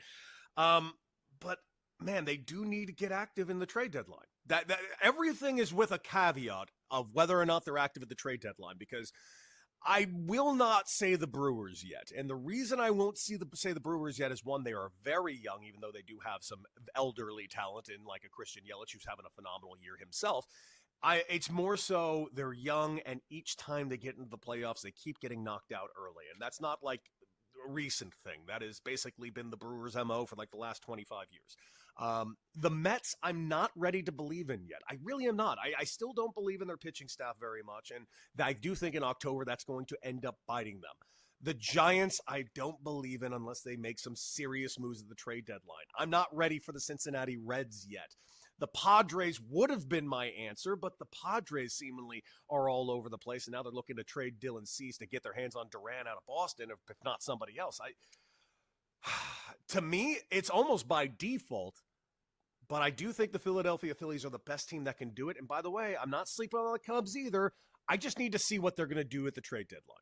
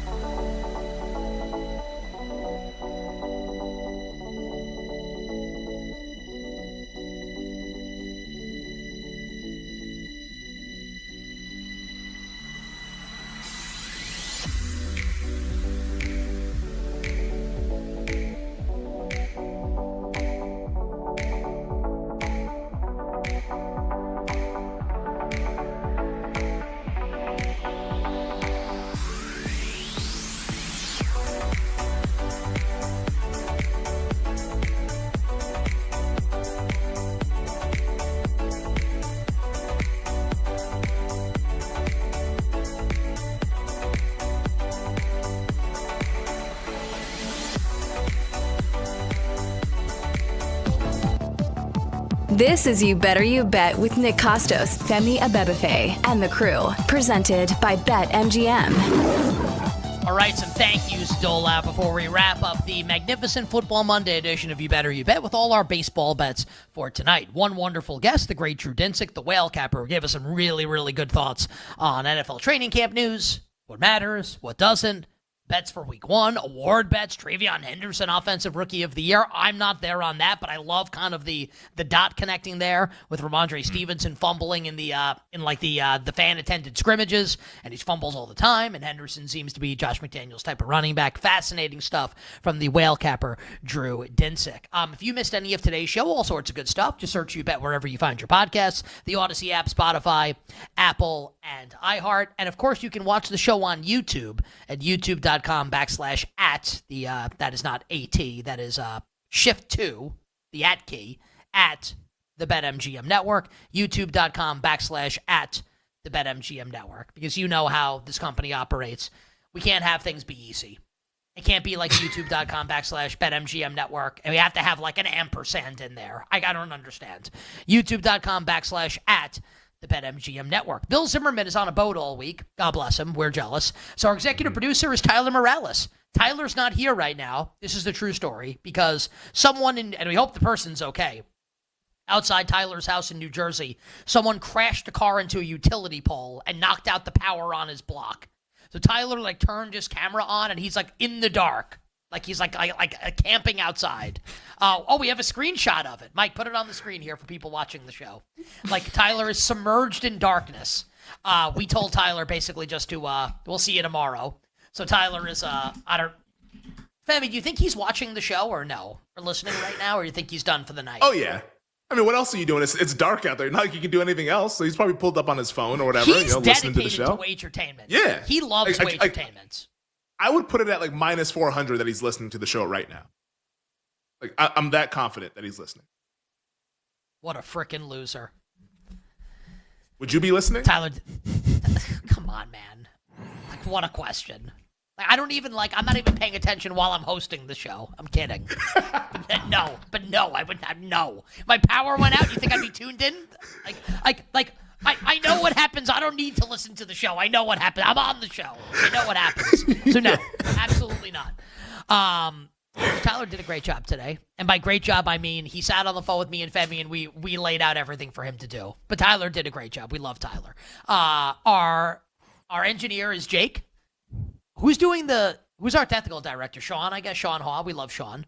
And our video producer is God's Perfect Creation, Downtown Mike Brown. And coming up after us is a 4-hour live betting extravaganza known to you and yours as BetMGM Tonight, featuring our guest at this time, the one, the only Brad Evans. Brad, welcome back to the show. You are especially bald today, my man. Did you shave your head like 10 minutes ago? It is shiny. Yeah. You shaved it today, right? 100%. Yes. The bone polish is in full effect today. I saw my barber. Broke out the skull shaver, and dude, we are exceedingly aerodynamic. How was the weekend? Dude, I had a fantasy draft. It was an auction / salary cap extravaganza, Casa de Evans. I cracked my first beer open on Saturday, I think at 8:07 Central Time. The draft started at 6 p.m. Central Time. There was a lot of bags, side wagers that were going on. Your boy was on fire in bags, a.k.a. cornhole. I took a lot of people's money, and then I gave it all back during the auction because I spent an exorbitant amount of money on Joe Burrow, and I don't feel good about it, except the fact that the THC drinks were really kicking in at that moment. Did you stack Burrow with like Chase or Higgins or did you have other members of the Bengals offense or just Burrow naked? No, not Burrow naked, although that might be a joy to some people. I will say this. He is handsome. I had Jamar Chase. Not that there's anything wrong with that. No, I'm very envious of the assets that he possesses. But Jamar Chase I already had as a keeper. So that was one of my go-tos going to the draft is I want that stack of Burrow and Chase because I think, the modern-day Joe Cool is going to throw for at least 650 times. And I've already bet on him to, again, lead the NFL in passing yards this season. So Burrow to Chase is going to be money in the bank. I pray and hope. 2 words, bald freak. Brad, what's your best bet for tonight in the world of sports? Oh, let's go to the Mile High City where the Colorado Pebbles call home. I am a strong supporter of the Vladdy Daddy in the action tonight. I think he's not going to run. It's even money right now, plus 100 at BetMGM. Going against Champaign, Illinois' own Tanner Gordon, who has given up a 6.00 ERA in his last couple of starts, close to a 40% hard hit rate. You look at Guerrero. He has got an RBI in some of his last 12 games. He's batting a robust 379 with a 1,151 OPS in his last 15. And Gordon is a lefty, and Guerrero tees off against Southpaws. 333 batting average, nearly 1,000 OPS against LHPs this season. So my top bet, Vladimir Guerrero Jr. to knock in a run at plus 100 against those Colorado Pebbles. Brad, have a great show tonight. BetMGM Tonight, 7 to 11 p.m. Eastern on the BetMGM Network, and we will catch up with you, my friend, tomorrow. Tyler Glasnow to record the win against the Redbirds, plus 155. I'm out. Brad Evans joining us here on the show. BetMGM Tonight, 7 to 11 p.m. Eastern on the BetMGM Network. We will drop the dope-ass beat shortly and go through our baseball bets for tonight. But, Femi, we got a couple of award markets we need to discuss here. Let's start in the WNBA as we have news on Nafisha Collier. What's happening with her? How does this impact WNBA MVP? Yeah, Nafisa Collier, it's been reported now that she's going to miss at least 2 weeks dealing with the ankle injury that she suffered on Saturday in their blowout win over the Aces. Hurt late in the third quarter, up by 43, just kind of a freak accident. At least 2 weeks, Collier will be out. We do have a betting market that's been put back up at a pretty prominent domestic sports book. We're still waiting on BetMGM to get theirs up at another sports book. Collier is now down to a minus 175 favorite. She was about minus 1,000, minus 1,200 prior to this injury, like the runaway favorite, unanimous MVP probably, now minus 175. Alyssa Thomas of the Mercury, plus 250. Sabrina Ionescu of the Liberty, 12-1. Asia Wilson of the Aces, 15-1. Alicia Gray of the Dream is at 30-1. My opinion on this betting market, I would be betting it cautiously, but I would bet Sabrina Ionescu at 12-1. I think if there's a non-Collier winner, she seems to check most of the boxes, which are player efficiency rating, win shares, points per game. She plays on a really good team in New York. Thomas can definitely win. I just don't think she scores enough to win the award. She's always kind of a weirder candidate. I think Ionescu could actually do it. So 12-1, but cautiously, because in 2 or 3 weeks, Collier could return return. And at that point, you want to be betting Collier, because if she just returns, I think she'll actually win. But if she misses the rest of the regular season, which there's like probably a little over a month left to go, then maybe we get a weird winner. But if Collier comes back, I think she wins the award. And maybe we actually get another betting opportunity on her in about a few weeks. All right, so good stuff there. So keep an eye on Sabrina Ionescu, and let's follow the Collier injury situation here for the Minnesota Lynx. What about National League Cy Young? That market heating up with the Phillies producing a couple different candidates to win this award.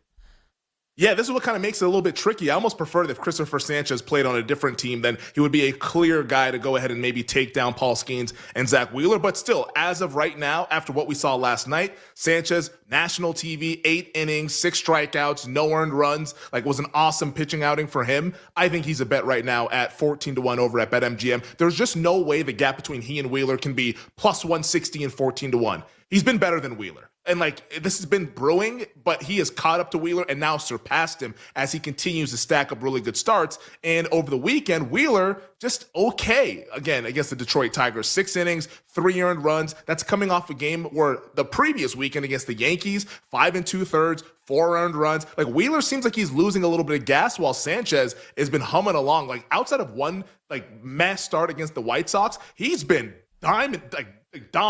1 earned run, 1 earned run, 1 earned run, 0 earned runs. He's been awesome dating back to early June. Skeens can definitely still win this thing. I think he should be the favorite for sure. But you either want to be betting Skeens or Sanchez. Right now, I want to take a shot at Sanchez just because I think Skeens, let's see what the innings look like in September. So I think this is a bettable market right now with Christopher Sanchez, who I've been skeptical of. I think he actually has a real possibility of winning this award now that he's past Zach Wheeler. Love it. So NL Cy Young there from Femi and WNBA MVP. Get you a man that can do both. Hey, we out here in these streets, baby. Did I do that? Did I say that correctly? Yeah, you did.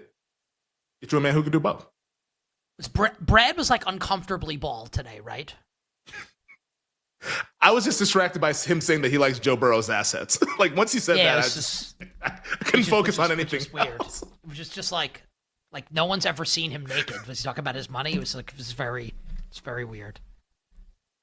It's got a lot of bald liquidity. Freak. the bald, yeah, right, okay. Bald freak. Yeah, honestly, you're going to be a bald freak soon when that hairline, in the words of Chris Berman, Femi is going back. God. I'm getting my jokes in while I can, though, baby. We're not going to miss out. All right, let's get to all our bets for today. And listen, the good news is that I'll never see your bald head because you're a foot taller than me. All right, let's get to all our bets for tonight in the world of sports. Jake, please drop the dope SB. All right, BetMGM account holders will receive an Any Sport Parlay Boost token. You can score a bigger payout if your wager with the Parlay Boost token hits. Tokens can be used on parlays and same-game parlays. BetMGM is the sportsbook born in Vegas. Download the app, visit BetMGM.com, and please gamble responsibly. Femi, I've got 2 baseball bets for tonight that I'll roll through quickly, then I will pass the baton over to you. I started the show by saying this, Max Fried is not healthy. We saw it last week against the Rays. We saw it a couple starts ago against the Blue Jays. The Yankees are, and I know Patrick Corbin, everyone make your jokes. The Yankees are minus 145 tonight. They can't run the bases. They make little league errors every single game. Aaron Boone sucks. Everyone knows it. I'll play the Rangers at an underdog price tonight at plus 120. And I'll play the Arizona Diamondbacks tonight. Your guy, Brandon Pfaadt, is starting to pitch better for Arizona. I don't think JP Sears is that good. I'll take the Snakes plus 110 as a home dog tonight, Femi. So D-backs and Rangers for me, the 2023 World Series Memorial Parlay. Yeah. 2 bets for me as well. We're going big game hunting. We're going to meet the moment, read the room, leave the yard. Couple of home run bets. I'll go with Jackson Merrill, plus 510 to hit a home run. Fott's been better, but Fott's also given up some barrels. I think he gives one up to Jackson Merrill. And also, how about this one? Freddie Freeman. He came alive over the weekend against the Rays, plus 510 to hit a home run with Sonny Gray. He starts to hit him in bunches. I think he hits another one tonight. All right, so a couple home run bets from Femi, me with the Rangers and the Diamondbacks, and a partridge in a pear tree. Preseason depth charts at quarterback coming up tomorrow to get us set to bet week 1 of the NFL preseason, and perhaps some NFL awards as well. So everybody have a great night. We will catch you tomorrow on a terrific Football Tuesday. And until then, I'm Nick Costos wishing you minimal sweats, winning bets, the absolute very best of luck. Thanks for listening to You Better You Bet. Up next, it's BetMGM Tonight on the BetMGM Network.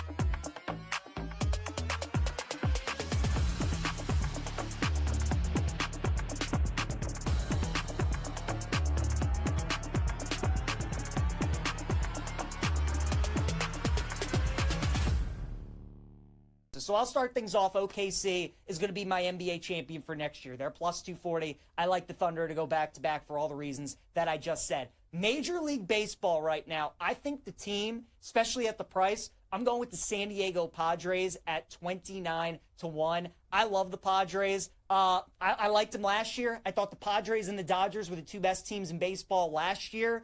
And again, from a talent standpoint, I still think San Diego is a top 3 talented team in all of baseball, especially when they're healthy. Right now, their starting pitching is a little banged up. No Michael Kim, no Yu Darvish. Jackson Merrill is banged up as well. But, man, when they're healthy with that lineup and that pitching staff, and what I love about San Diego is their general manager, A.J. Preller. He's the kind of guy you want to bet on when you have a futures ticket because he's not looking long-term. He's looking to win right now, and he always makes moves at the deadline to try and improve his team. If King can come back healthy and Darvish, you get those two to go along with Cease, and then that lineup that San Diego can put out there, we know that they don't fear the Dodgers, and they hate the Dodgers, and they want to beat them. Love the price on San Diego at 20-9. The reason the price is so good is because they're fighting for the NL wild card, but I'll take the Padres. Give me the Dallas Stars in the NHL at plus 850. The Stars are the kind of team that I'm always looking to bet on in the NHL market because usually the Stanley Cup kind of goes in waves. I know we've had some years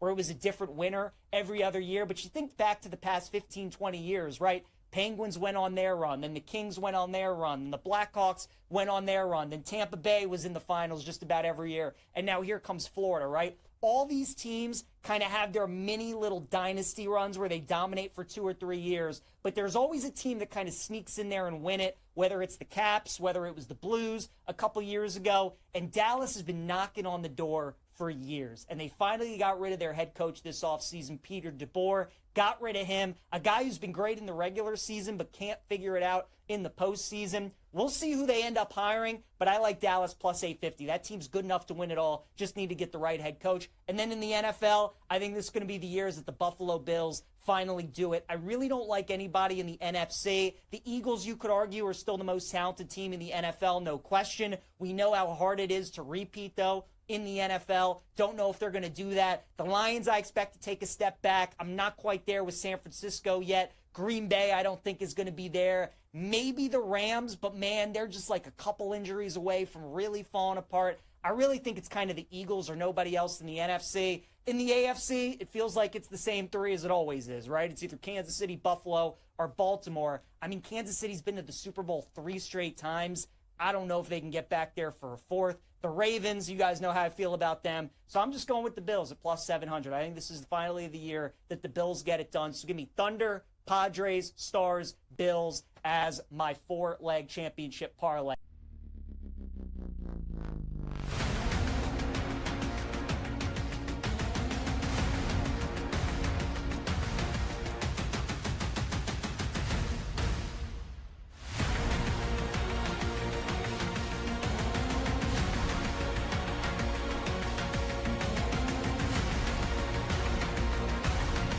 I also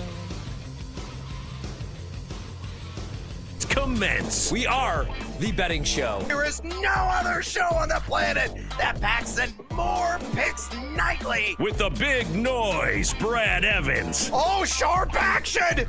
They gotta listen to the sharps! Get the heck out of here with that nonsense. I'm on JMU as well. Drake, hate the Drake. Love the Drake, hate the Drake. No, you never fade the Drake! And the mad better, Ryan Horvat. The Keep the Points special. I'll keep cashing tickets around here on Odyssey. Yeah, put me at night, baby. That's where we cash tickets. They're bringing the heat and helping you cash in big. It's a lock! It's over! It's a guarantee! It's easy money! Nobody wants to bet Seattle U, except for this guy. They're going to win this game outright, but I'll be safe and take the points plus 6.5. And delivering the late night sweats. And it's good! It's good! Oh, it is good! No way! It's good! Holy God! It is good! I need to celebrate tonight with my family! Do it for my kids! Do it for my boy! It's BetMGM tonight on the BetMGM Network. Hola, amigos! It's time to bring the noise! boys, another boisterous edition of BetMGM tonight. I'm Brad the Big Noise Evans, alongside for the ride on this Manic Monday edition of the program, the one, the only, the ever so handsome, perpetually tan Ryan Horvat. And we got a loaded show for you on this Monday. Of course, we're going to be revealing our cards here momentarily.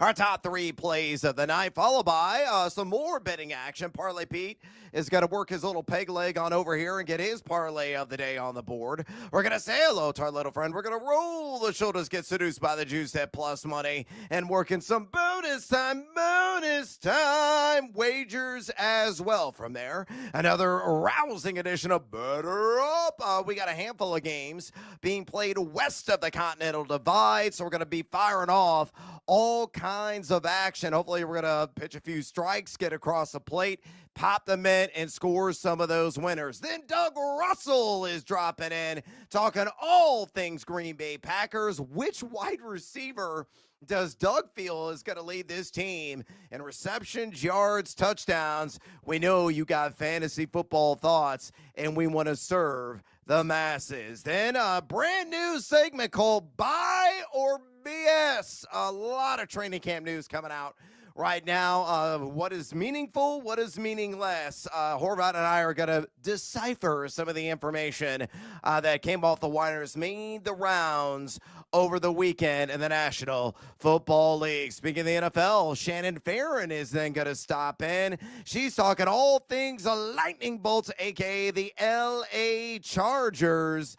Is Amari and Hampton going to be the real deal Holyfield in fantasy football this season? Admittedly, I spent $26 on him in an auction/salary cap draft over the weekend here at Casa de Evans. So can't wait to get Shannon thoughts on that rookie running back out of North Carolina, followed by college cash. We're going to round things out in the Big 12. I'm going to have Horvat then pick a winner in that division, which should be ultra competitive this year. We'll do another edition of Spin Me Round, Round, Baby, Round, Round, like a record, baby, Round, Round, Part 2. In round 6, discussing the likes of Roma Dunze, RJ Harvey, Caleb Johnson as well. Which of those guys have the most upside? We're going to tap in coming up in Seg 8. And, of course, we're going to view our cards in the evening and hopefully breaking out the brooms for a surefire sweep on all of our action. But let me bring in my colleague right now. Actually, before I do that, a friendly reminder, we have our pole dancing poll question of the day. And it's asking you this: what popular round 6 youngster has the most upside in fantasy football 12-team drafts this year? Your options are Roma Dunze at pick number 61.15, RJ Harvey at pick number 68.45, Caleb Johnson at pick number 69, nice, 0.95, or Travis Hunter at pick number 71.51. So far, over 230 votes cast. Make your voice be heard. Exercise your democratic right. Keep firing off those votes and send us a comment, aka bring the noise, on X at BetMGM tonight. Again, on X at BetMGM tonight. Also, the phone line's wide open, and we would love to hear from you. Which of those options you really love? Who are some other sleepers that have caught your eye so far in fantasy football? Pick up the phone and dial us, fools, at 833-732-3875. 833-732-3875. Now I bring in my guy, Ryan Horvat. I hope you had a great weekend. I want to get your thoughts on this. This immediately caught my eye today, reading through some of the news and notes preparing for the show. From ESPN's Jeremy Fowler, Minnesota's backfield is, quote, a co-RB1 scheme, end quote. Of course, the co-RB1s, Aaron Jones Sr. and Jordan Mason, the former San Francisco 49er, coming over. You look at the ADP values right now. Aaron Jones, RB26, 73.91 in drafts conducted over the past couple of weeks. Mason not going much further at RB31, 94.72. So knowing those ADP valuations, I ask you the question, who would you rather focus your attention on in fantasy drafts? Aaron Jones at RB26 or Jordan Mason a little bit cheaper at RB31?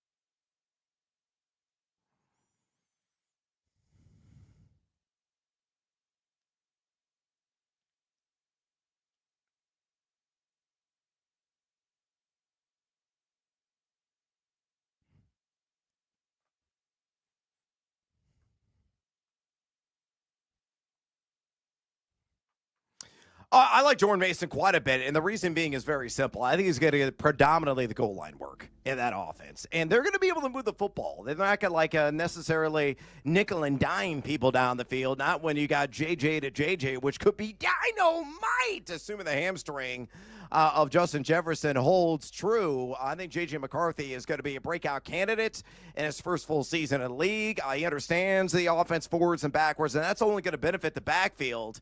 I think Jones got to have to break some long runs to really compile the touchdowns this season. I think Jordan Mason has an outside shot at like 8 to 10 TDs this year. And again, you're getting about full 20 picks later than Aaron Jones. So if I had my selection, well, I'm going to, center my draft strategy around in the middle rounds. If I want some action tied to this skull offense, it's Jordan Mason. Buy into the hype, buy into the rumors. He is going to be the primary goal line running back, at least I feel, this season up there in the land of 10,000 lakes. All right, let's get after it with our cards this evening. These are our top 3 plays on the board. A pretty awesome slate of baseball to choose from here on this Manic Monday. Not usually always the case. So, Horvat, go ahead and pitch some rawhide, my man. And hopefully you're going to pop him in the process. What do you like at numero uno?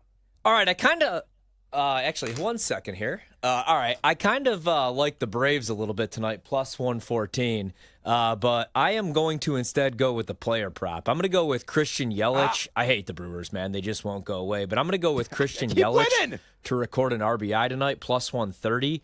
Really good weekend for him here in D.C. Luckily, I wasn't at any of the games because I was out in New Jersey. But he had 7 hits, 4 RBI, and a 3-game sweep over the Nats. Brewers are averaging about 9 runs per game the last 6 games. And tonight, Eric Fetty is on the mound for the Braves, and that's the reason that I'm staying away.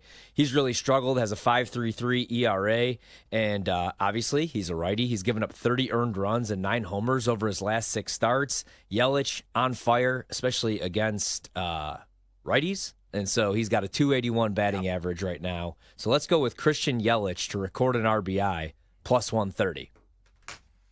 Yeah, I pray that actually doesn't happen because we need the stupid Brewers to lose some damn games. They just keep racking the dubs and slightly distancing themselves from the Cubs in the process. It's going to be one hell of a run down the home stretch of the NL Central. Numero uno on my card. All right, I'll raise a frosty mug to you. I'll back the Brewers as well, but I'm going to play a little bit differently. Same game parlay. I'm going to go with the Brewers on the money line, so all they got to do is win straight up. And I'm going to go with the William Contreras to get a hit. Plus 104 in that simple 2-leg SGP built at BetMGM. Yeah, the Brewers are probably going to win again because Atlanta's been rubbish for much of the season. One of the most disappointing teams in Major League Baseball. They're trying out Eric Fetty, the former Cardinal, who's been god-awful to say the least this season. A 5.33 ERA and 2 starts against Milwaukee.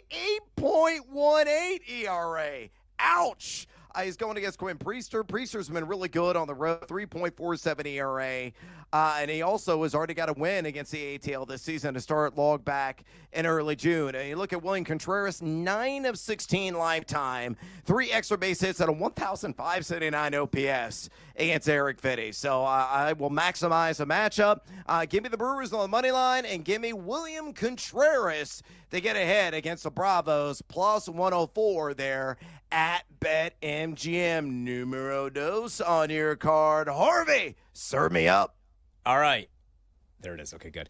Christian Yelich to record an RBI. I already said plus 130. Sorry, I'm rattled. Let's go with Francisco Lindor to record 2 total bags, over 1.5 total bases, plus 110. Mets have really been struggling. They've actually lost 5 of their last 6 games, but right now they closed at minus 196. We're going to take a shot with Lindor, though. Switch hitter, 299 batting average, 524 slugging percentage. And I really like him, especially at home. 42 extra base hits this year, second most on the team, and 17 of those have come against righties. So let's go with Lindor to go over 1.5 total bags. It's plus money, plus 110 for play number 2. So a couple player props. All right, numero dos for me. Let's go to heaven on earth. That is Wrigley Field. Weather's going to be pristine tonight, but I'm going to live in a land down under in the game. 8 flat is the projected total right now on BetMGM between the Reds and the Cubs. And on that under at a minus 110 juice. You got Michael Soroka, the former White Sox and former National, going to be towing the rubber in this one. Again, the outward ERA near 5, not that great, but you look at the expected ERA, well south of 4.00. So the correction could be on the horizon in a positive way. The Cubs have the under, and for their last 5 games, Cincinnati has gone under in 8 of its last 10 contests. You look at the Cubs, only number 18 WRC plus the last couple of weeks. Cincinnati even worse at number 20. Nick Lodolo on the bump. He has been masterful on the road, to say the least, this season with a 2.13 ERA. So put all together, I don't think the runs are really going to pile up. It's going to be a crosswind tonight, not blowing out, not directly blowing in. But I don't believe the run's going to be piling up. So Reds, Cubs under 8. Minus 110, my second play on the card this evening. Numero trace on yours. Horvat, bring it home. All right, let's go back to Braves Brewers, about to get underway in about 3 minutes out in Atlanta. And let's go with Sean Murphy. I'm going to go over 1.5 total bags because it's plus money. I also like him just to record a hit, but that moved up to minus 175. 16 homers, 42 RBI this season. It's a short sample size against Quinn Priester, who I don't really want to fade. Again, he's 10-2 this season with a 3.72 ERA. I just think the line's a little fishy at only minus 134. Braves only plus 115. But like I said, short sample size against Priester. But he is Sean Murphy, 3 for 4 in his career with a 750 batting average and an RBI. So we'll go over 1.5 total bags. I got it at plus 125. I like that quite a bit. Oh, that's a great value, plus 125. Great call there on Sean Murphy. Nick Trace on my card. Immediately grabbed my attention as well at the significant plus money. Tyler Glasnow. Hopefully he's not going to shatter in a million pieces at home against the St. Louis Cardinals, who we despise on the show, Chicago Cubs diehard fans. Plus 155 of fading the Redbirds tonight. And I believe Glasnow is going to collect his second win of the season. Believe it or not, only has 1 win in 9 starts. As good as he's been, especially there at Chavez Ravine, 2.16 ERA this season, only a 159 on base allowed as well to the opposition in 5 games started at home. You look at the LA Dodgers, number 12 in WRC plus over the last couple of weeks. St. Louis only number 24 in that category, so really struggling putting runs on the board, and he's going against Sonny Gray. Sonny Gray, a completely different pitcher away from Busch Stadium. 8.44 ERA in his last 5.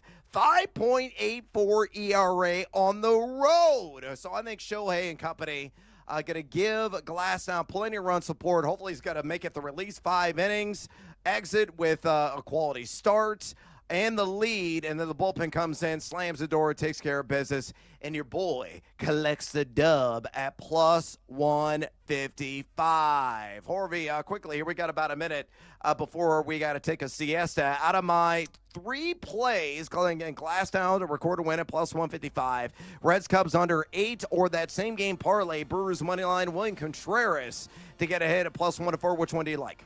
I like Glasnow a lot, man. 5th start from coming back from shoulder surgery. He's been pretty good. So I have a little bit of some Glasnow props coming up a little bit later. So I like that one quite a bit. Him to get the win.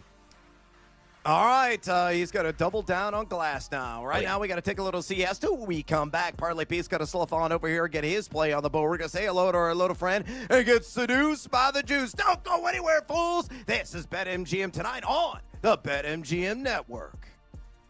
Don't go anywhere. Brad Evans and Ryan Horvat will be right back with more Wagertainment on BetMGM tonight on the BetMGM Network.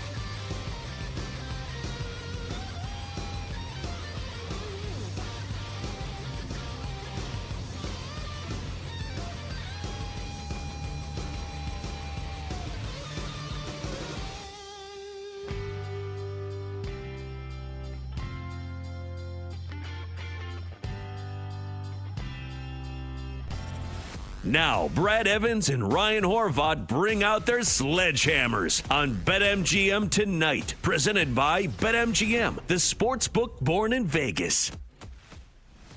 Welcome back to BetMGM Tonight on this Manic Monday edition. Brad the Big Noise Evans with you, alongside for the ride, the one, the only, the outstanding Ryan Horvath. Of course, we're going to get more bets on the board here in this segment. Parlay Pete's got to drop on by, get his parlay of the day. Locked and loaded at significant plus money. I'm kind of excited about it. It's a bit of a live dive as well. We're going to say hello to our little friend of the Sledgehammer Special. Roll the shoulders, get seduced by the juice at plus money, and working some bonus time. Wagers as well. Friendly reminder, if you want to talk fantasy football with us, if you want to talk sports betting, whether you're looking at the NFL futures market, college football futures, Illinois is number 12 in the country. I can't believe it. In the coaches poll that was released today, if you want to talk MLB bets, WNBA, Horvath and I, easy to contact. All you got to do is pick up the phone and dial us, fools, at 833-732-3875. 833-732-3875. You could also fire us a tweet or an X. We'll grab that. We'll be notified by either Brando or Addie, who are working the show behind the glass this evening, and we'll give you our 2 cents on your comment or question. So bring the noise on X at BetMGM Tonight. Again, on X at BetMGM Tonight. Plus, listen to BetMGM Tonight live anywhere, fools, wherever you can with the Odyssey, iHeartRadio, or TuneIn apps. You have zero excuse listening to BetMGM Tonight every single night. We're going to prepare you for the upcoming NFL season. We're going to be spinning all kinds of college football futures as well. And, of course, to really dive in to fantasy football to boot. So listen to BetMGM Tonight, again, live anywhere with the Odyssey, iHeartRadio, or TuneIn apps. And pardon me for a second, I got to yell at this idiot at the bar. Hey, guy with the eye patch and the peg leg, get on over here. Yeah, shiver me timbers, I'm here to make some booty. Parlay Pete is in the house, and he is itching to toss out a little action. A little two-legger in the strikeouts market of Major League Baseball tonight. A simple bet. Leg numero uno. Brian Bello with the over 3.5 Ks. Already has one on the board tonight against Kansas City. And leg numero dos. A little bit later on, Patrick Corbin under 5.5 Ks against the New York Yankees. I'll reserve the juice. Let me give you the reasons straight from the cold, dead hand of one Parlay Pete. Before I do that. All right, again, back to Lake Numero, Brian Bello, over 3.5 strikeouts. Again, already has one in the first inning in the game. It's a little bit of a live dive. He has gone over this prop in 9 of his last 11 games. 3.33 ERA there at Fenway, where the game is being played. Only a 7.06 K per 9 at home. And yeah, Kansas City is the third lowest K rate. Make a lot of contact. Don't have a whole lot of swings and misses this season, do the Royals. Only punch out the last 14 days, 17.7% of their plate appearances. But on the road, that K rate a little bit higher at 18.8%. All Parlay Pete needs is 4 Ks and only 3 more, because, again, Bello has one for him to cash in there. Leg numero dos, Patrick Corbin, under 5.5 strikeouts against the Aaron Judgeless, the New York Yankees. Look at the Yankees, though. Only middle of the pack in K rate here on the season against LHPs, which Corbin is. They're only punching out 23.1% of the time against Southpaws. They do have the 6th highest K rate of any team in the Bigs over the last couple of weeks at 25.8%. But you look at Corbin, he's already faced the pinstripes over the season. Back in late May, had 3 strikeouts in that game, though he has gone over on 5.5 Ks, 6 of his last 7. Parlay Pete believes he will live in the land down under. So to recap, shiver me timbers. Parlay Pete on the two-legger run with Brian Bello. The over on 3.5 Ks against KC. And Patrick Corbin, the under on 5.5 strikeouts against the Yankees.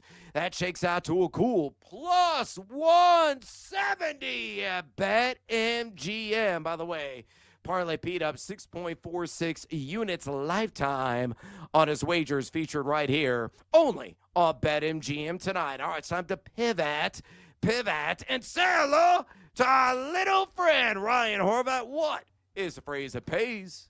Daddy wants, daddy needs, daddy's got to have it. Give me the sledgehammer, Brandon. There it is. There it is. We're going 3 straight college football because the season is right around the corner. And I got to stop in Atlantic City this weekend. So we bet a little bit more college football. Let's go with one that's plus money. Everybody's talking about the Virginia Cavs coming into the ACC football season, obviously, and Tony Elliott. He's 13-23 in 3 seasons as head coach, but I actually kind of like Virginia this year. BetMGM has the best price right now. If they win 7 games, you get a plus 110 price. They bring in Chandler Morris to play quarterback. He went to Oklahoma, TCU, and then North Texas. Last year was really good, though. He was top 10 in yards passing, touchdowns, and total offense. Granted, it was at North Texas, but UVA's offense was outside the top 100 last year. They only put up 22.7 points per game. They bring in Jaden Thomas from Notre Dame, unfortunately. They do lose Malachi Fields, though, to Notre Dame, so it was pretty much a trade. I really like their running back room. They got Xavier Brown back. He had 500 yards last season. He's going to take on a bigger role. And I think they get to 7 wins because of the schedule. They don't play Clemson, they don't play Miami, and they don't play SMU, the 3 best teams in ACC play. So I think they make a bowl game. I think they win 7 games, and you're getting a plus 110 price only at BetMGM, the king of sportsbook. So the Virginia Cavs over 6.5 wins is the sledgehammer for tonight. All right, we do have a caller on the line, so hang on, JD from South Carolina. We're going to rifle off these bets, and we're going to squeeze you in at the end of this segment. But I got to get my sledgehammer special in. So Daddy want, Daddy need, Daddy gotta have it. Let's go! Ooh, yeah, baby. Who's your daddy? Vladdy is. And I think Vladimir Guerrero Jr. is going to knock in a run tonight. All I need is one to cash in on that RBI prop against who? Oh, the Colorado Pebbles. And also against who? Tanner Gordon, who is from my hometown, Champaign, Illinois. Congrats to him, product of the local high school here in Champaign Central, but I think he's going to get rocked in this game by the white-hot Toronto Blue Jays, and I think the table's going to be set, and Vladdy Daddy's going to knock somebody in. He has collected an RBI in 7 of his last 12 games. He's batting .379 with a 1,151 OPS in his last 15 days. Scorching hot. Also, .333 batting average, .970 OPS against the left-handed pitchers, which Gordon is. He's a southpaw with a 6.00 ERA in his last couple of starts and nearly a 40% hard hit rate. So my sledgehammer special tonight, Vladimir Guerrero Jr. to collect an RBI, plus now 105, even better price there at BetMGM. All right, it's time to roll the shoulders, my man, and get seduced by the juice. Plus money is a requirement. Horvat, what do you have? And thank you, bartender, for the handsome pour. Yeah, I needed a little pizza money bet, something to cheer for this year, and we're going to cheer for Navy. I don't know if I've given this out on the show, but we're going to go Navy to make the playoffs 16-1. Every radio hit that I do, they ask, like the dark horse college football playoff team. It's most likely Boise. Again, even though they lose Ashton Genty, they should probably win double-digit games. But I'll go with Navy. Last year, they started 6-0. They got blown out by Notre Dame. Then they had some setbacks later on in the season against Tulane and Rice, and that cost them a spot in the ACC, or the AAC, I should say. Not the ACC, the AAC championship game. But they won 10 games, man, and then they beat Oklahoma in the Armed Forces Bowl. They bring back a ton, including my cousin, Blake Horvath. He just uses the H at the end of the name. He is a dark horse Heisman candidate. Last year, 30 total touchdowns, 17 on the ground. And they bring back both of their running backs. They were able to bring back both coordinators. I thought one of those guys would take a head coaching gig. And they bring back the 3rd best defense, scoring defense in the conference. They only gave up 22 points per game. So if they could win double-digit games, I think they have a shot to make it into the playoff. Let's go Navy, 16-1 to make the playoff. Let's do it for our guy Brando. All right, back to the diamond. For me, let's go to left coast, which is the best coast. I'm going to roll the shoulders and get seduced by the juice on Luis Arise to collect a couple of hits. So give me the over on 1.5 hits against the D-backs at plus 120. Arise has gotten 2 or more hits in 5 of his last 7 games. He's batting .417 over the last 7 days. So a guy, fire emitting off the lumber right now, and he's facing Brandon Pfaadt of Arizona, guy he's teed off against in his career. 10 of 19 lifetime against Pfaadt is Luis Arise. Now, he's only 5 for 29 against the Arizona Diamondbacks this season. But look at Pfaadt giving up a .277 batting average to left-handed hitters, which Arise is. So the two-time batting champion, once in the NL, once in the AL, I think adds to his batting average tonight, collects a couple of hits, and if that does hit, plus 120 there at BetMGM. One more bet. It's bonus time, bonus time.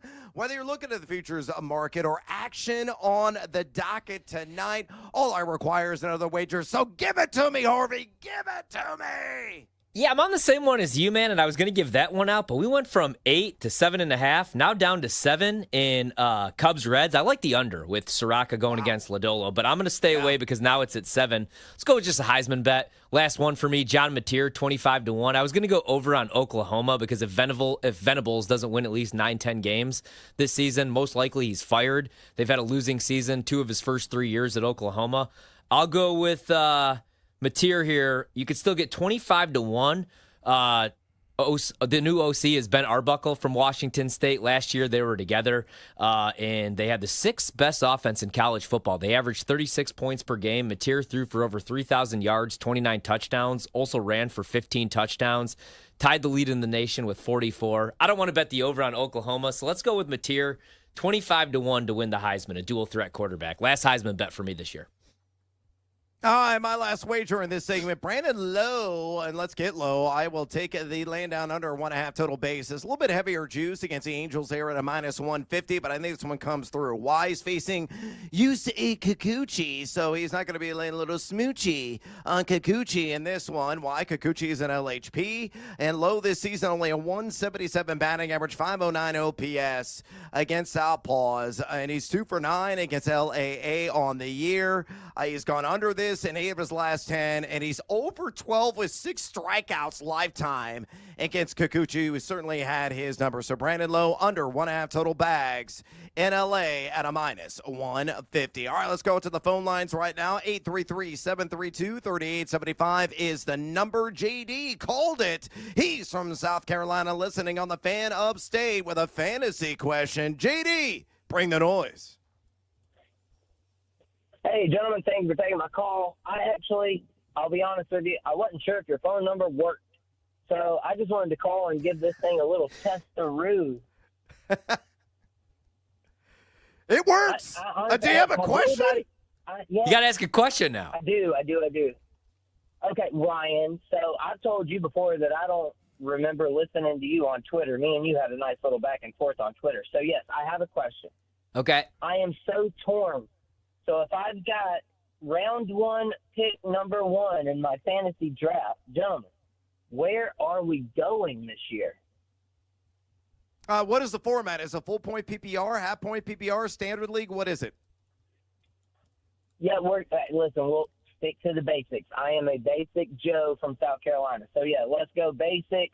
We'll go PPR, 1 quarterback league, normal, basic, basic layout. I like Bijan Robinson. I mean, you can't go wrong with Jamar Chase, but I like Bijan. I bet him to win Offensive Player of the Year. That would be my number 1. I don't know about you, Brad. No, Bijan is on my board as well. I mean, there's an argument there. You could go with a Jamar Chase if you wanted to. Some people are buying into Jahmyr Gibbs, maybe getting more goal line reps away from Dave Montgomery. But Bijan is going to be the man. So draft Bijan, spread a little that Bijan on your sandwich, consume and enjoy, because I think it's going to be a minimum 1,800 combined yards, 60 to 70 receptions, and probably 12 to 15 touchdowns. As long as he stays healthy, he is a guy that's going to be a foundational piece on possibly your championship roster. So thank you, JD, for your call. That's outstanding stuff right there. He's like, hey, I just got to call the number, 833-732-3875. Is it for real? Does it actually work? Yes, America. We are here behind a mic. We are live, and we are here as indentured servants for your fantasy football needs. And we gladly answer the question that was top of mind for JD with the number 1 overall pick in his fantasy draft, Horby. Yeah, absolutely. And if and anybody that I argue with on Twitter, you're always able to just call in and we could argue on the air too, especially if it's about college football, ACC, South Carolina football, under on the win total. I do want them to go over on the win total. I will say that though, because I'm a big Lenora Sellers fan this year at 18-1 to win the Heisman. Not quite as much as I like John Mateer right now though, 25-1. Yeah, I saw South Carolina, I think, came in at number 13 in the coaches poll, 1 spot behind the ILL. Game the business in the Cheez-It Bowl last year. All right, we got to take a little siesta. We come back here on BetMGM tonight. Batter up. Don't go anywhere. This is BetMGM tonight on the BetMGM Network. Don't miss out on the action. If you missed the show, you can listen back on the always free Odyssey app. It's BetMGM Tonight, presented by BetMGM.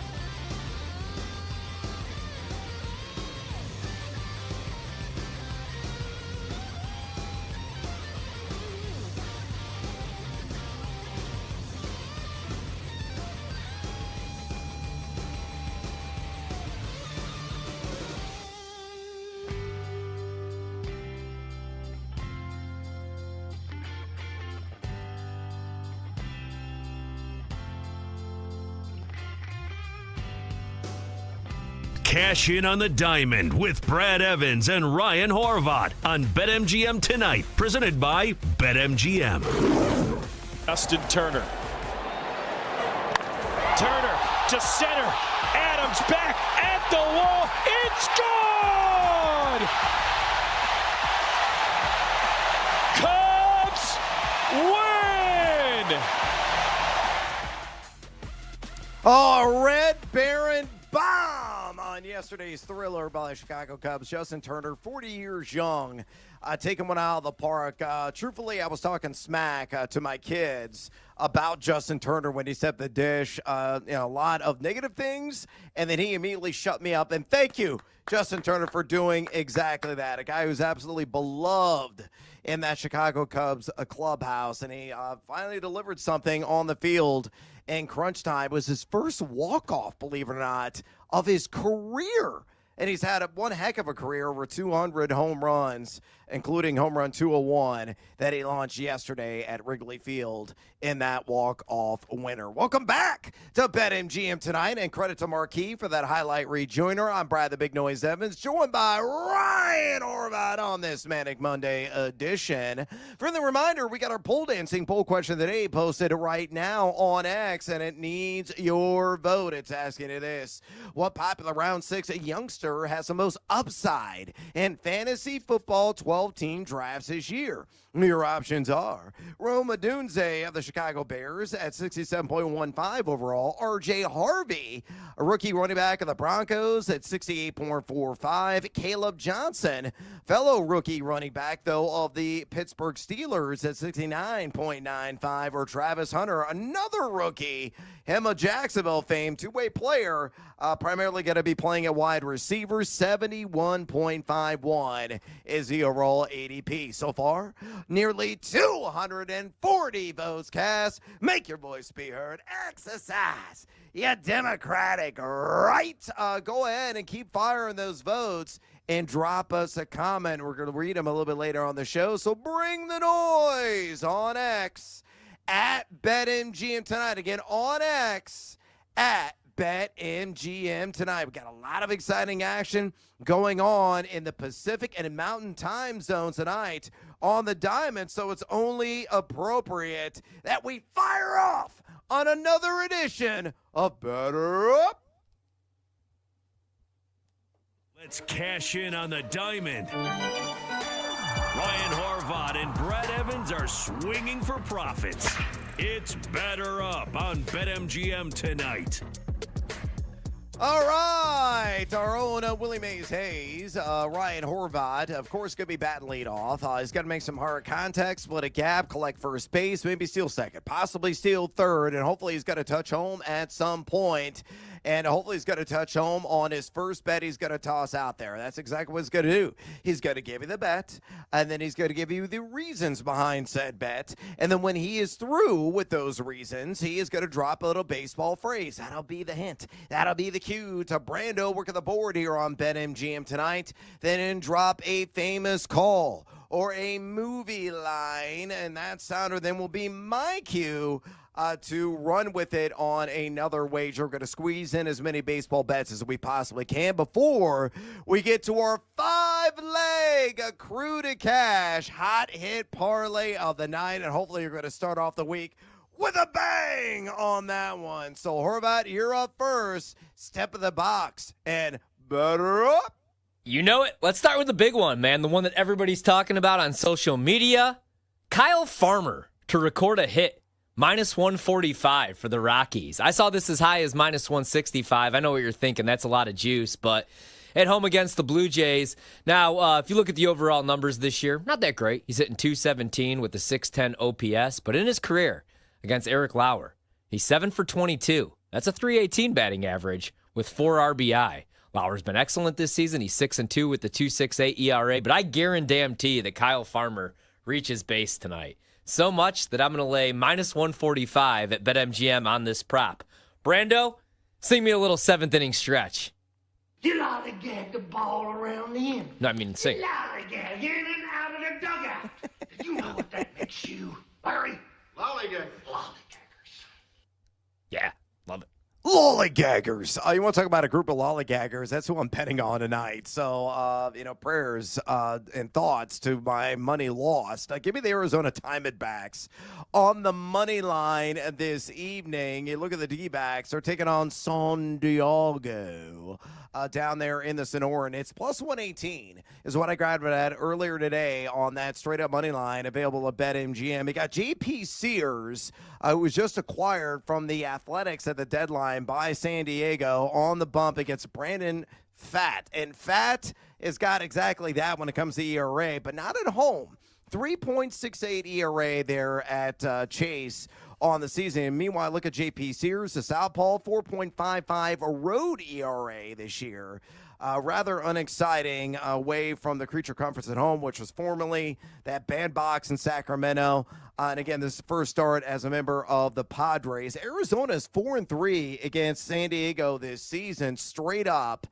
San Diego just 5-5, so 500 record in their last 10 road games. Yeah, San Diego number 8 in WRC plus the last couple of weeks. Arizona dead last in that category over the same span. So hopefully Corbin Carroll, Ketel Marte, our Lourdes and Xavier Gurriel connect and can split some gaps, put some runs on the board, and somehow win this game. So give me the Arizona Diamondbacks to sink their fangs into the San Diego Padres and score the win on the money line at plus 118. Brando, book it out of the box.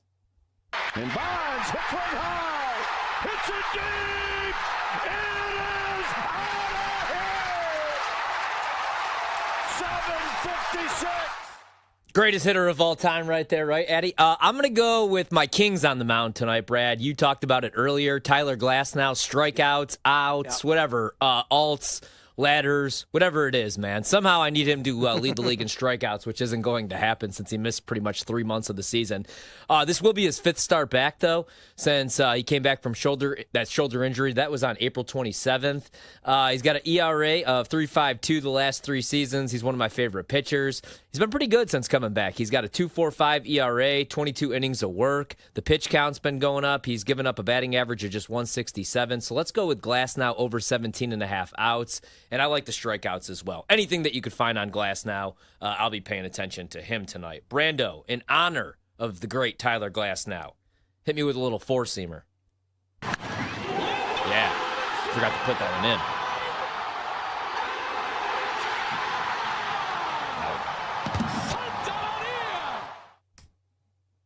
All right, a whole lot of gray days going to be in order in Los Angeles. Sonny Gray, I'm going to take the over on 2.5 earned runs against Shohei Ohtani and the Dodgers at a minus 110 juice there at BetMGM. And look at the road ERA away from Busch Stadium for Sonny Gray, 5.84 this season. Even worse, 8.44 ERA in his last 5 turns of the rotation. He got beat up a little bit earlier this season, but not against the LA Dodgers. It was a couple other West Coast teams against LAD back on June the 6th. 6 in a third innings pitch, no earned runs, but that game was not played at Chavez Ravine. Dodgers number 12 in WRC plus the last couple of weeks. They tee off against Sonny Gray, who I believe gives up at least 3 earned. He does that, minus 110, and we cash. Brando, let's turn 2. Hard hit into right. Back at the wall. Tie game. Big Puppy. The grand slam. All right, you know what? I'm going to call an audible here. I'm going to be paying attention to one game tonight, and that is the Chicago Cubs. So I'll be a homer here. I just found this minus 134. The Reds have been playing good baseball. Need them to go away. Need the Brewers to go away. Soroka's on the mound tonight for the Cubs. 3-8 this season with a 4.87 ERA. We are going to fade Lodolo, who's been pretty good this year, an 8-6 record, a 3.09 ERA. But the Cubs are averaging over 5 runs per game. I like them in this spot. Anything under minus 140, I like the Cubs. You know why, Brando? They got the power. They got the speed to be the best team in the National League. Go Cubs, go. Hit me with a drop. Just throw whatever you got, whatever's left.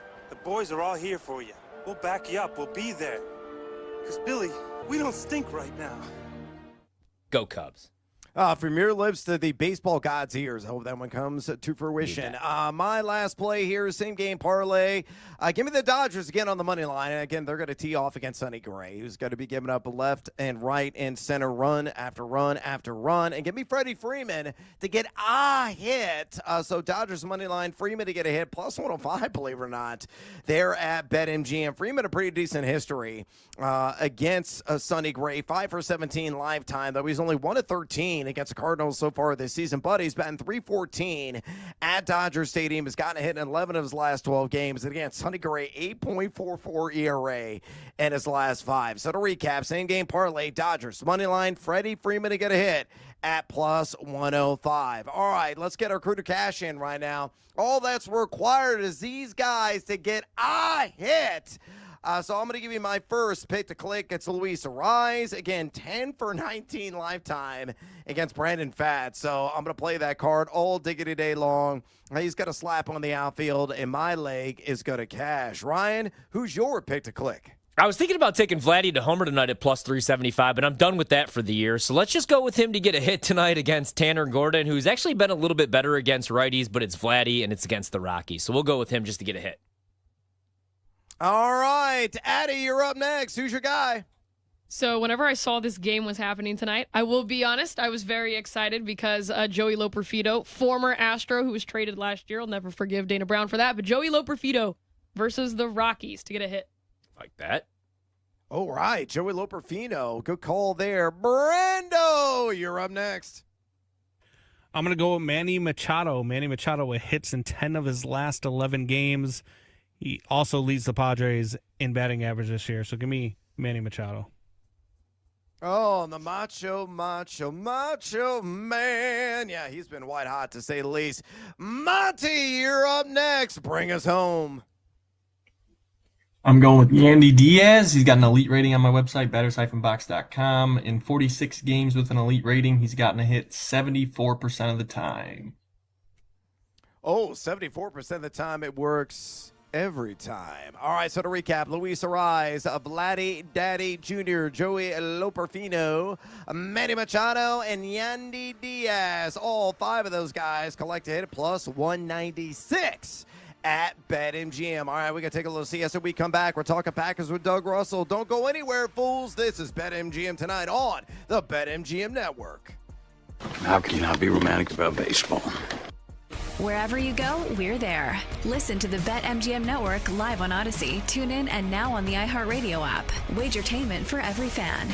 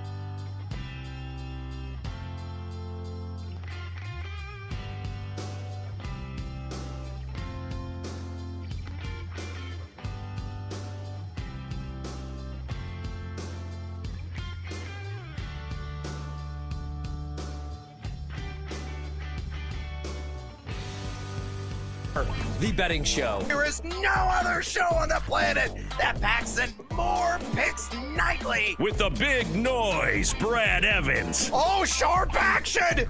They gotta listen to the sharps! Get the heck out of here with that nonsense. I'm on JMU as well. Drake, hate the Drake. Love the Drake, hate the Drake. No, you never fade the Drake! And the mad better, Ryan Horvat. The Keep the Points special. I'll keep cashing tickets around here on Odyssey. Yeah, put me at night, baby. That's where we cash tickets. They're bringing the heat and helping you cash in big. It's a lock! It's over! It's a guarantee! It's easy money! Nobody wants to bet Seattle U, except for this guy. They're going to win this game outright, but I'll be safe and take the points plus 6.5. And delivering the late night sweats. And it's gone! It's gone! Oh, and it's gone! No way! It's gone! Holy God! It is gone! I need to celebrate tonight with my family. Do it for my kids. Do it for my boy. It's BetMGM tonight on the BetMGM network. Welcome back to BetMGM tonight. Brad the Big Noise Evans with you. Ryan Horvat in the house on a Manic Monday edition of the show. We're going to have the awesome Doug Russell join us here momentarily. Talk all things Green Bay Packers here in a second. For you fantasy football fans out there, Doug is going to provide some valuable insights ahead of your draft. So don't you touch that dial. By the way, if you want to talk fantasy football with us, simple way to do so here on BetMGM tonight. You can contact Tori and I by picking up the phone and dial us, fools, at 833-732-3875. 833-732-3875. You can also fire off on Twitter or the X at BetMGM tonight. Addie's producing the show this evening. She'll notify us. Grab your question or comment, and we will give you our 2 cents. So keep it coming. Bring the noise on X at BetMGM tonight. Again, on X at BetMGM tonight. Without further ado, let's go out to the phone lines right now and talk to Doug Russell, who is a sports director at 97.3 The Game in Milwaukee.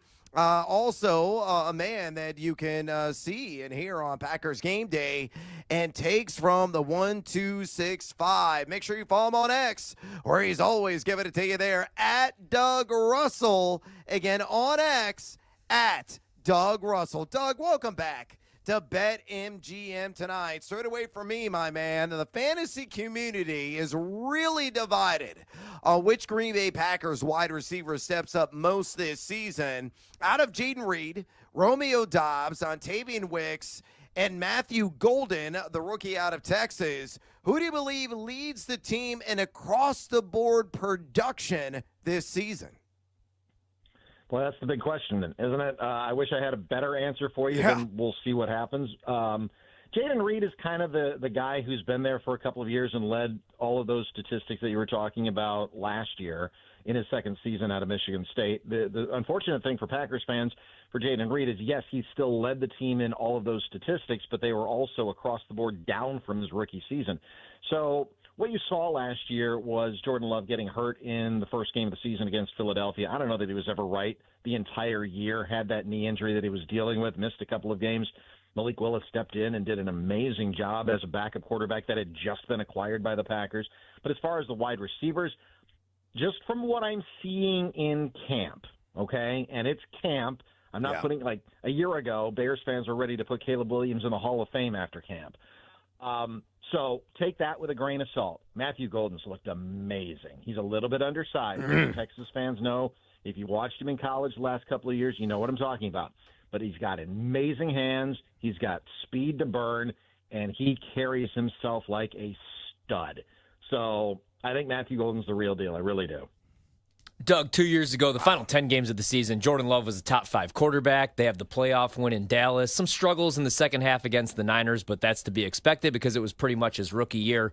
Last year, like he said, he was never fully healthy, and he still threw 25 touchdown passes, 11 picks. You want that number to come down a little bit, but over 3,000 yards. Do you expect this offense to be more of the Jordan Love offense? Obviously, Josh Jacobs isn't going anywhere. They're still going to run the rock. But do you expect maybe the handcuffs to come off a little bit him to drop back 30, 35 times a game? Because I was looking at his touchdown pass prop. It's only 24.5. Again, last year he wasn't fully healthy through 25. He's getting some MVP love. That number's 25 to 1. What kind of year are you expecting from Jordan Love if he's able to stay fully healthy? Yeah, I'm looking at more than 25 touchdowns this year for Jordan Love. Again, assuming he stays healthy, assuming that his receivers stay healthy. I think that what you're seeing for the first time really from the tight end position is Tucker Kraft and Luke Musgrave. They were drafted back-to-back 2 years ago in the second and third rounds. Now, Tucker Kraft has emerged as like the TE1, if you will, but Luke Musgrave was hurt all of last year. He had a busted-up ankle. He's healthy for the first time, so I think you're going to see a lot of two tight end sets. If Jordan Love has the weapons and has the health that every team hopes going into the season, I think it's going to be a big year for the offense. You mentioned Josh Jacobs. They're hoping to get Marshawn Lloyd back. He was injured all of his rookie season, or almost all of his rookie season. Had a bit of a scare earlier last week in camp. Doesn't look like that's going to, hamper him too much. The running game should be there. The offensive line still has a couple of question marks, specifically at left tackle. Is it going to be Rasheed Walker? Is it going to be Anthony Belton, who was their second-round pick? Is it going to be Jordan Morgan, who was their first-round pick a year ago, but who's been getting reps over at right guard? So there's some question marks on the offensive line still, but as far as the skill position players, I think that they have made a couple of upgrades, specifically in the draft with Matthew Golden. They've got a guy in McCole Hardman who's won 3 championship rings with the Kansas City Chiefs, so at least he knows what it's like and had success at Georgia as well, so he knows what it's like to win a championship. I think that's going to be important for a young team. And the one kid that I'm really looking for big things from this year is Savion Williams, day 2 draft pick this year. And he's got speed and size to burn. That's one of the things the Packers don't necessarily have because of Christian Watson's injury. Probably won't see him, although he's looked really good. Probably won't see him until October or November at the earliest. So that element is missing. But other than that, as long as everybody stays healthy, at least at the skill position players in Green Bay, I think it could be a big year for Jordan Love. Yeah, you hit on the tight ends. I know Musgrave's dealing with that groin injury, but hopefully he's healthy for week 1. I'm sorry, Tucker Kraft, that is. And then Musgrave, hopefully he could just stay healthy this year. What about the defensive side of the ball, man? I love the Jeff Hafley hire last year. The defense was obviously much better. I'm a little bit worried about the pass rush. Should be a big year, hopefully, for Van Ness or Rashawn Gary. And then the secondary. I know Nate Hobbs is dealing with an injury already. Are you concerned at all about the defense? Because I know the Packers, they're kind of like a dark horse Super Bowl contender to a lot of people in the betting space. That's my only concern, though, man. Can they generate a pass rush? Saw what the Eagles were able to do in that Super Bowl win against the Chiefs. Can Green Bay's defense finish top 15? Ooh, well, they're going to have to, because you can't have a terrible defense and go into the playoffs and think you're going to win. And that's what happened. If you want to use history as your guide, coming off a Super Bowl win, their last Super Bowl win in 2010, they were 15-1 in 2011. They had an amazing offense. It was Aaron Rodgers' first MVP season, first of his 4, but the defense was atrocious. And they got bounced in the first round by the Giants, who wound up eventually winning the Super Bowl. So you have to have a good defense when the playoffs roll around, as everybody knows. I think it's a big year for Lucas Van Ness because he was a first-round draft choice a couple of years ago, and he hasn't shown out pretty much anything in his time in Green Bay. I think he's going to be pushed by Barron Sorrell, who was a round 4 draft choice this year out of Texas. I think everybody saw, if they were watching the draft, he and Matthew Golden, their lockers, by the way, are next to each other, Texas teammates. And Barron Sorrell was there when Matthew Golden got drafted in Green Bay by the Packers, and Barron stuck around for a couple of days waiting to get drafted, and he wound up getting drafted by the Packers. I think that's going to be a steal of the draft. So Lucas Van Ness is going to be pushed at left defensive end by the rookie, which is good. He needs to be pushed. Rashawn Gary, he's a player who, if you look at his numbers, have been underwhelming, very underwhelming as far as the pass. He's been very good against the run, but you do want to create some more, pass, defense opportunities to affect the passer and to get in there and get home. Kenny Clark is Kenny Clark. He's still going to be great, even though he's entering his 10th season. But there are some question marks in the defensive secondary. Jair Alexander, not there anymore, now a member of the Baltimore Ravens. But he wasn't there much of the last couple of years anyway because of injuries, kind of fell out of favor with the coaching staff. They're trying out Bo Melton, who was a wide receiver at cornerback. He's actually looked pretty good so far. And there's one player that has just stood out like an absolute stud, at safety, and that's Omar Brown. He's not going to take Evan Williams' spot. He's not going to take Xavier McKinney's spot.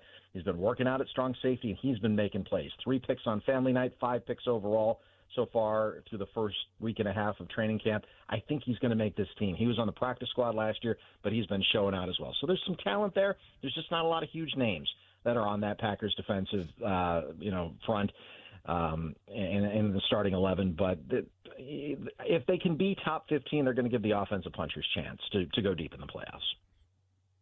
We're talking to Doug Russell right now, a man that knows the Green Bay Packers inside and out. He's sports director, 97.3 The Game in Milwaukee, host of Packers Game Day and Tales of the 1265. Make sure you follow him on X, where he's always giving it to you there, at Doug Russell. Again, on X, at Doug Russell. Doug, you already touched on this, but let's dig a little bit deeper. Josh Jacobs looks to be the Clydesdale once again in this backfield, a guy that earned right around 68, 69% of the opportunity share last year.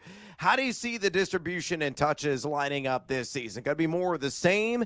And is Marshawn Lloyd the surefire RB2 on this Packers squad? Of course, it's going to be entirely contingent on whether or not his hamstrings stay intact.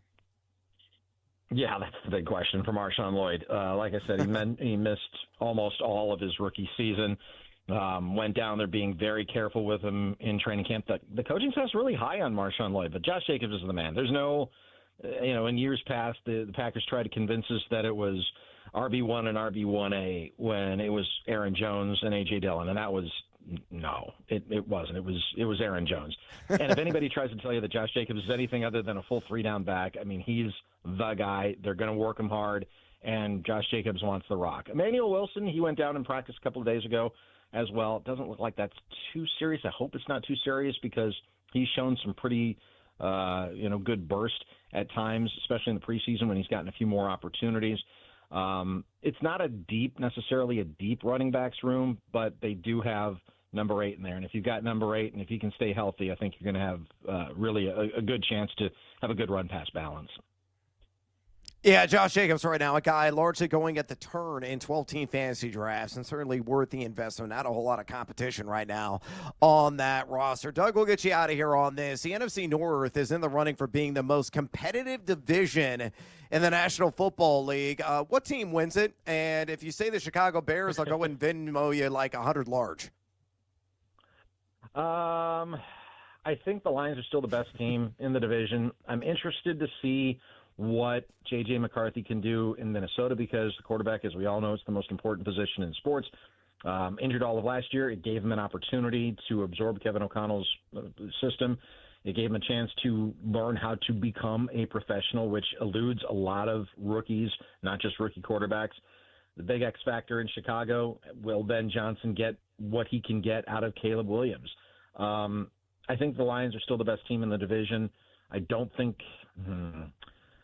think the Packers will come in second, probably then Minnesota, then Chicago. Chicago's on the come, though, because I really do think there's a lot of talent with the Bears. I just don't think they're quite ready yet. And the body language of Caleb Williams in camp, and again, it's just camp. I get it. But the body language is just off. And so we'll see what happens. I think it's a very good division. Listen, the Packers went 1-5 in the division last year and still made the playoffs. So that just shows you how good of a division the NFC North is. I do think it, top to bottom, is the most talented division. Does it have the best team in the division or the best team in the NFL? And talk to me after somebody knocks off Philadelphia. But it is top to bottom, I think, the most talented division in football, yes. Yeah, no doubt. It's going to be Rock'em Sock'em Robots, I think, from week 1 all the way through week 17 in the black and blue NFC North this season. Outstanding stuff from Doug Russell. A man, again, you can check him out, 97.3 The Game in Milwaukee, where he's sports director. Also hosts of Packers Game Day and Tales of the 1265. Follow him on X at Doug Russell. Doug, we appreciate the time, and we'll definitely catch up soon once the season gets underway. Looking forward to it. Thanks, Brad. Thanks, Ryan. Thanks, Doug. All right. Thanks, Doug. There he goes. Doug Russell, sports director, 97.3 The Game there in Milwaukee. Again, this is a direct quote from Doug. If you missed the interview, you can always go back and listen on the BetMGM Tonight podcast where you subscribe, download, and get your podcast. But fantasy folks, hold on to something. His quote about Matthew Golden, Doug Russell said, quote, carries himself like a stud, end quote. That makes my heart go pitter-pat because he's dirt cheap, and I think he is far and away the best wide receiver on this roster, and so far showing up, showing out in training camp, Brian. Yep, think he's going to ball out this year, man. I think there's a good chance he's wide receiver number 1. That's what's so hard to, kind of figure out with this Green Bay wide receiver room, though, right? Like 1 week it could be Romeo Doubs. I'm hearing Christian Watson looks great. You can't record injured players at practice, but he might be back sooner rather than later, maybe like week 12, week 13. I didn't think we would see him this year.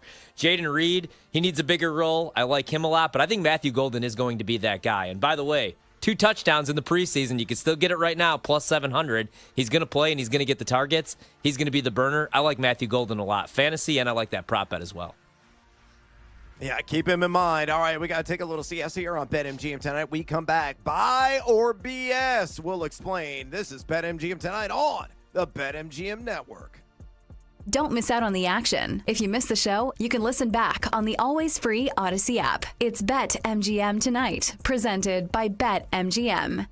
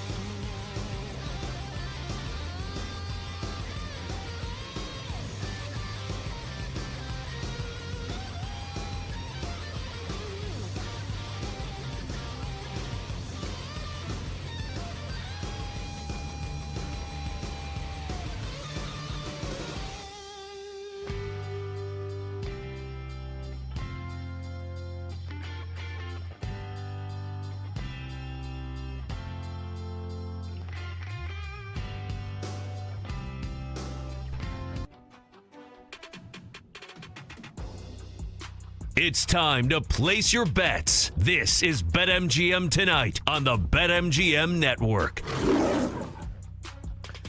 Welcome back to BetMGM Tonight. Brad the Big Noise Evans with you. Ryan Horvat in the house on this Manic Monday. Of course, we're keeping our eyes glued. All the action that is going down right now on the Diamond. Of course, here at Casa de Evans in the studios in Mahomet, Illinois, about 2.5 hours south of Wrigley Field. I got Cubs and Reds on the big series for the Northsiders. Michael Soraka making a Chicago Cubs debut. So far, clean inning in the books. Top of the second, though.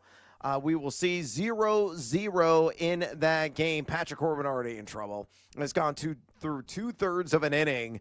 That's it against the New York Yankees. Up to 26 pitches. Oh, we just got out of the inning, though. He has given up a run. It is 1-0 in that affair. Milwaukee, they refuse to lose. They're driving me crazy. The most annoying team in baseball. Brewers up 3-1 right now on the Atlanta Braves. 0-0, top of the sixth inning between the Guardians and Mets. In Queens, meanwhile, Boston up 6-0 on Kansas City. Brian Bellows already got 4Ks, so part of the Pete already halfway there. Wow! Hopefully he won't be living on a prayer with the under on Patrick Corbin strikeouts. 3-3, bottom of the sixth. Baltimore and Philadelphia, 6-0. Houston over the Miami Marlins on the top of the seventh, 4-1.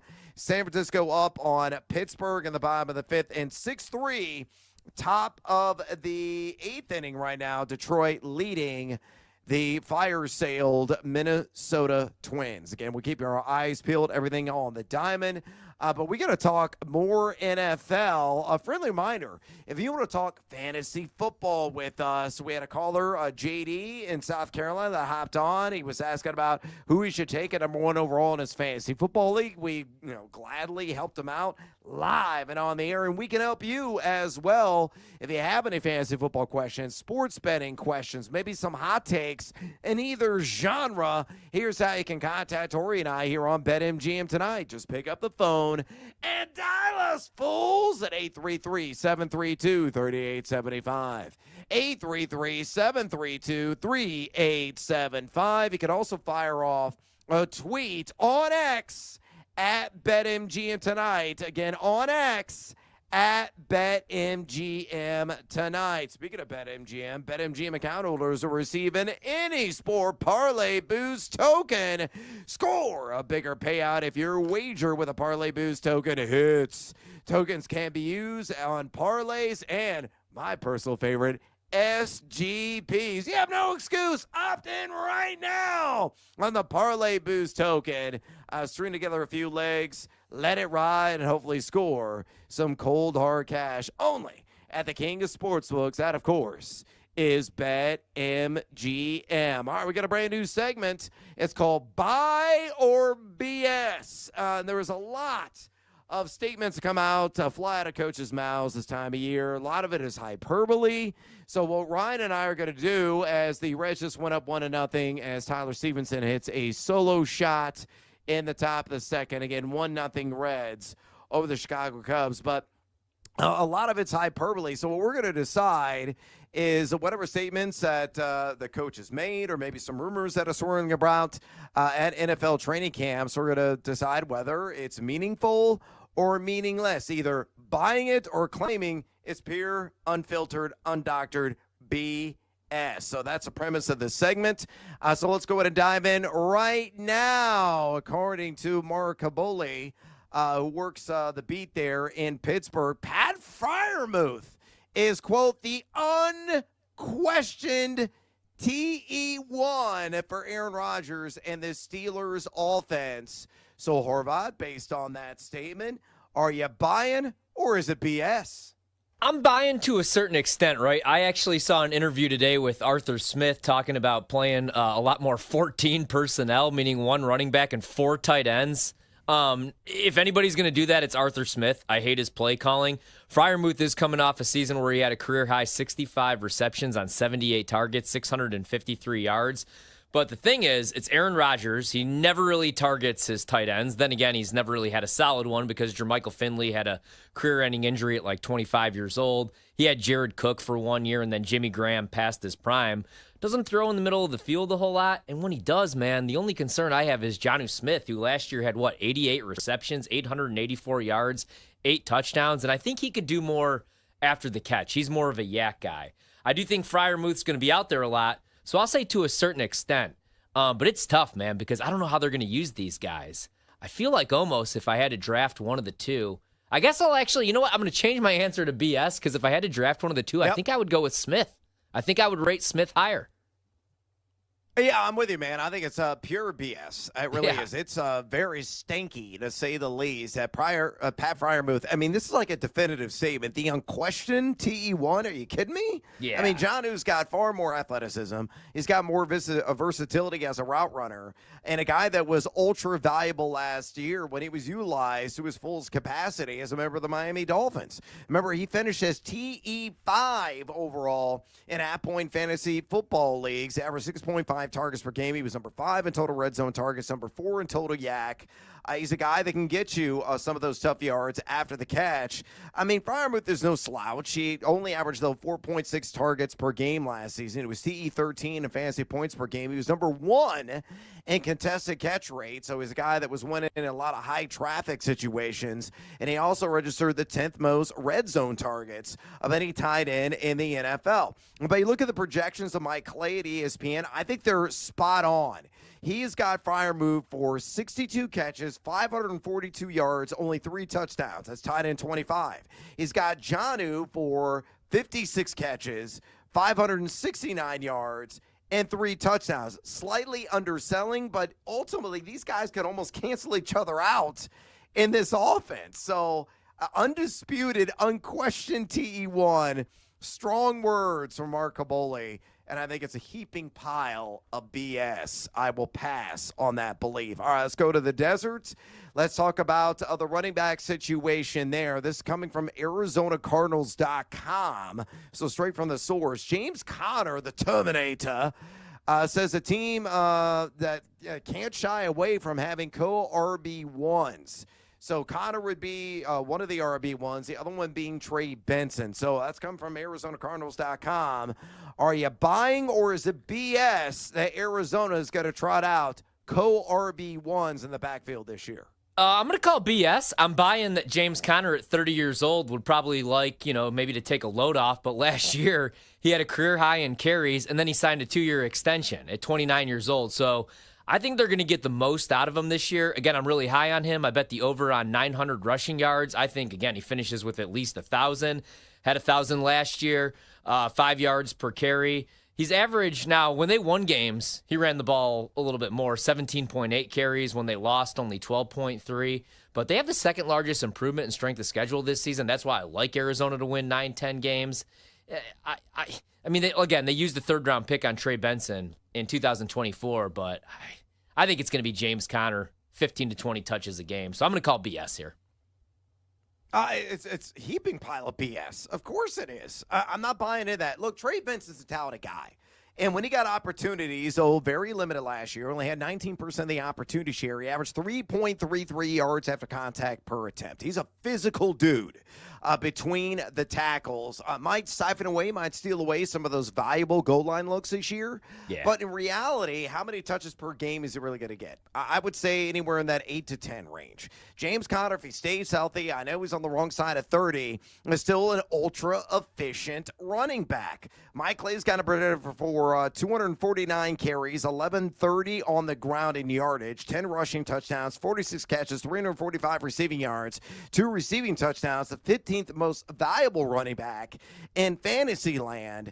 You had 66.3% of the opportunity share. Even if he gives up a little of that action, well, let's say it's a 60-40 split, he's still a guy that can do hellified damage in smaller quantities. He was number 5 in total missed tackles for us last year, number 13 in yak per attempt. And here's the cherry on top of the sundae.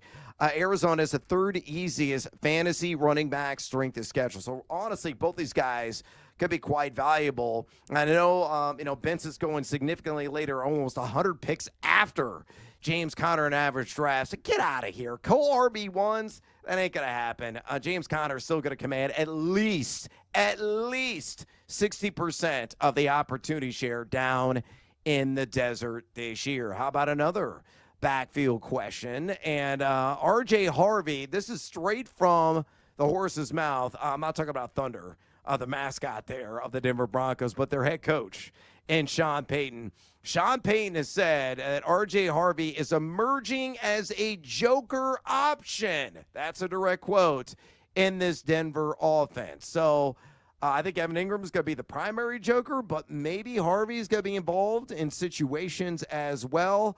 Horvat, are you buying or is this BS? Oh, man. I'm buying. I think they're going to find creative ways to get him the football. I mean, he's an absolute stud, man. He had 43 touchdowns on 579 carries over 4 years, but he's also a really capable wide receiver, or receiver, not a wide receiver, but a receiver out of the backfield. He caught 61 balls for over 700 yards and 5 touchdowns. The only thing is he's a little bit smaller, 5'8", 205 pounds, but it's Sean Payton, so I could see him carving out that kind of role. I do think he's going to catch a lot of balls out of the backfield, so I'm buying to a certain extent.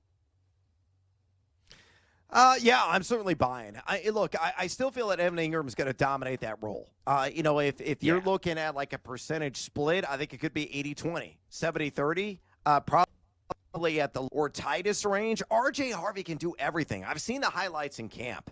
He's run a lot of wheel routes down the field, and he is winning in those mano-a-mano situations against a DB, wherever he's lined up against. And you have one of the most talented secondaries in the NFL and a linebacker core that's also uber talented. This arguably might be the best defense in the NFL, and that guy is repeatedly beating his man. He's got a lot of shimmy, shake, burst. He was an adept, more than a proven pass catcher at the collegiate level. He was number 6 in total yak, number 5 missed tackles for us, and number 2 in breakaway runs as well. Now, he's going significantly higher than J.K. Dobbins, but if you're in a PPR format, I'm going to say a minimum 60 receptions for R.J. Harvey this year, so he's worth every penny at his 88.29 ADP in drafts conducted over the last couple of weeks. So, again, I am certainly buying in the notion he'll play Joker on occasion. All right, let's go to Chicago. This is another straight from the horse's mouth. Ben Johnson, head coach of the Bears, said, quote, Kyle Monangai is a guy that he is very pleased with where he's at right now, adding, quote, he's a guy we're going to be able to trust this fall. Again, trust is the big word there. So, Harvey, are you buying or is this BS?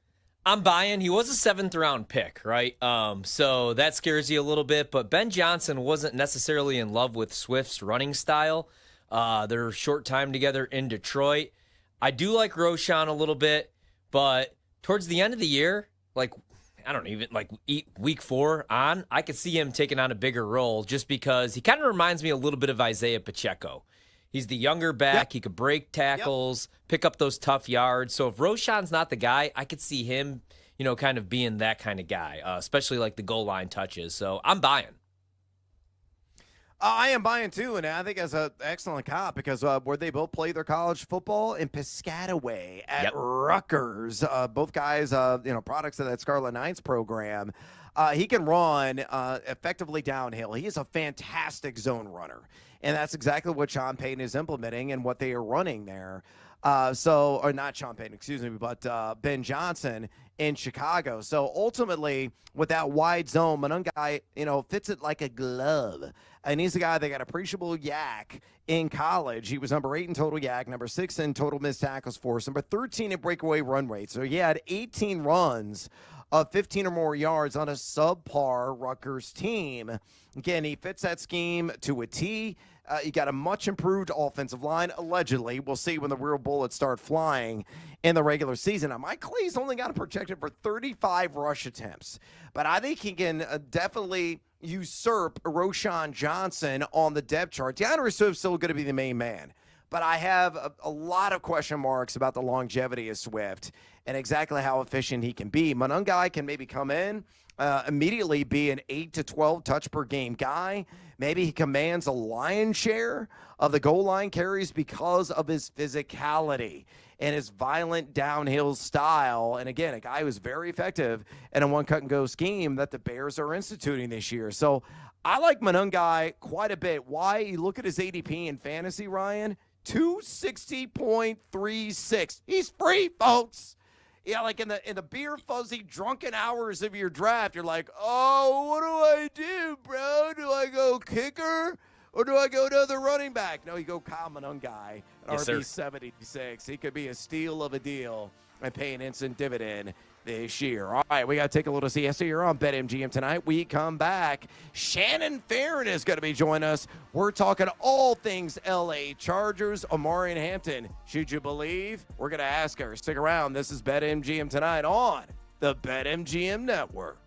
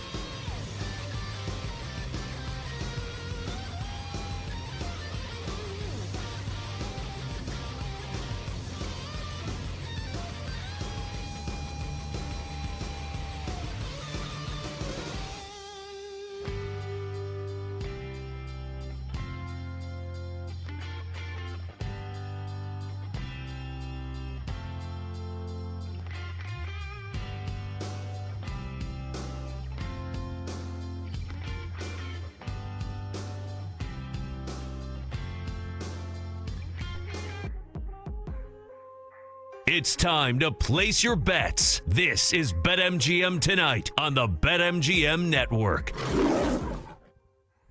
Welcome back to BetMGM Tonight. Probably the Big Noise Evans with you. And in the house alongside me on this Manic Monday, the one, the only Ryan Horvat. So we're going to be talking to Shannon Farron, all things LA Chargers here momentarily. But a friendly reminder, we want to hear from you on our pole dancing poll question of the day. And it's asking you this: what popular round 6 youngster has the most upside? Again, that's a key phrase here. Most upside in fantasy football 12-team drafts this year. Your options are Rome Odunze of the Chicago Bears, 67.15 is the ADP. RJ Harvey of the Broncos at 68.45. Caleb Johnson of the Pittsburgh Steelers at 69.95. Or Travis Hunter of the Jaguars at 71.51. So far, over 240 votes cast.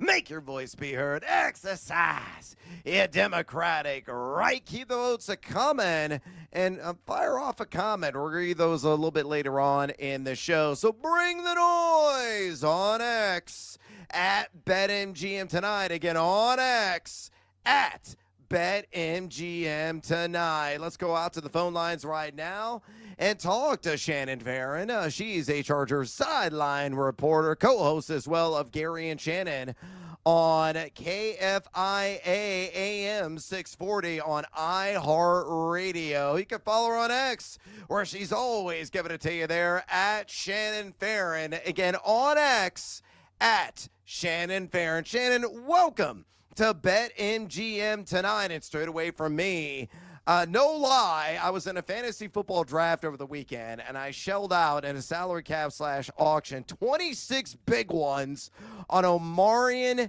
Hampton, who has gotten considerable hype. Matthew Berry works in the industry. I worked for him a long time, know him quite well, was on the broadcast before the Hall of Fame game and called him his ride or die guy, so he's all in.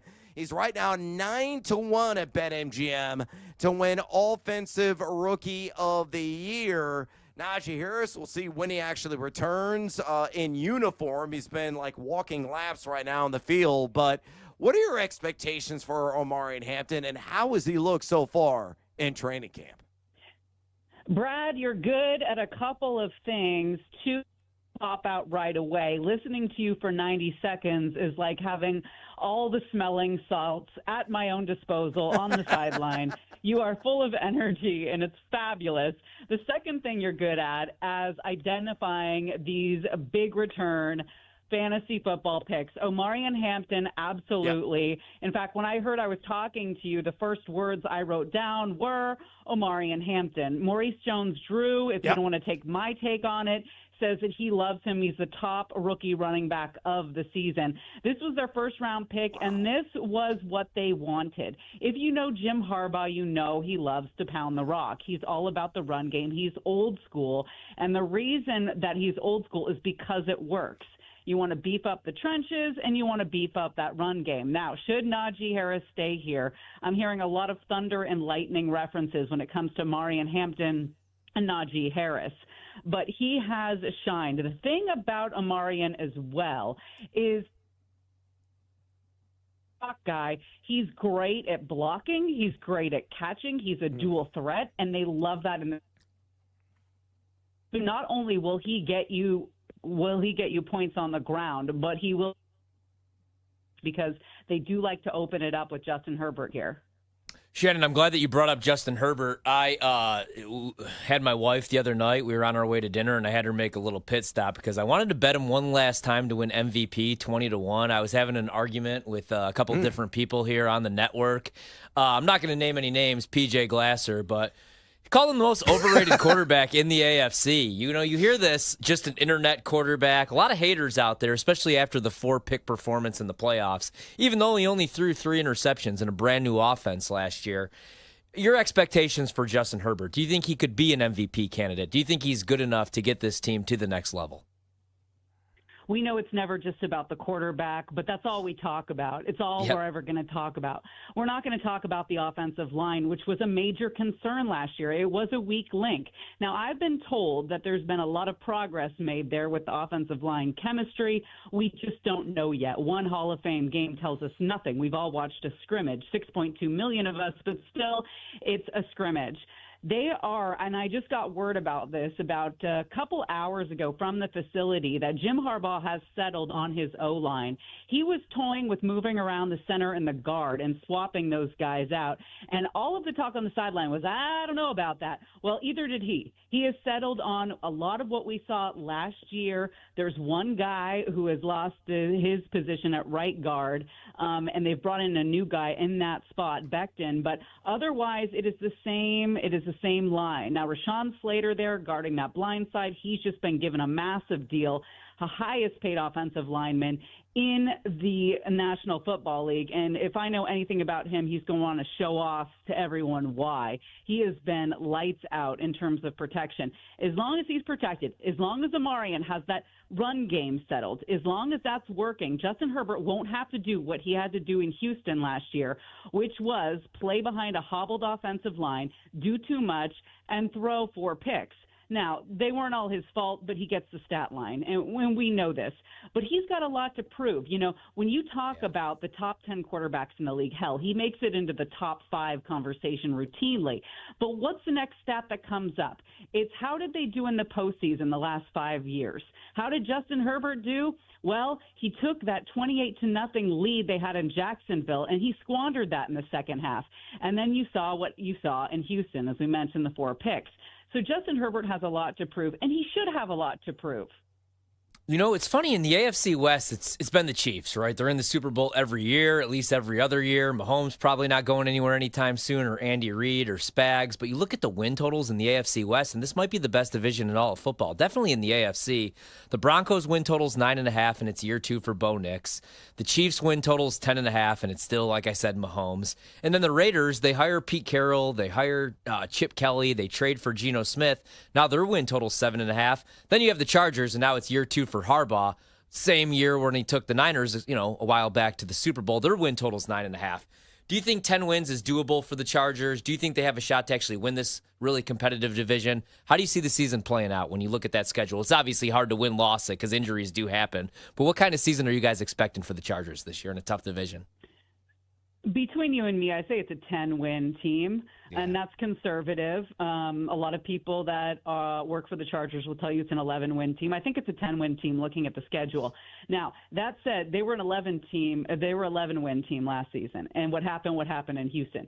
Nothing means anything. The regular season means nothing. You get into the postseason, and that's where it counts, and that's where the Chargers have struggled, and that's why Jim Harbaugh was brought in, to move them past that hump. This is a team with enough talent. You got Justin Herbert under center. You're going to get into the playoffs. But what do you do from that point?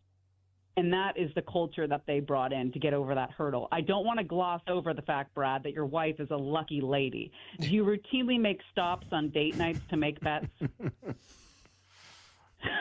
No, that's, every once in a while we do, depending where we're at. You could use the mobile apps, but we get better deals at MGM National Harbor. Got to give them a little shout out and a little plug. Yeah, the nice little plug there. And yeah, Ryan's wife is doing everybody a service by dropping them off and making some bets and probably slugging back a quick beverage, too, there at the MGM Casino. We're talking to awesome Shannon Farron right now. Yeah.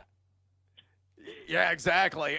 Chargers sideline reporter co-host Gary and Shannon on KFIA AM 640 on iHeartRadio. Give her a follow, would you kindly? On X at Shannon Farron. Again, on X at Shannon Farron. Shannon, among first-year pass catchers on this Chargers roster, who do you think makes a bigger statistical impact this fall? Is it going to be Trey Harris or a guy that's kind of hanging in the weeds right now, or Rondé Gadsden, who's gotten some buzz? Okay, I love Gadsden. He's big. He's the guy who's first in and first out at the facility. Jim Harbaugh has to tell him to leave. His dad played in the league. I saw him warming up with wide receivers. Now, if you guys know tight ends, you know that they're not always willing to put in the extra work. This kid does. He's built like a brick S house. And he's fast. He's got the physicality. He will block. He will punch you right in the mouth. He's got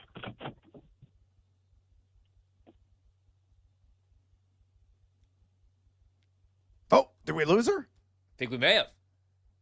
I was a little I worried. think we did. I heard dropped like the phone. a click Yeah. or something going on in the background. I think we just lost her. Hopefully Shannon's going to be A-okay. But she was buzzing about Oronde Gadsden, a guy right now, again, with those late round lottery tickets that you're essentially getting for free in fantasy football drafts. Similar to a guy like Elijah Arroyo of the Seattle Seahawks has really generated some buzz here throughout training camp. And a lot of, fantasy managers, speculators that are out there are trying to, grab straws, trying to find guys that could be these diamonds in the rough.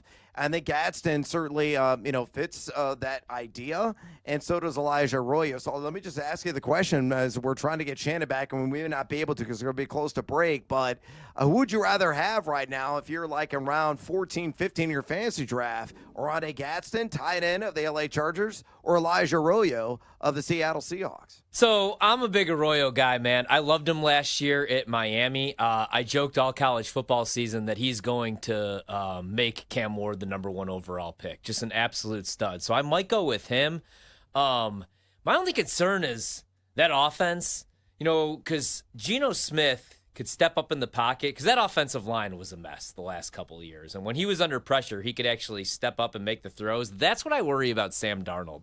As good as Darnold was last year, he had Christian Darrisaw at left tackle. He had Kevin O'Connell calling plays. But I do like Arroyo quite a bit, man. And I think there's a reason why the Seahawks took him in the second round. He was my third favorite tight end next to, obviously the two studs in Warren and Loveland. So I'd probably go with him. I think he's got a really high ceiling.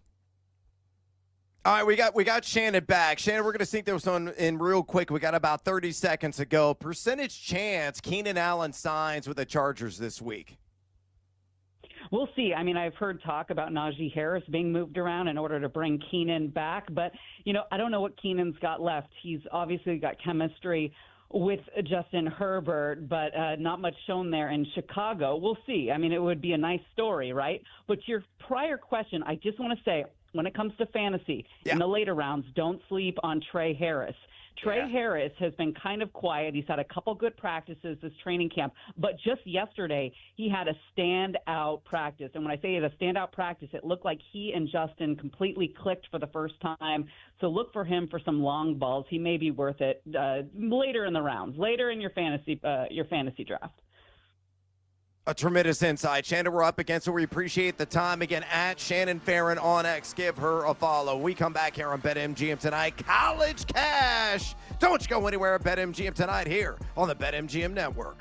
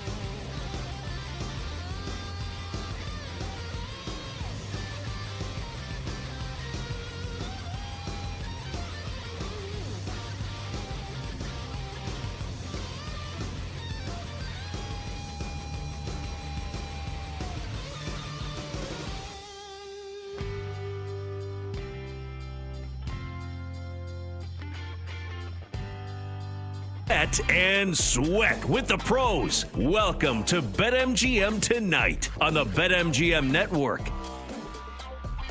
Welcome back to BetMGM Tonight. Brad, the Big Noise Evans with you. Ryan Horvat in the house on this Manic Monday edition of the show. We're going to get into another segment, College Cash, here in a minute. We're going to round out our discussion on the Big 12, which we started last week. We got one more round of teams, another 4-pack of squads. I'm going to throw them out, and Horvat's going to decide over or under on their team wins. I'm going to force him to make a pick to win this league as well. So you got to stick around for that. Also, friendly reminder, if you want to call us, and I'm shouting out to you, Tom, in Pennsylvania. He was on hold and then dropped out during our awesome interview we had with Shannon Farrington last segment, giving us some tremendous insights on the Los Angeles Chargers. Go back and listen to that interview whenever you want at your leisure with the BetMGM Tonight podcast, available on Apple Podcasts, Spotify, or wherever you get your podcasts. Subscribe now to the BetMGM Tonight podcast. But Tom and PA was on hold. If you want to call back in, or somebody else wants to call back in with your fantasy football questions or any sports betting hot takes that you may have, easy way to do so. Just pick up the phone and dial us, fools, at 833-732-3875. 833-732-3875. You can also bring the noise on X, dropping us a tweet with your question or comment via those means. Again, on X, at BetMGM Tonight. Again, on X, at BetMGM Tonight. Nick Ladoa out of the game. Michael Soraka, who the Cubs just acquired, also out of the game, both due to injuries. Still waiting on word for that. But the Cubs are up right now 2-1 in the bottom of the fourth inning as Seiya Suzuki flies out to left for the first out of that frame. Dansby Swanson with the flow. Pinky's out, as I always say when I'm describing his name. Went yard. So 2-1 Cubs as he deposited one in the left field bleachers over the Cincinnati Reds as we speak. Yankees have given up their lead. They were up 3-1. On the Rangers now 3-3. Max Fried getting touched up a little bit. Guardians up 5-3. Bottom of the seventh against the New York Mets. Boston up comfortably 7-1. Heading to the bottom of the sixth against KC. Philadelphia clobbering the O's up now 11-3. That into the bottom of the eighth. It is the top of the ninth inning. Houston up 8-2, against the Miami Marlins. San Francisco up in the top of the eighth, 4-3 with the Pittsburgh Pirates. And Detroit has already won, winning, going away 6-3 over the Minnesota Twins. Here's your update on the Diamond. But right now, we got to go to the junior circuit and get after it with another edition of College Cash. It's time for chaos. They're back now to the 30. They're down to the 20. All the Bears is out on the field. It's time for tradition. It's time to make the college cash. All right, actually, we're going to take a little time out before we get to College Cash. Let's go in and talk to Tom and PA, who called back in, 833-732-3875. Again, 833-732-3875. Tom, welcome to BetMGM Tonight. How can we help? Hey, it's great to talk to you guys. I guess I get a nice welcome back. So my topic is... My topic is I have an early first-round draft pick that I was really had my heart set on taking Puka. But with Stafford's situation with his injury, do I still do that or do I just let it slide and go for somebody else? It's a full PPR league, and I'm really wanted to rack up the points with him, but now I'm a little scared. Yeah, my 2 cents, and I'm going to get Ryan's here in a second. I have not budged Puka Nacua at all in my rankings. I still have him as the wide receiver 2, so the guy directly behind Jamar Chase in my pecking order. I think the volume is going to be there. Obviously, you worry about the physicality of him after the catch, a guy that is injury-prone. Stafford's got a wonky back. I mean, he's up there in age, in his late 30s. They're just using it, I think, the rest as a precaution. We got a month to go, man. You can get all kinds of, sessions with the physical trainer, ice baths, heats, more ice baths, more heat, loosen it up, and I think he's going to be good to go come week 1. So as it stands right now, I am not moving Puka Nacua down at all and would have supreme confidence drafting him, particularly in a PPR league where I think he is going to be a stud muffin, to say the least. Horvey, what are your thoughts on Puka Nacua? Are you at all worried about Matthew Stafford's status? No, you obviously want Stafford out there. You want him fully healthy, even at 37 years old, because you look at the backup options, and it's Jimmy Garoppolo in the year 2025. It's Stetson Bennett, Georgia legend. So you're going to need a healthy Stafford. Even with the addition of Devontae Adams at 32 years old, though, Puka is a top 4 receiver for me as well. So, no, I'm not budging. It is something that I'm going to want to monitor here for the next week or so with Matthew Stafford. But like you said, man, he's not going to play at all in the preseason regardless. McVay doesn't play his starters in the preseason. So I think he's out there close to 100% week 1. All right, there you go, Tom. We appreciate the call. Again, if you have any fantasy football questions, simple way to contact Horvat and I, you pick up the phone and dial us, fools. 833-732-3875. 833-732-3875. But from the senior circuit, the junior circuit, let's talk Big 12 teams. Again, Horvat loves, eats, breathes, sleeps college football.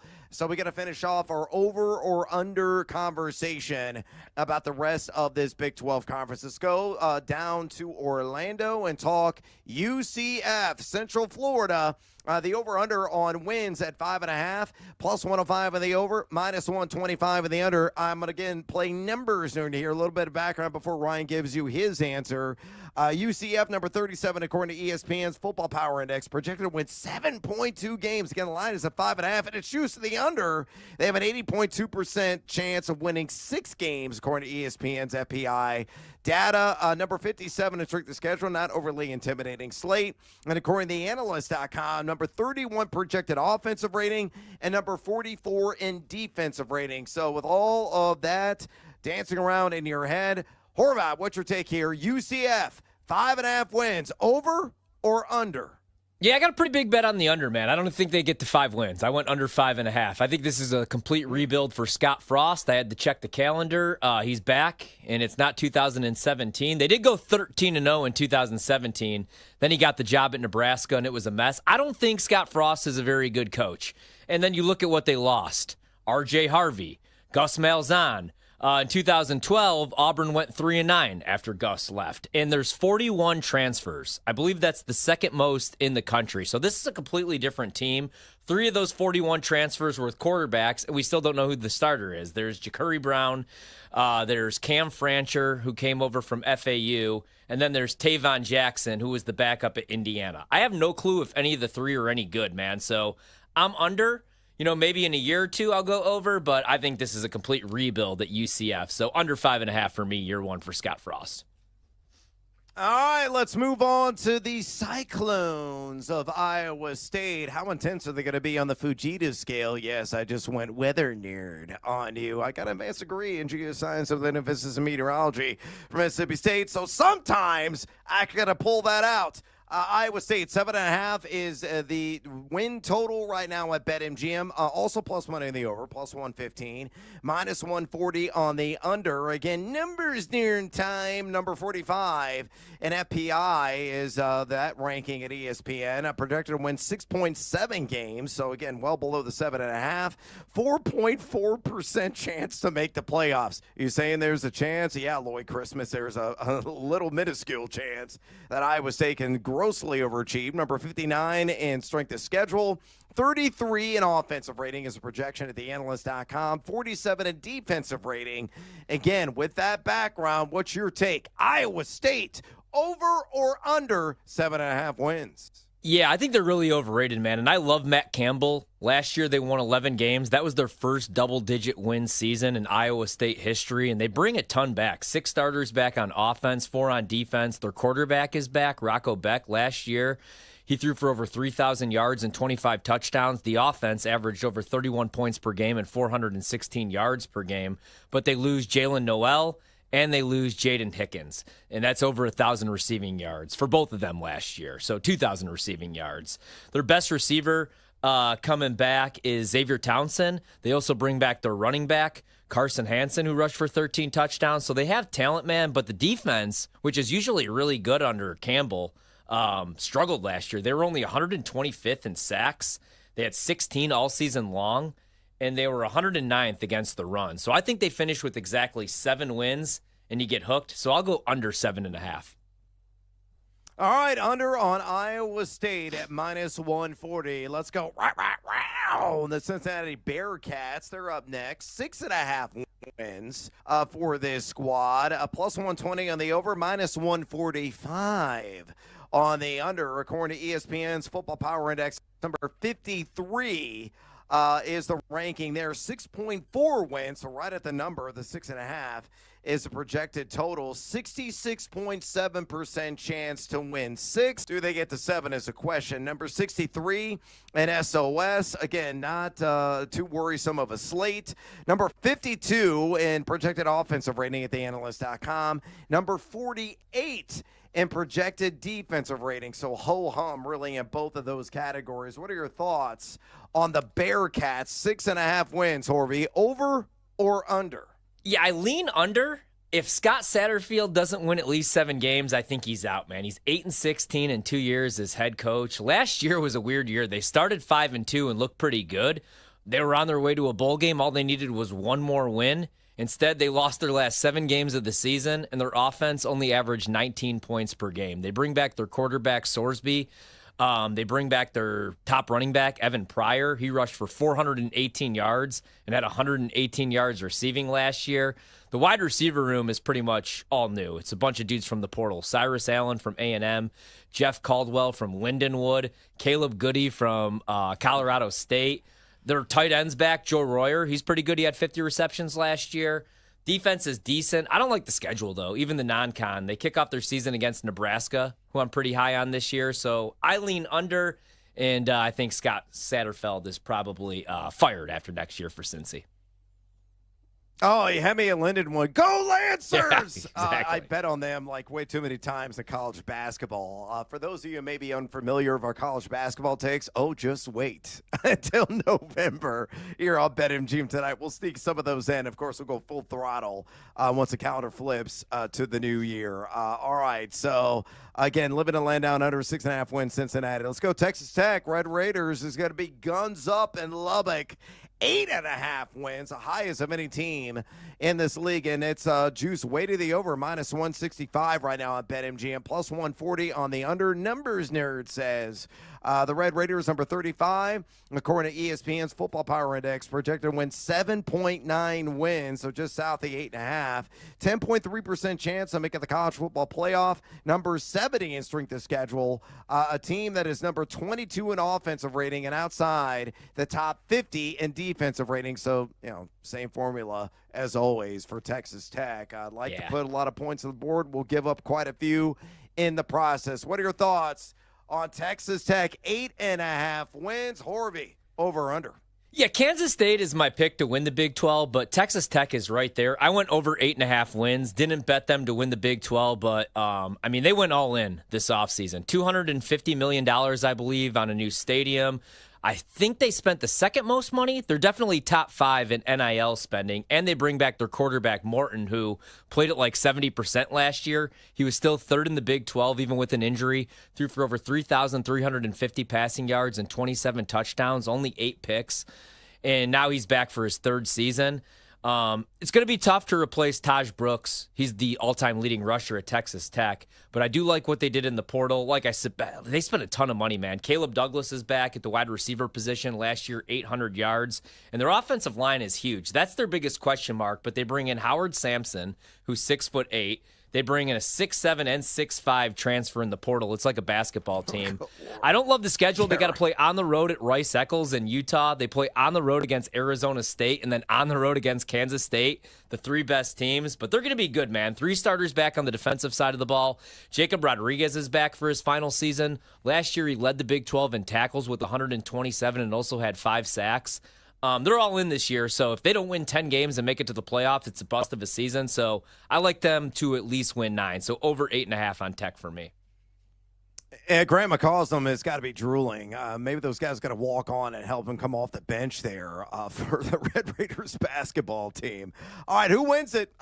Kansas State plus 250, Texas Tech plus 275, Arizona State plus 275, Utah plus 300, Baylor 4-1, TCU plus 425, everybody else 500 plus 500 or greater. So who wins the crown in the Big 12 for me? I'm going to go with Kansas State, man. I picked Kansas State. Last year, they were the favorites. They started 7-1 and then lost 3 of their last 4 games. I got hopes and dreams for them this year, and Avery Johnson 50-1 to win the Heisman. So I'll go with the Wildcats. It could be a party there in Manhattan. All right, we got to take a little siesta. We come back. Spin me around. More fantasy football chat right here on BetMGM tonight on the BetMGM Network. We're bringing the Wagertainment wherever you are. Stream the BetMGM Network live on Odyssey, iHeartRadio, or TuneIn. Open the app and listen now.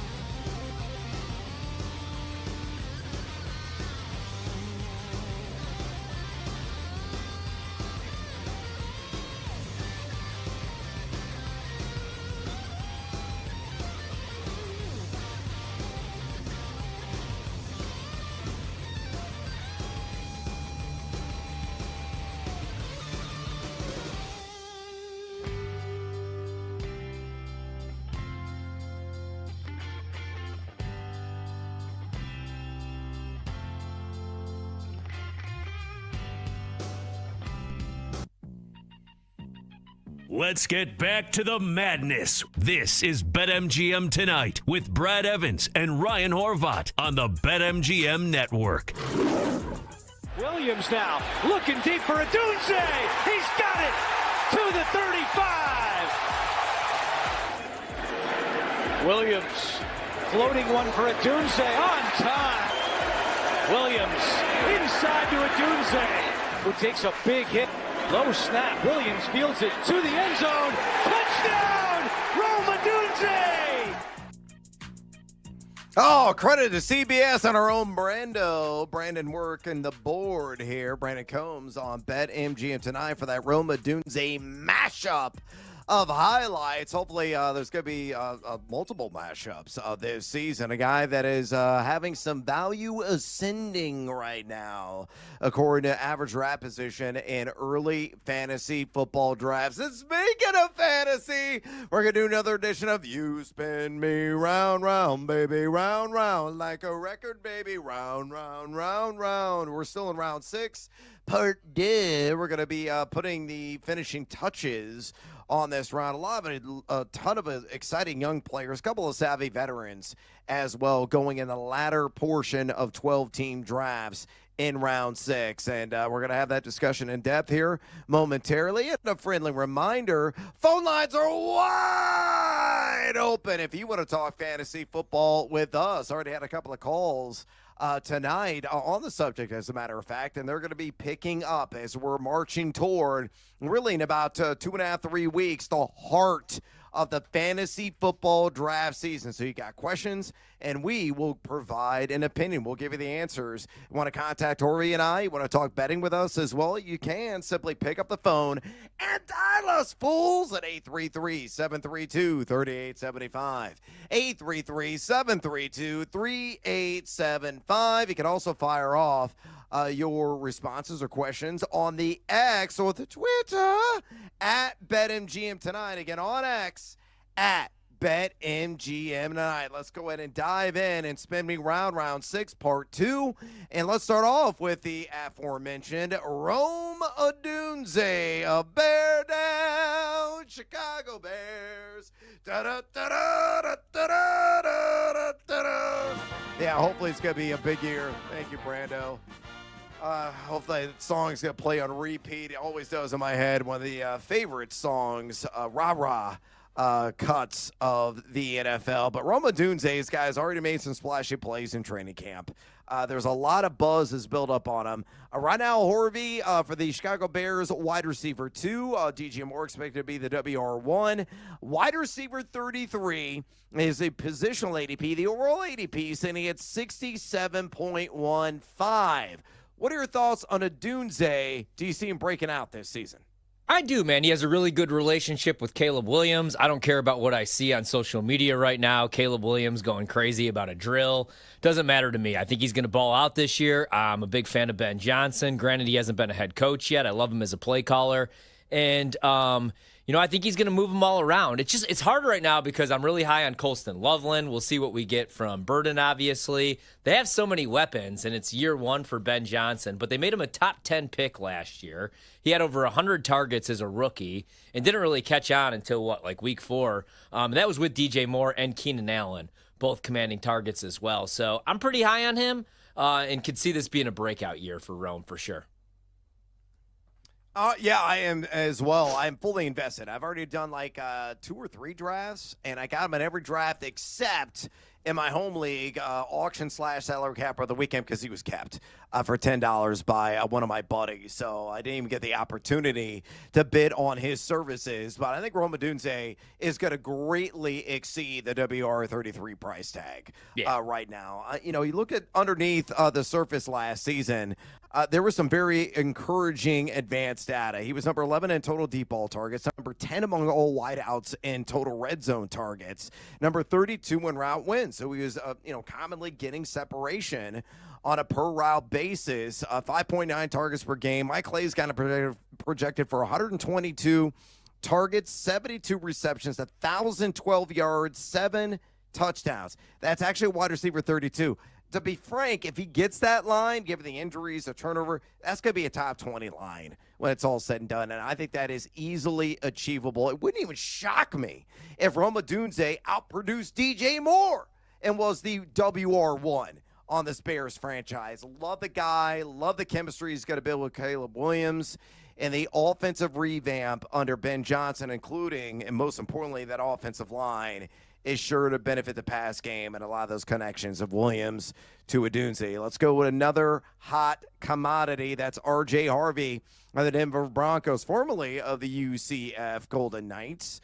Running back, a guy that can do a little bit of everything. RB24 is a positional ADP, 68.45 overall. Thoughts on R.J. Harvey? How do you see the distribution touches shaking out between him and J.K. Dobbins? It's a really good question, man. Like, J.K. Dobbins probably gets the early touches early in the season, the veteran player, but I think before it's all said and done, R.J. Harvey is the guy. And I know that Sean Payton likes to rotate his backs, and I know he's not the biggest guy. He's only 5'9", 208 pounds, but I loved him at the collegiate level, has really good vision and agility.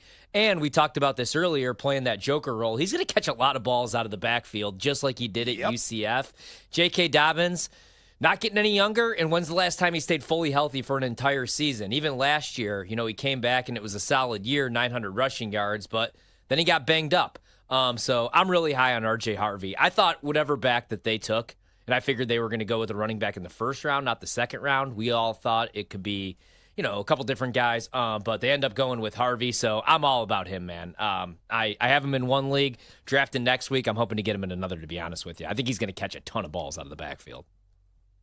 Yeah, I think it's going to be 60 at a minimum. I already said that earlier in the show, and I'm going to double down on that belief. All right, we got to take a little call right now as we got another individual with a fantasy question. Mike from Miami wants to discuss a 2-quarterback league. Mike, welcome to BetMGM tonight. Hey, guys. Love your show. Listening here on 560 every night. Just wanted an opinion. I'm picking fifth in my league in a 2-quarterback, 6 points per touchdown league on PPR. And I know the first 3 picks, because it's a friendly league, we discussed. So I think the first 3 are going to be Allen, Lamar, and most likely Jalen Hurts. So I'm slotted in the 5th pick. I wanted to get your take if I should take if I have a choice between Burrow, Daniels, or Saquon and Bijan. So what would be the best advice you guys can give me on those 4 players, and who has the most upside in getting a good ADP in that value? Yeah, that's a great question, and thanks for laying everything out and knowing the first 3 picks in the draft. Yeah. Not at all surprised it's going to be quarterback heavy, Horvat, because of a 2-quarterback league. Yep. I mean, you could debate Burrow. I think it's warranted there at pick number 4 overall, but honestly, I pivot, and I go Bijan Robinson because quarterback is extraordinarily deep, and you can go quarterback in round 2 and 3. You got your stud, your foundational piece at running back that can literally do everything. Catch balls, score touchdowns, of course, pile up the yards between the tackles. So even in a super flex 2-quarterback scenario, no, I'm not going to go quarterback at number 4 overall. I'm going to go Bijan Robinson. How about you? Yep, same thing, man. I'm going to go Bijan Robinson. Love that call. If I were going to go quarterback, as much as I love Joe Burrow and as down as I am on the Commanders this year, at least I don't think they're winning 10 games, Jaden Daniels, because of what he's going to give you with his legs. Yeah. He's going to throw over 24 touchdown passes, most likely, if Terry McLaurin does show up this year. He would be my look at quarterback, but I'm with you, man. I'm all about Bijan this year. I think he's going to have a monster year. I love him and Jahmyr Gibbs. Bet both of them to win Offensive Player of the Year. But that would be my pick. Pivot, come back around, maybe get a Bo Nix a little bit later on, or like a Kyler Murray or a Brock Purdy. So that's what I would do as well. J.J. McCarthy? J.J. McCarthy. I would pivot. I'd go Bijan as well.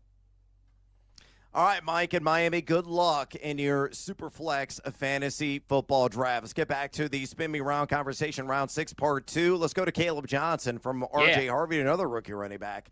Caleb Johnson, Pittsburgh, RB25, 69.95 is ADP. Thoughts on him and his split with Jaylen Warren? Yeah, so I'm hoping for a big year because I do have him in my big dynasty league. I only had one draft pick in the rookie league or the rookie round because I traded a lot of picks for Kyler Murray, unfortunately. I think he's going to replace Najee Harris as the primary early down back, and I think before it's all said and done, he's the guy. I love him, man. I loved him in Iowa. He has speed, but he likes to run you over. I love his running style. I think, and it's Arthur Smith. I think he's a perfect fit. It might not happen right away where he's the guy, but I think before it's all said and done, man, he is.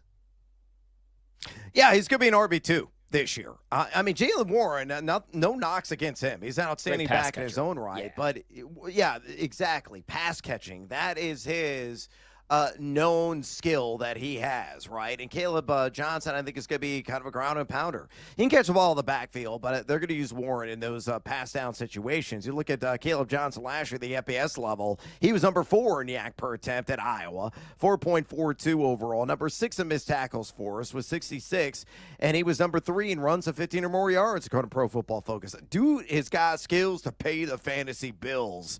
So right now you're getting him at RB25. I think he's going to finish top 20 when it's all said and done. From another rookie to another rookie. Let's go to Travis Hunter, another guy that's getting all kinds of accolades and buzz because of the duality. Of course, the defensive snaps, offensive snaps. I think it's going to be 80-20 offensive defense based on the interviews that we've gathered the information from those right here on BetMGM tonight. Wide receiver 34, 71.51 is the ADP. Thoughts on Hunter and how he fits in this Liam Cohen offense? Yeah, man, high risk, high reward, because I think that he could be like a yak god. He's going to catch a lot of screens. We just don't really know how they're going to use him. I agree. I think it's 80-20. I think he plays primarily the offensive side of the ball. I think he's wide receiver number 2, like right now where he's at on the depth chart. And I think if he plays defense, it's probably on third downs. You light him up with Tyson Campbell, they're going to play a ton of man.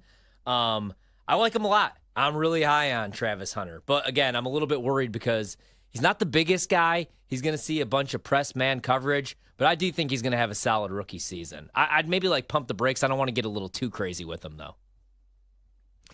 Yeah, I mean, I like him, but I think the price is right where it needs to be. He's got to be in the wide receiver 30 or the wide receiver 36 range. Don't go bonkers. Don't go ape to acquire his services. Mike Clay's got him projected for 80 catches, 967, and 6 touchdowns. He's got him at wide receiver 35. That's about right. Again, we're talking wide receiver 34 right now.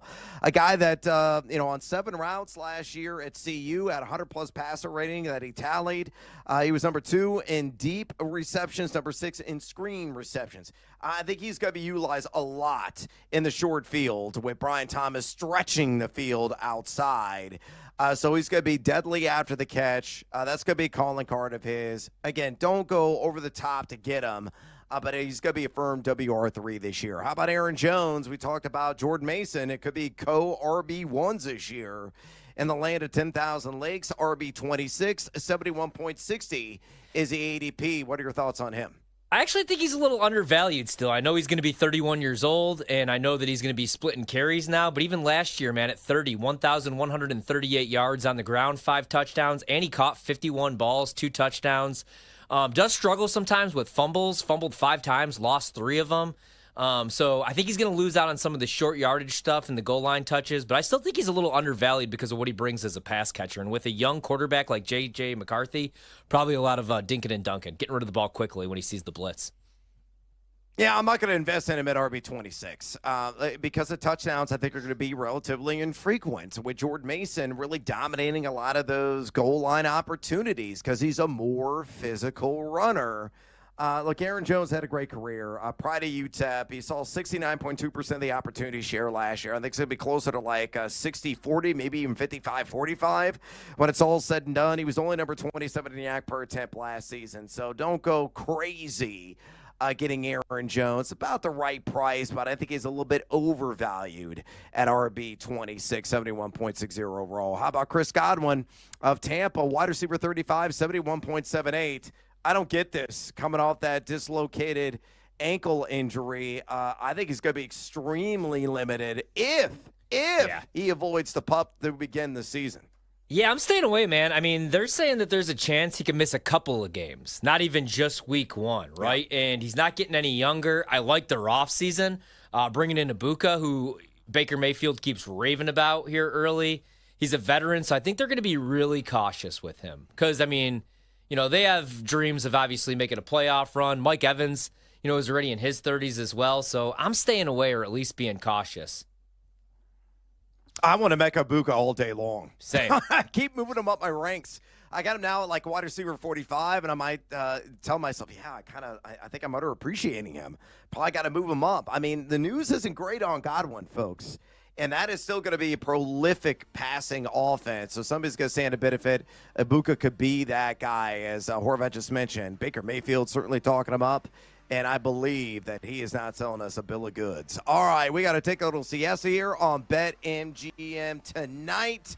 When we come back, we'll take more of your phone calls and, of course, review our cards this evening. Don't go anywhere, fools. This is BetMGM tonight on the BetMGM Network.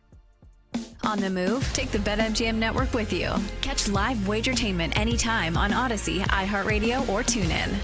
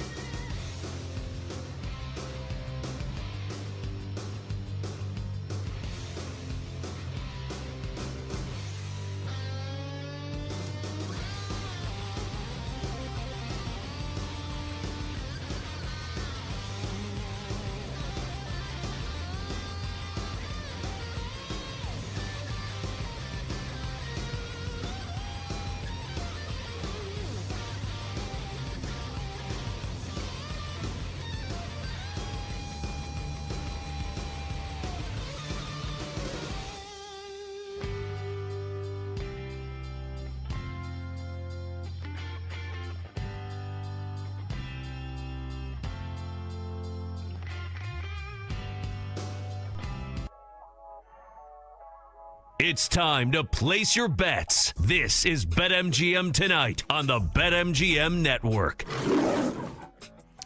Welcome back to BetMGM Tonight. Brad the Big Noise Evans with you. Ryan Horvath in the house on this Manic Monday edition of the show. We're going to be reviewing our cards here momentarily, our top 3 bets of the night. Hopefully we're making some money. On top of that as well, keeping our eyes on everything that's going on in the world of Major League Baseball. 2-2. Cubs just squandered an opportunity with Carson Kelly. Had 2 men on, but the Reds get out of it. 2-2 into the 6th inning. Another barn burner at Wrigley Field tonight. And, of course, the Brew Crew winning and winning convincingly. They already won. That's how convincing it was. 3-1 over the Atlanta Braves. Elsewhere, Detroit won 6-3 over the Minnesota Twins. Pittsburgh came back and beat San Francisco 5-4. Houston took down Miami 8-2. Philadelphia beat up on old Baltimore 13-3. Boston up 8-3 in the top of the 9th inning against the Kansas City Royals. Again, 5-5 Guardians and Mets in the bottom of the 9th there. That could go to extras. The Yankees up 5-4. Max Fried, another start in which he has struggled but does have the lead in the top of the 5th inning. As I mentioned, 2-2 into the 6th there in the Cubs-Reds game. The Toronto Blue Jays, here's a stunner. They're winning against the Colorado Pebbles. No, not remotely a stunner. 7-0. Horvath against Tanner Gordon, the pride of Champaign-Urbana, where I'm, coming from you tonight, unfortunately, not doing the locals any kind of service, to say the least. And we got a ton of the late games just underway. Angels, Rays 0-0. D-backs, Padres 0-0. And we got, of course, Dodgers and Cardinals yet to start. It doesn't go for another 20 or so minutes out there at Dodger Stadium in the city of Angels. Hey, friendly reminder, folks, if you want to talk fantasy football with us, we already had 3 calls this evening, and we appreciate you interacting with the show. Phone lines are still wide open in this segment. Simple way to contact Horvath and I, just pick up the phone and dial us, fools, at 833-732-3875. 833-732-3875. You can also hit us up on the X or the Twitter at BetMGM Tonight, where we have our pole dancing poll question of the day. And it was, I'm going to go and shut this down, asking you this. What popular round 6 youngster has the most upside in fantasy football 12-team drafts this year? Your options were Rome Odunze of the Bears at pick number 61.15 overall, R.J. Harvey of the Broncos, 68.45, Caleb Johnson of the Steelers, 69.95, or Travis Hunter of the Jags at 71.51. Officially 248 votes cast. Horvath, who led the way? I'll go Travis Hunter, the Heisman, 2-way player, a lot of hype. I'll go with him. Ooh. Believe it or not, Hunter was dead last in this poll at 22.2%. It was super tight, but he garnered the fewest amount of votes. Number 1, R.J. Harvey. Got 27%. Number 2, Roma Odunze at 26.2%. Odunze would have been my vote. And number 3, Caleb Johnson at 24.6%. Brandon Combs, work on the board here on BetMGM Tonight, chimed in, as he always does, and he says, I need to see Rome and the Bears prove it on the field first. Though, he loves them.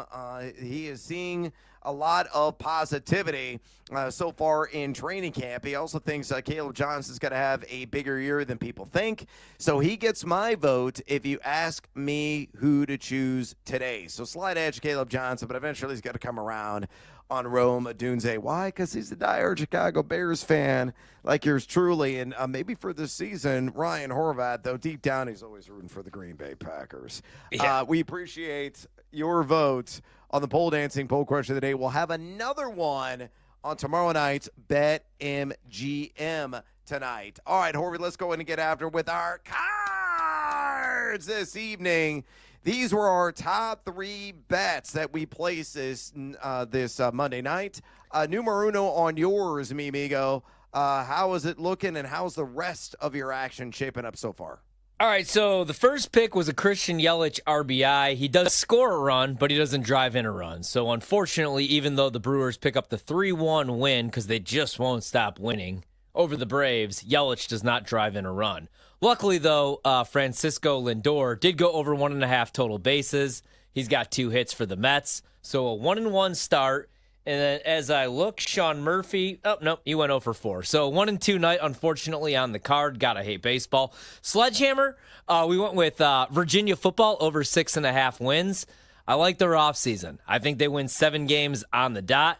Navy to make the playoff at 16-1. Last year they won 10 games. If they win 11, they can maybe sneak in. And then a John Mateer Heisman bet at 25-1. He's the quarterback from Oklahoma. He could throw for 3,000. Rush for another 1,000, score 40 touchdowns like he did last year, and he could be in the running. Some other baseball bets that I have. Kyle Farmer for the Rockies to record a hit, -145. Coming up a little bit later on, Tyler Glasnow. I went over 17.5 outs. Now that's juiced like -185, so maybe you just want to go over 6.5 Ks. And then I took the Cubs. So we'll see how that works out. Right now it's a 2-2 game in the top of the 7th. I bet them pretty big, so it would be really nice. Both selfishly for my fandom and for my wallet if the Cubs could win this game. Although top of the 7th, runner in scoring position, 1-2 count, go Cubs. Yeah, I totally agree. I may have to get a live dive of the Cubs here in a second. We're going to find out what goes down here in the top of the 7th. If somehow the Reds can score this runner who is on second right now, though there are 2 outs, the Cubs are definitely going to be drawing plus money. I'm going to dig in. And dive on a bet if that were the case. Anyway, my card tonight, numero uno for me. Brewers won, but William Contreras, he walked twice, didn't get a hit. So that did not work out for me. I had the under in Cubs-Reds. I got it at 8 early today at -110. Again, 2-2 here at the top of 7. That is looking good. Third game is yet to start. Tyler Glasnow to record the dib against the Redbirds. A +155 on that one. How about Parlay Pete? +170, Brian Bello, cash the over on 3.5 Ks, and Patrick Corbin got smashed by the Yankees and hit the under on 5.5 strikeouts. So +170, that is a winner chicken dinner. Order another bottle of rum there, Parlay Pete at the bar, and party hard. That was a nice cash in there. Let's see, my Sledgehammer special, Vladimir Guerrero to get an RBI. The Jays have 7 runs. Vladdy has scored a run, but has not knocked one in. So that, still time for him to do that. Still early on in that game, as is the end of the 3rd. Oh, wait a minute. The Blue Jays just scored 2 more. Let's find out here. Let's see in real time. Bo Bichette homered. So, no, Vladimir Guerrero did not knock in a run. All 9 have not been knocked in by Vladimir Guerrero. That's rather surprising. So, still a lot of time in the Rockies bullpen. Is Little League material. They're terrible. Had Luis Arraez 2 or more hits. He walked in his first at bat against Arizona. So there you go. That was the update on the card. We'll see how things shape up and shake out the rest of the night. The other big news that in the NFL that we did not talk about, Khalil Shakir is going to miss multiple weeks. What was an ankle injury, I believe? The Buffalo Bills. A lot of question marks at wide receiver there. Yep. They brought in Joshua Palmer. They brought in some additional guys as well to try to fill some of the vacancies on that roster. And you got Keon Coleman back. And, of course, the pair of tight ends there in Dawson Knox and Dalton Kincaid, who was a massive letdown. But Shakir, there's some doubt now about week 1. We got a month to go. He'll get a lot of therapy, a lot of rest. He'll be taped up, but there could be some limitations during the season. Does that boost any value of the other wide receivers in the stable? And if it does, who do you think stands to benefit most? Well, I'm hoping it's a tight end, man, because I'm going back all in on Dalton Kincaid, mainly because I can't get rid of him for anything in my Dynasty League. So we're back all in on Kincaid. Big Utah fans over here. So year 3 should be the year for Dalton Kincaid. No, but this Shakir injury worries me a little bit, man, because it's a high ankle sprain, too. So right now they're calling him week to week, but that's something that could linger all season long. You have this James Cook situation where he wants to get paid. I don't think that's going to go down in Buffalo, so we'll see how that ends up working out.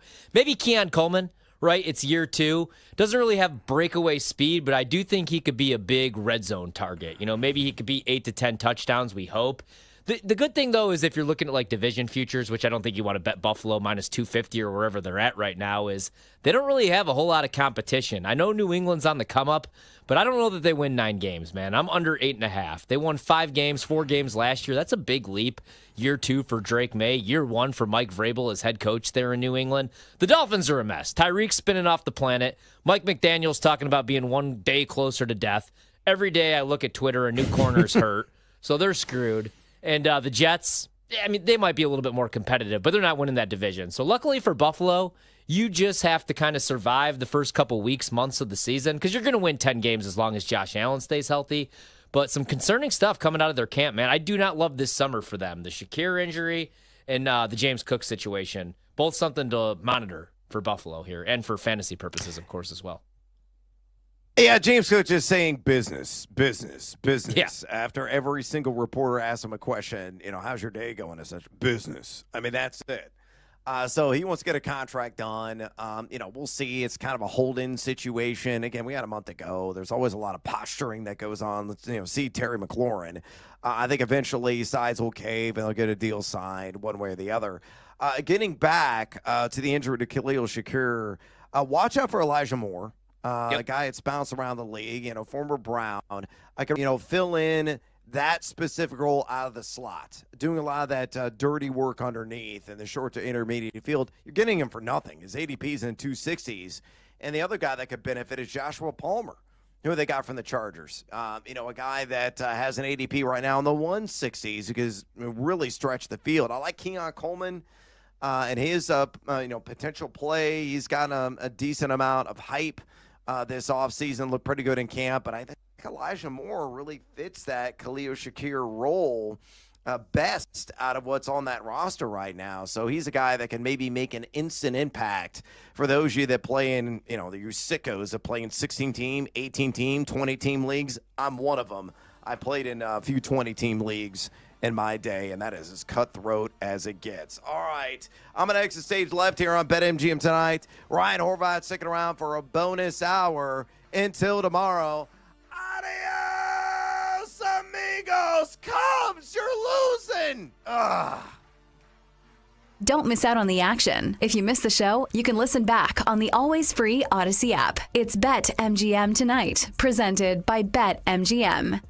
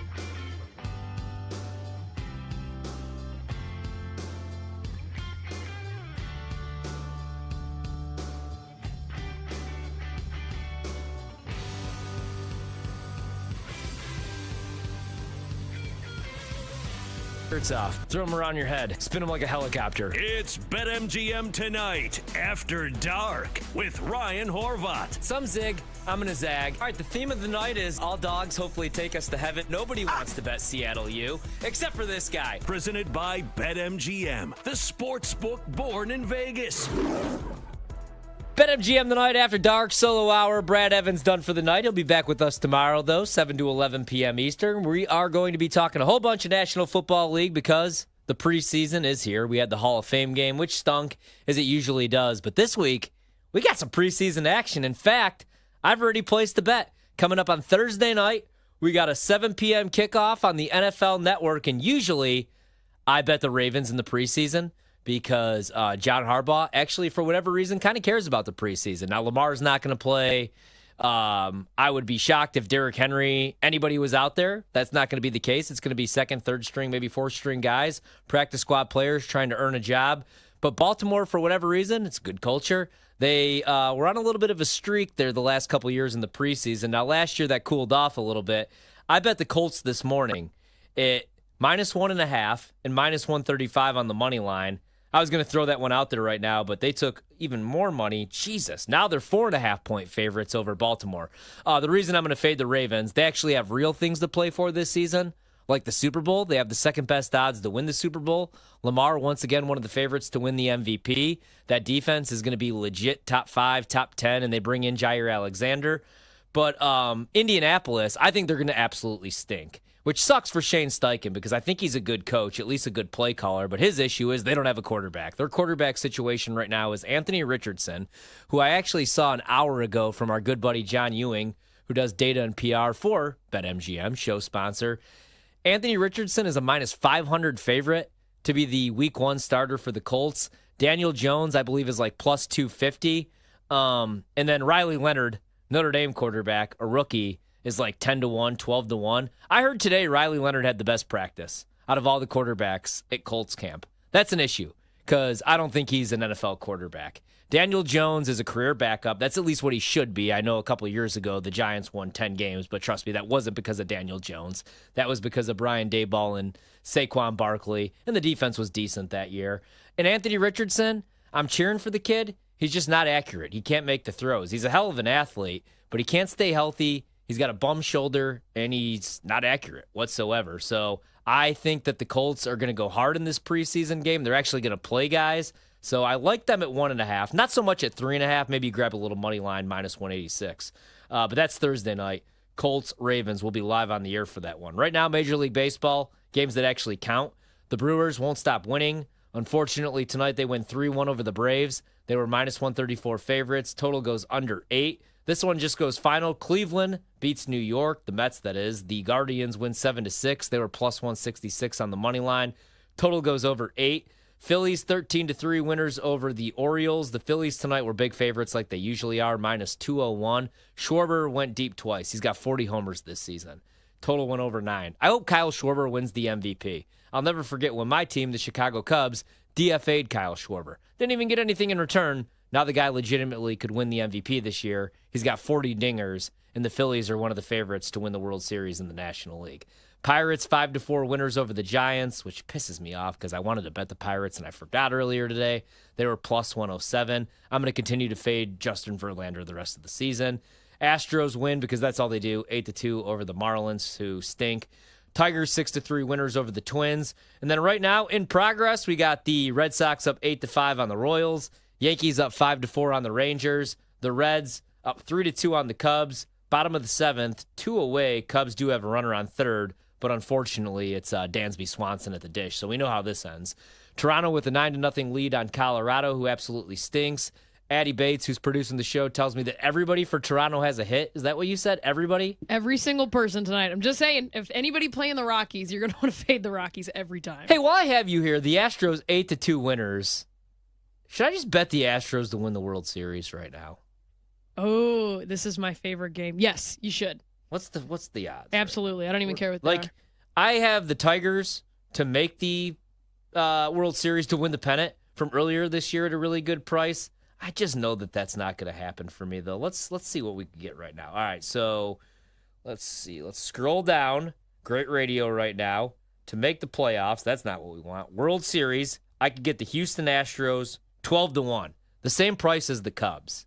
Really? Yeah, if I give you $100 of Jamie Foxx's hard-earned money, show spokesperson for BetMGM, of course, would you rather bet it on the Cubs or the Astros? Oh. See, like that's the thing. I feel like the easier path, not that there's an easier path because it's the Major League Baseball postseason, but do I really want to take a shot against the Dodgers, against the Phillies right now? Hell, the Brewers?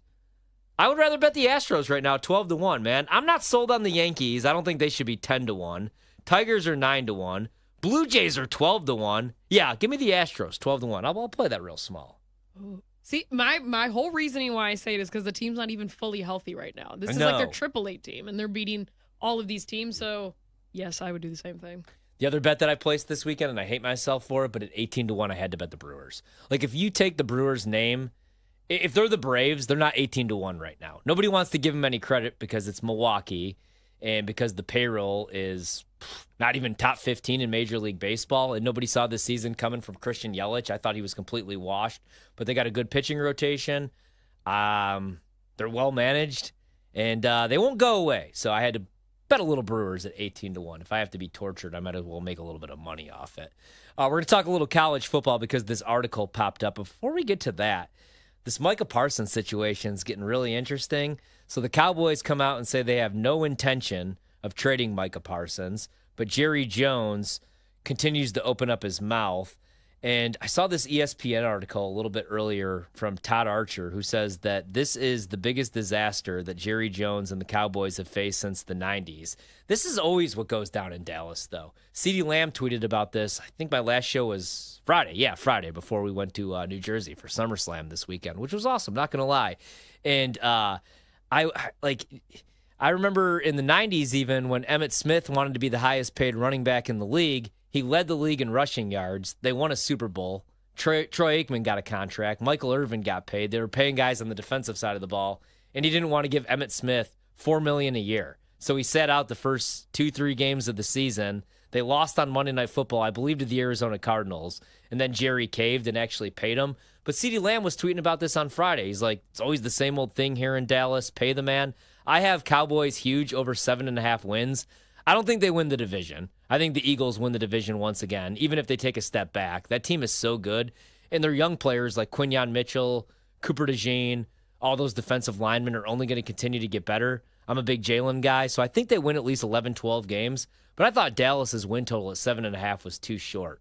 Usually if the Cowboys are hyped up coming into the year, if their win total's 10.5, 11.5, that's when I sell low. But at 7.5, I had to buy in. Dak's fully healthy, but my concern is the defensive side of the ball. Last year, like when Michael wasn't on the field, when he was beat up, they were a mess. And I already have really big issues with that secondary, even with Diggs coming back. So if they don't get a deal done here with Parsons, I'm going to hate myself for betting the Cowboys over 7.5 wins. But I like the Schottenheimer move. That's why I bet Dak to lead the league in passing, which you could still get right now, 18-1. 2 years ago when he took over as play caller, as OC, Dak led the league in touchdown passes. So I think that's a pretty good bet at 18-1. I still like the Cowboys over 7.5 wins, and I still think that Jerry Jones is going to get a deal done with Micah Parsons. I just don't know what the holdup is. The last 2 years, he's came down to the final couple weeks of the season and just missed out on Defensive Player of the Year, which is still a bet that I like as well, plus 750. I think he's going to have 14 to 16 sacks this year. And the reason I really liked that bet earlier is because I thought he was going to get motivated, or he's going to be motivated coming into the season because he was going to want to get paid a big contract. But I don't know. I think Jerry's going to have to get that deal done, or I don't think he's going to show up to work. And I think he'd be willing to miss a couple games. So hopefully that gets done in the next week. But I can't believe that it's Monday. We talked about this on Wednesday, Thursday, and Friday, and still nothing has been done. But that's just how Jerry Jones continues to do business, which is funny because he's in his 80s and says that he wants to see one more Super Bowl. But, man, if your defense is outside the top 20, you're not winning a Super Bowl. So if I was him, I would probably get that deal done. All right, this was the other thing that I wanted to talk about. College football right around the corner. Thank Christ. I've had enough baseball for a lifetime. And I saw this article pop up on my drive home, and it was 32 teams that could win the national title this year. And the reason that I laughed was I think I could make the case for 8 in college football that could actually win the title. Now, make it to the playoff, I completely understand. you can make the case for like 50 to 60 teams probably this year. There's a lot of parity with the NIL and with the transfer portal. It's not even college football anymore. It's like the minor league NFL system.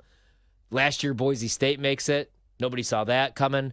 Indiana made it to the playoff. Nobody saw that coming. So to make it, that's one thing. But to actually win it, like imagine Boise State or UNLV in a national title game against a team like Georgia or Texas.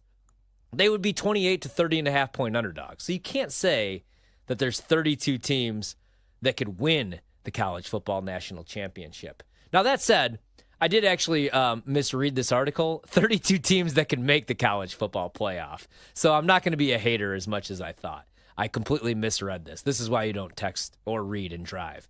Texas at number 1. I do like this. I know everybody keeps saying like Texas is too trendy. I don't understand that, though. They've been to the playoff back-to-back years. I think that Arch Manning, even if he's not good enough to be the number 1 overall pick, not good enough to be like his uncles, Peyton and Eli, I think he's a much better fit than Quinn Ewers in the Sark offense, being a dual-threat quarterback. Last year, they could have beat Ohio State. They were 1 play away. Granted, they lose that game by 2 scores, but they had the ball first and goal on the 1-yard line, and for whatever reason, they're calling pitch plays and then halfback draws when all they had to do was bring in Arch and run quarterback power 4 consecutive times, and they would have punched that thing in. So I'm pretty high on Texas. They're one of my picks to win it all. Georgia at number 2. Yes, Kirby's still the best coach in college football until proven else, otherwise. I mean, Nick Saban's gone now. You look at the other guy with multiple championship rings, and it's Kirby. The defense should be good. They only got a couple traffic violations this offseason, which is good. That's always the worry, like how many guys are going to get in trouble off the field. They have a 50% chance to make the playoff, according to ESPN's FPI. I just don't know how good Gunnar Stockton is. It was a short sample size. We saw him against Notre Dame. He was 12 of 16 passing, but only for like 71 yards. Couldn't push the ball down the field. But you could definitely make the case for Georgia every year to make the college football playoff. Ohio State at number 3. I'm kind of out on Ohio State this year. Like, can they make the playoff? Yes. I don't think that they could win it, though. They have a first-year quarterback. They lose a ton from that national championship team, including their defensive coordinator, Jim Knowles, their play caller, and Chip Kelly, and, all those guys on the defensive side of the ball. I do love Jeremiah Smith. He could be a top 5 pick. He most likely is. Probably would have been this year if he would have been able to come out, but I'm kind of out on them.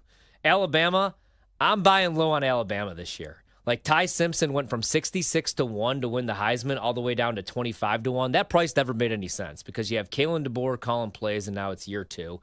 He brings back Ryan Grubb to call plays, or as the OC. The last time that they were together, they went to a national title game together at Washington. So I do like Alabama this year.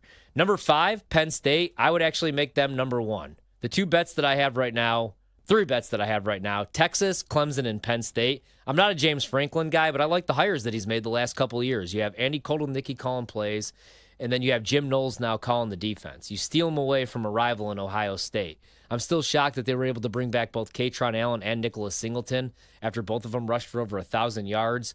You have a 5-star quarterback in Drew Aller. I know some people are out after that college football playoff stinker. And then you have a really talented defense. You lose the best pass rusher in the draft, and the defense might be even better because of Jim Knowles and because of the talent that they have. And that non-conference schedule is garbage. They played Nevada, FIU, and Villanova. And this isn't basketball season, so I do like them quite a bit. Oregon's really interesting to me this year because Dan Lanning's obviously a great coach, but can he win the big game? A couple of years ago, he couldn't beat Washington, couldn't beat Kalen DeBoer. This last year, they beat Ohio State in the regular season, but then they get absolutely smoked in the playoff. I don't know how good Dante Moore is, the quarterback. He has to replace Dylan Gabriel, who the first 10 weeks of last season looked like one of the Heisman finalists. Dante Moore, it's a short sample size. We saw him at UCLA. He was only 18 years old. He was a true freshman. And last year he sat, so he only got mop-up duty. I do think that they're going to have a top 5 offense, but it's all new pieces. Evan Stewart gets hurt. He has offseason knee surgery, so he's not going to be available. They lost a ton to the draft. It is a pretty tough schedule, but I do think that you could make the case, obviously, for Oregon to win it all. I would cut it off, though, at Clemson. I really would. I mean, Cade Klubnik is back. He had 40 touchdowns last year. You finally have wide receivers that could create separation. You don't have Phil Maffa anymore, so you have to rebuild the running back room, but that defense is going to be really good. The non-con schedule is tough, though. You kick off the season against LSU, and then November 29th, you get South Carolina, a true road game against a ranked in-state SEC team. That was Clemson's issue last year. They were 0-3 against SEC teams. Can they beat the SEC competition? Because you're going to have to do that to win a national title. But Dabo's bought in on the NIL and the transfer portal, so I like Clemson. I like Penn State. I like Texas. But I feel like you could make the case probably for 8 teams to win it. But 32 to make the playoff, yeah, I'm fine with that. I mean, there's a ton of parity this year in college football. We'll take a quick break. When we come back, more of BetMGM tonight after dark. Solo Hour, I'm Ryan Horvath here on the BetMGM Network.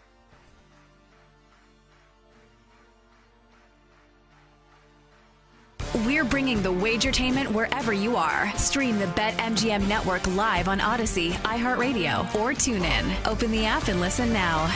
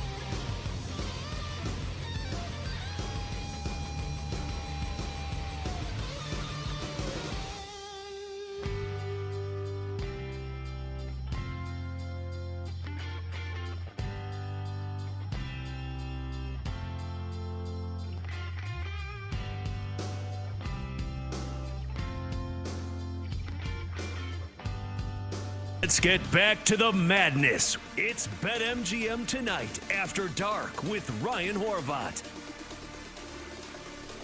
Welcome back to BetMGM Tonight. Brad the Big Noise Evans with you. Ryan Horvat in the house on this Manic Monday edition of the show. We're going to have the awesome Doug Russell join us here momentarily. Talk all things Green Bay Packers here in a second. For you fantasy football fans out there, Doug is going to provide some valuable insights ahead of your draft, so don't you touch that dial. By the way, if you want to talk fantasy football with us, simple way to do so here on BetMGM Tonight. You can contact Tori and I by picking up the phone and dial us, fools, at 833-732-3875. 833-732-3875. You can also fire off on Twitter or the X at BetMGM Tonight. Addie's producing the show this evening. She'll notify us. Grab your question or comment, and we will give you our 2 cents. So keep it coming. Bring the noise on X at BetMGM Tonight. Again, on X at BetMGM Tonight. Without further ado, let's go out to the phone lines right now and talk to Doug Russell, who is a sports director at 97.3 The Game in Milwaukee. Also, a man that you can see and hear on Packers Game Day and takes from the 1265. Make sure you follow him on X, where he's always giving it to you there at Doug Russell. Again, on X at Doug Russell. Doug, welcome back to BetMGM Tonight. Straight away from me, my man, the fantasy community is really divided on which Green Bay Packers wide receiver steps up most this season. Out of Jaden Reed, Romeo Doubs, Ontavian Wicks, and Matthew Golden, the rookie out of Texas, who do you believe leads the team in across-the-board production this season?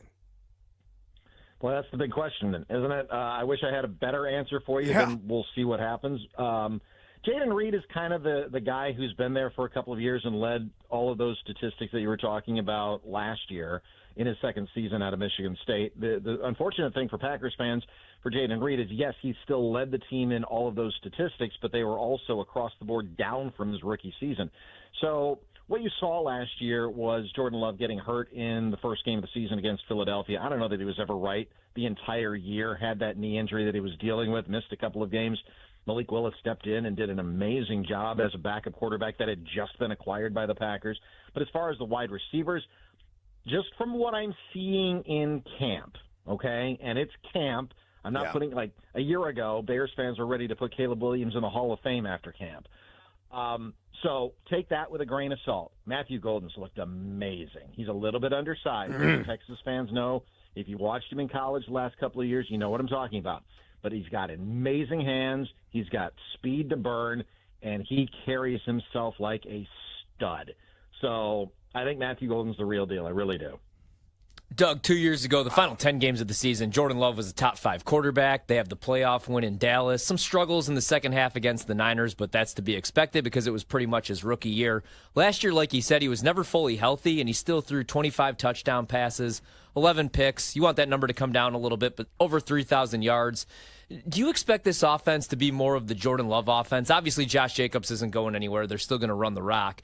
But do you expect maybe the handcuffs to come off a little bit, him to drop back 30, 35 times a game? Because I was looking at his touchdown pass prop. It's only 24.5. Again, last year he wasn't fully healthy. He threw 25. He's getting some MVP love. That number's 25-1. What kind of year are you expecting from Jordan Love if he's able to stay fully healthy?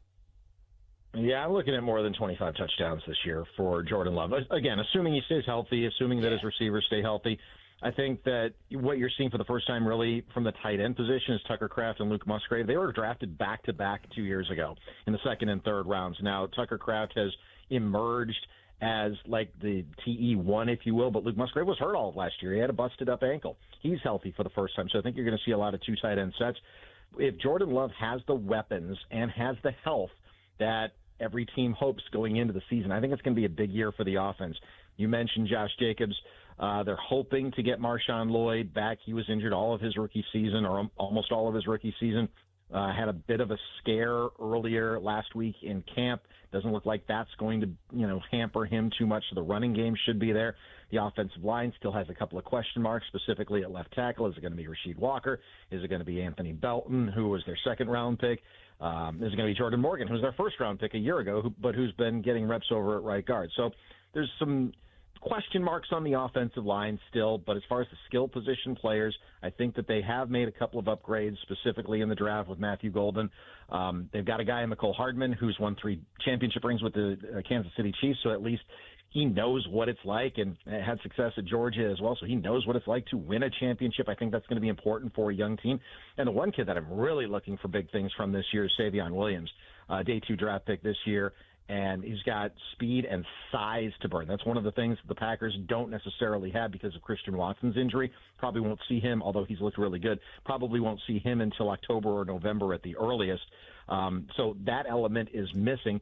But other than that, as long as everybody stays healthy, at least at the skill position players in Green Bay, I think it could be a big year for Jordan Love. Yeah, you hit on the tight ends. I know Musgrave's dealing with that groin injury, but hopefully he's healthy for week 1. I'm sorry, Tucker Kraft, that is. And then Musgrave, hopefully he could just stay healthy this year. What about the defensive side of the ball, man? I love the Jeff Hafley hire last year. The defense was obviously much better. I'm a little bit worried about the pass rush. Should be a big year, hopefully, for Van Ness or Rashawn Gary. And then the secondary. I know Nate Hobbs is dealing with an injury already. Are you concerned at all about the defense? Because I know the Packers, they're kind of like a dark horse Super Bowl contender to a lot of people in the betting space. That's my only concern, though, man. Can they generate a pass rush? Saw what the Eagles were able to do in that Super Bowl win against the Chiefs. Can Green Bay's defense finish top 15? Ooh, well, they're going to have to, because you can't have a terrible defense and go into the playoffs and think you're going to win. And that's what happened. If you want to use history as your guide, coming off a Super Bowl win, their last Super Bowl win in 2010, they were 15-1 and 1 in 2011. They had an amazing offense. It was Aaron Rodgers' first MVP season, first of his 4, but the defense was atrocious. And they got bounced in the first round by the Giants, who wound up eventually winning the Super Bowl. So you have to have a good defense when the playoffs roll around, as everybody knows. I think it's a big year for Lucas Van Ness because he was a first-round draft choice a couple of years ago, and he hasn't shown out pretty much anything in his time in Green Bay. I think he's going to be pushed by Barron Sorrell, who was a round 4 draft choice this year out of Texas. I think everybody saw, if they were watching the draft, he and Matthew Golden, their lockers, by the way, are next to each other, Texas teammates. And Barron Sorrell was there when Matthew Golden got drafted in Green Bay by the Packers, and Barron stuck around for a couple of days waiting to get drafted, and he wound up getting drafted by the Packers. I think that's going to be a steal of the draft. So Lucas Van Ness is going to be pushed at left defensive end by the rookie, which is good. He needs to be pushed. Rashawn Gary, he's a player who, if you look at his numbers, have been underwhelming, very underwhelming as far as the pass.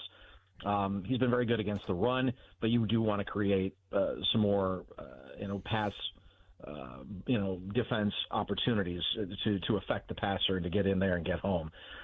Kenny Clark is Kenny Clark. He's still going to be great, even though he's entering his 10th season. But there are some question marks in the defensive secondary. Jair Alexander, not there anymore, now a member of the Baltimore Ravens. But he wasn't there much of the last couple of years anyway because of injuries, kind of fell out of favor with the coaching staff. They're trying out Bo Melton, who was a wide receiver at cornerback. He's actually looked pretty good so far. And there's one player that has just stood out like an absolute stud at safety, and that's Omar Brown. He's not going to take Evan Williams' spot. He's not going to take Xavier McKinney's spot. He's been working out at strong safety, and he's been making plays. 3 picks on family night, 5 picks overall so far through the first week and a half of training camp. I think he's going to make this team. He was on the practice squad last year, but he's been showing out as well. So there's some talent there. There's just not a lot of huge names that are on that Packers defensive, front and the starting 11. But if they can be top 15, they're going to give the offense a puncher's chance to go deep in the playoffs. We're talking to Doug Russell right now, a man that knows the Green Bay Packers inside and out. He's sports director, 97.3 The Game in Milwaukee, host of Packers Game Day and Tales to the 1265. Make sure you follow him on X, where he's always giving it to you there at Doug Russell. Again, on X, at Doug Russell. Doug, you already touched on this. Let's dig a little bit deeper. Josh Jacobs looks to be the Clydesdale once again in this backfield. A guy that earned right around 68, 69% of the opportunity share last year. How do you see the distribution and touches lining up this season? Going to be more of the same? And is Marshawn Lloyd the surefire RB2 on this Packers squad? Of course, it's going to be entirely contingent on whether or not his hamstrings stay intact. Yeah, that's the big question for Marshawn Lloyd. Like I said, he missed almost all of his rookie season. Went down there being very careful with him in training camp. The coaching staff's really high on Marshawn Lloyd, but Josh Jacobs is the man. There's no, in years past, the Packers tried to convince us that it was RB1 and RB1A when it was Aaron Jones and A.J. Dillon, and that was no, it wasn't. It was Aaron Jones. And if anybody tries to tell you that Josh Jacobs is anything other than a full 3-down back, I mean, he's the guy. They're going to work him hard, and Josh Jacobs wants the rock. Emmanuel Wilson, he went down in practice a couple of days ago as well. It doesn't look like that's too serious. I hope it's not too serious because he's shown some pretty, good burst at times, especially in the preseason when he's gotten a few more opportunities. It's not necessarily a deep running backs room, but they do have number 8 in there. And if you've got number 8 and if he can stay healthy, I think you're going to have really a good chance to have a good run-pass balance.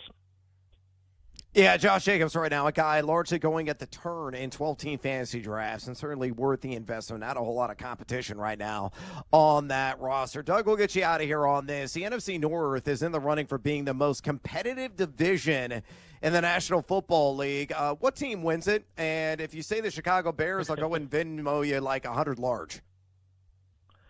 I think the Lions are still the best team in the division. I'm interested to see what J.J. McCarthy can do in Minnesota because the quarterback, as we all know, is the most important position in sports. Injured all of last year. It gave him an opportunity to absorb Kevin O'Connell's system. It gave him a chance to learn how to become a professional, which eludes a lot of rookies, not just rookie quarterbacks. The big X factor in Chicago, will Ben Johnson get what he can get out of Caleb Williams? I think the Lions are still the best team in the division. I think the Packers will come in second, probably then Minnesota, then Chicago. Chicago's on the come, though, because I really do think there's a lot of talent with the Bears. I just don't think they're quite ready yet. And the body language of Caleb Williams in camp, and again, it's just camp. I get it. But the body language is just off. And so we'll see what happens. I think it's a very good division. Listen, the Packers went 1-5 in the division last year and still made the playoffs. So that just shows you how good of a division the NFC North is. I do think it, top to bottom, is the most talented division. Does it have the best team in the division or the best team in the NFL? And talk to me after somebody knocks off Philadelphia. But it is top to bottom, I think, the most talented division in football, yes. Yeah, no doubt. It's going to be Rock'em Sock'em Robots, I think, from week 1 all the way through week 17 in the black and blue NFC North this season. Outstanding stuff from Doug Russell. A man, again, you can check him out, 97.3 The Game in Milwaukee, where he's sports director. Also hosts of Packers Game Day and Tales of the 1265. Follow him on X at Doug Russell. Doug, we appreciate the time, and we'll definitely catch up soon once the season gets underway. Looking forward to it. Thanks, Brad. Thanks, Ryan. Thanks, Doug. All right. Thanks, Doug. There he goes. Doug Russell, sports director, 97.3 The Game there in Milwaukee. Again, this is a direct quote from Doug. If you missed the interview, you can always go back and listen on the BetMGM Tonight podcast where you subscribe, download, and get your podcast. But fantasy folks, hold on to something. His quote about Matthew Golden, Doug Russell said, quote, carries himself like a stud. End quote. That makes my heart go pitter-pat because he's dirt cheap, and I think he is far and away the best wide receiver on this roster, and so far showing up, showing out in training camp, Brian. Yep, think he's going to ball out this year, man. I think there's a good chance he's wide receiver number 1. That's what's so hard to, kind of figure out with this Green Bay wide receiver room, though, right? Like 1 week it could be Romeo Doubs. I'm hearing Christian Watson looks great. You can't record injured players at practice, but he might be back sooner rather than later, maybe like week 12, week 13. I didn't think we would see him this year. Jaden Reed, he needs a bigger role. I like him a lot, but I think Matthew Golden is going to be that guy. And by the way, 2 touchdowns in the preseason. You can still get it right now, plus 700. He's going to play, and he's going to get the targets. He's going to be the burner. I like Matthew Golden a lot. Fantasy, and I like that prop bet as well. Yeah, keep him in mind. All right, we got to take a little CS here on BetMGM tonight. We come back. Buy or BS? We'll explain. This is BetMGM tonight on the BetMGM Network.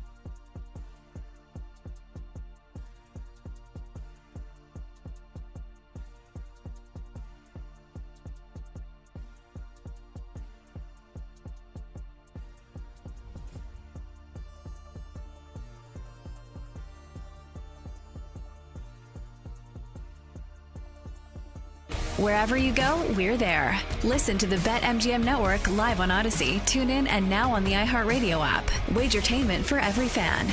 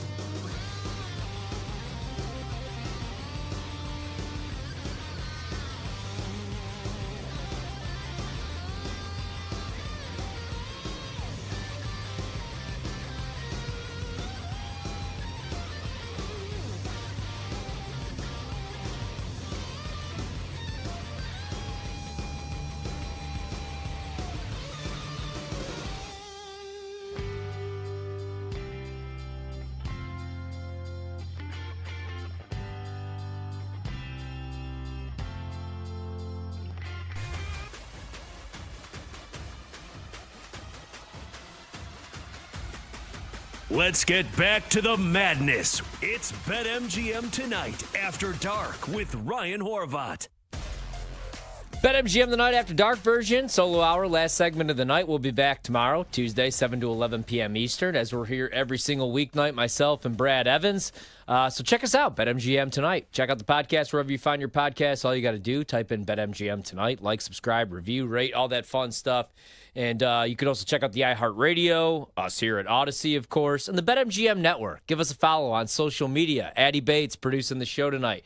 Brandon Combs running the board. Tomorrow he'll be producing the show. Whole lot going on behind the scenes right now over at BetMGM. I'm just happy that we're here in the beautiful BetMGM Tonight studios where we got chunks of the ceiling just missing and some crazy-ass air just coming right into our lungs, which is always great. Although it is, a little warmer, which is good. I'm not going to lie. What happened to me, I'm a little rattled.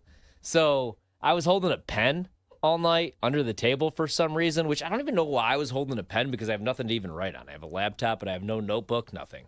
And I noticed during the commercial break when I went upstairs really quick that there was like this crap all over me, this ink, and my pen exploded. And I was like, okay, got on my hands, didn't get on my clothes, so that's good. But I ran up to the bathroom and I looked in the mirror and it was all over my face. It took the entire 5 minutes. How did it get on your face? In your mouth? So, I kept, doing this during the show, which is, I need to stop doing that. Ink over there. I'm used to just doing radio, except for the last 4 years. I really don't have any excuses anymore because I used to just do radio, which was awesome because I did morning radio, so most of the time, 4 a.m., 4:30, I would just roll out of bed, sometimes wear pajamas. Nobody had any clue. But now you got Wagertainment. Yeah, now everybody's, on Twitch and on YouTube and all the social media clips. So even if they're not tuning in on Twitch or on YouTube, maybe they're just checking out the podcast or listening on one of the great stations that carry us, like 670 The Score when the Cubs aren't playing, which they just went final. They lost again 3-2. I know we're not a Cubs show, but sometimes I wish we were, or I wish this was a Chicago radio station, because I would love to take calls right now and just bitch about Jed Hoyer and how big of an idiot he is and how he really has done nothing. I give him no credit for the Kyle Tucker trade until Tucker actually signs in Chicago. And if I were a betting man, which luckily I am, it's BetMGM Tonight, I would say there's absolutely no chance that he re-signs in Chicago. I don't give him any credit for the PCA deal because none of the other deals for trading away an entire World Series roster, granted, everybody regressed. PCA is the only guy that actually worked out. These deadline deals, you already got guys falling apart. You look at the moves that a team like the Phillies made. And I heard people well, the Dodgers didn't do anything. Well, the Dodgers have everybody. They just have to get healthy arms back. The Brewers didn't have to make any moves. I mean, they probably could have added a Suarez. Adding another bat for the Brewers, I would feel really good about an 18-1 World Series ticket. But the Brewers didn't really have to do a whole lot because right now they have a 2-game lead in the division. That team is damn good. They're not getting enough credit.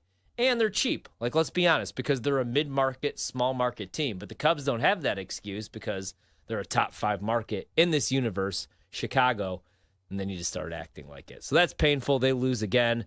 Go figure, the Brewers win again, 3-1. Bad part about that was I actually bet against the Brewers, thinking that was a stinky number.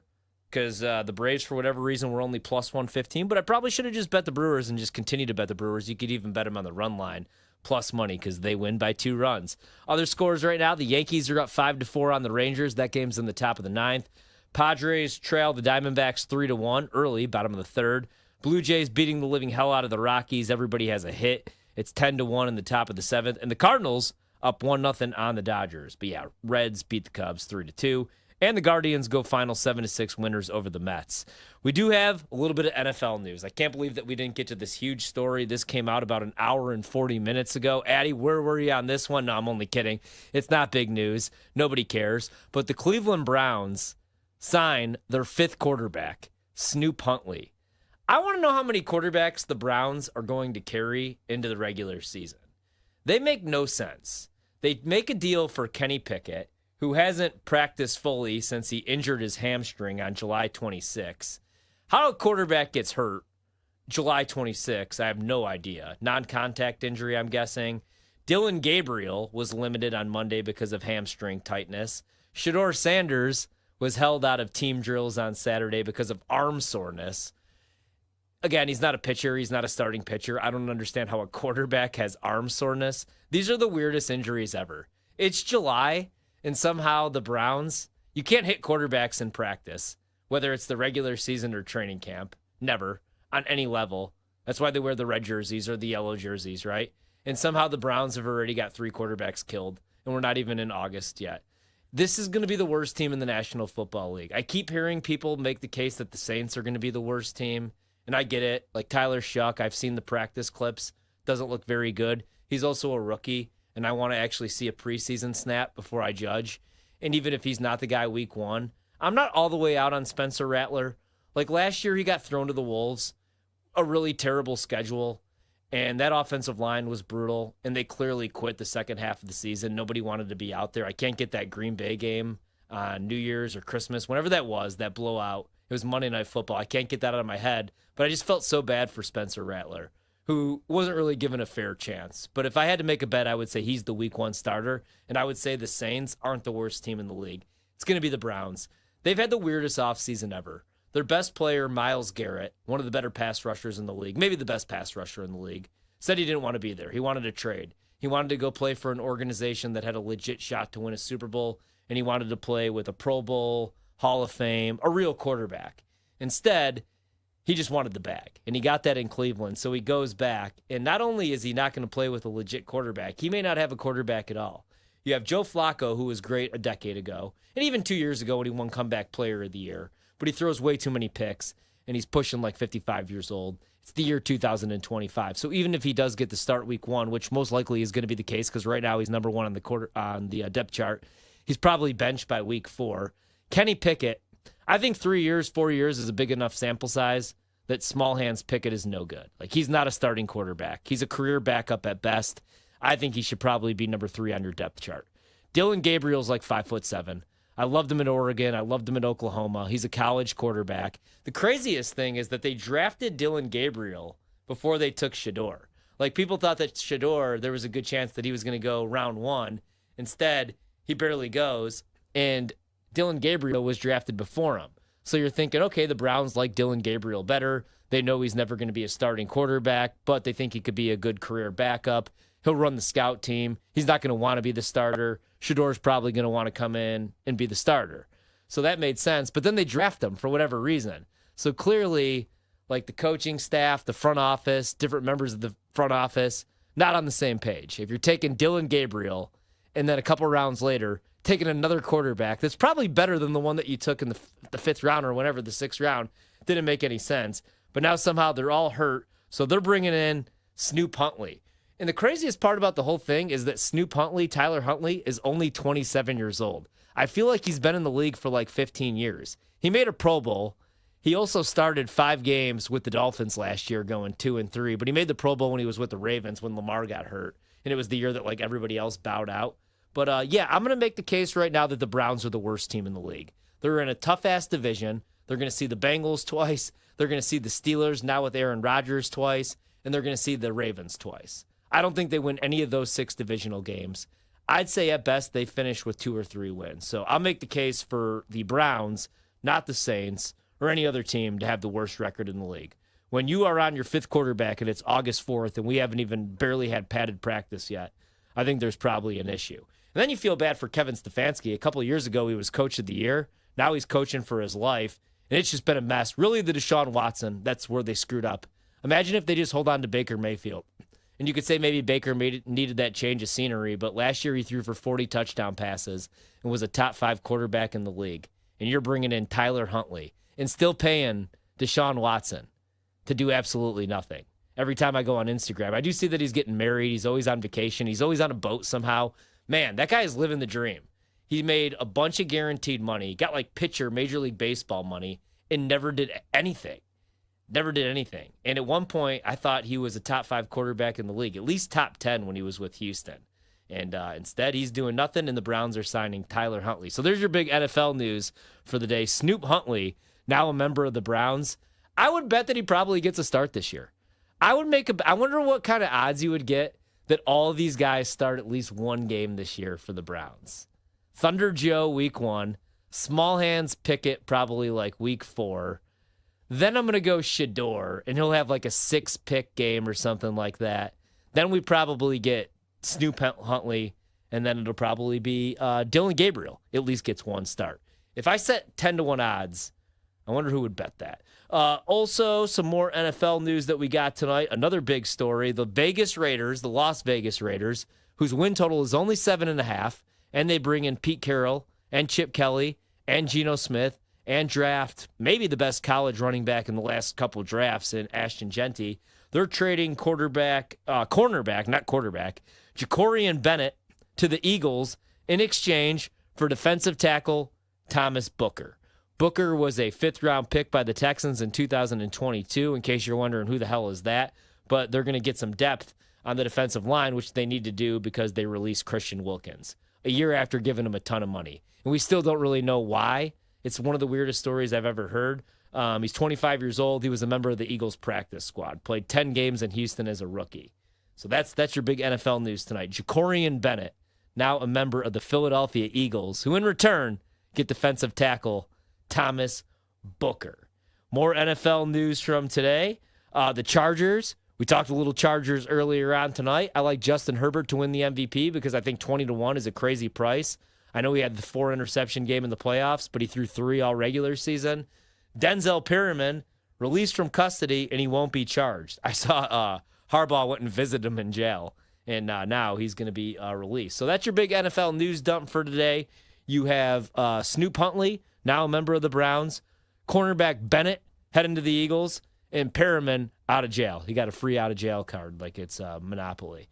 Right now, Major League Baseball, Rangers tied things up with the Yankees at 5, and somehow the Blue Jays continue to score runs. It's now 14-1 over the Rockies. You can get the Rockies right now 25-1 if you want to make a bet. We're back tomorrow night, 7 to 11 p.m. Eastern. Myself, Brad Evans, talking fantasy football, Major League Baseball, and Kardashians.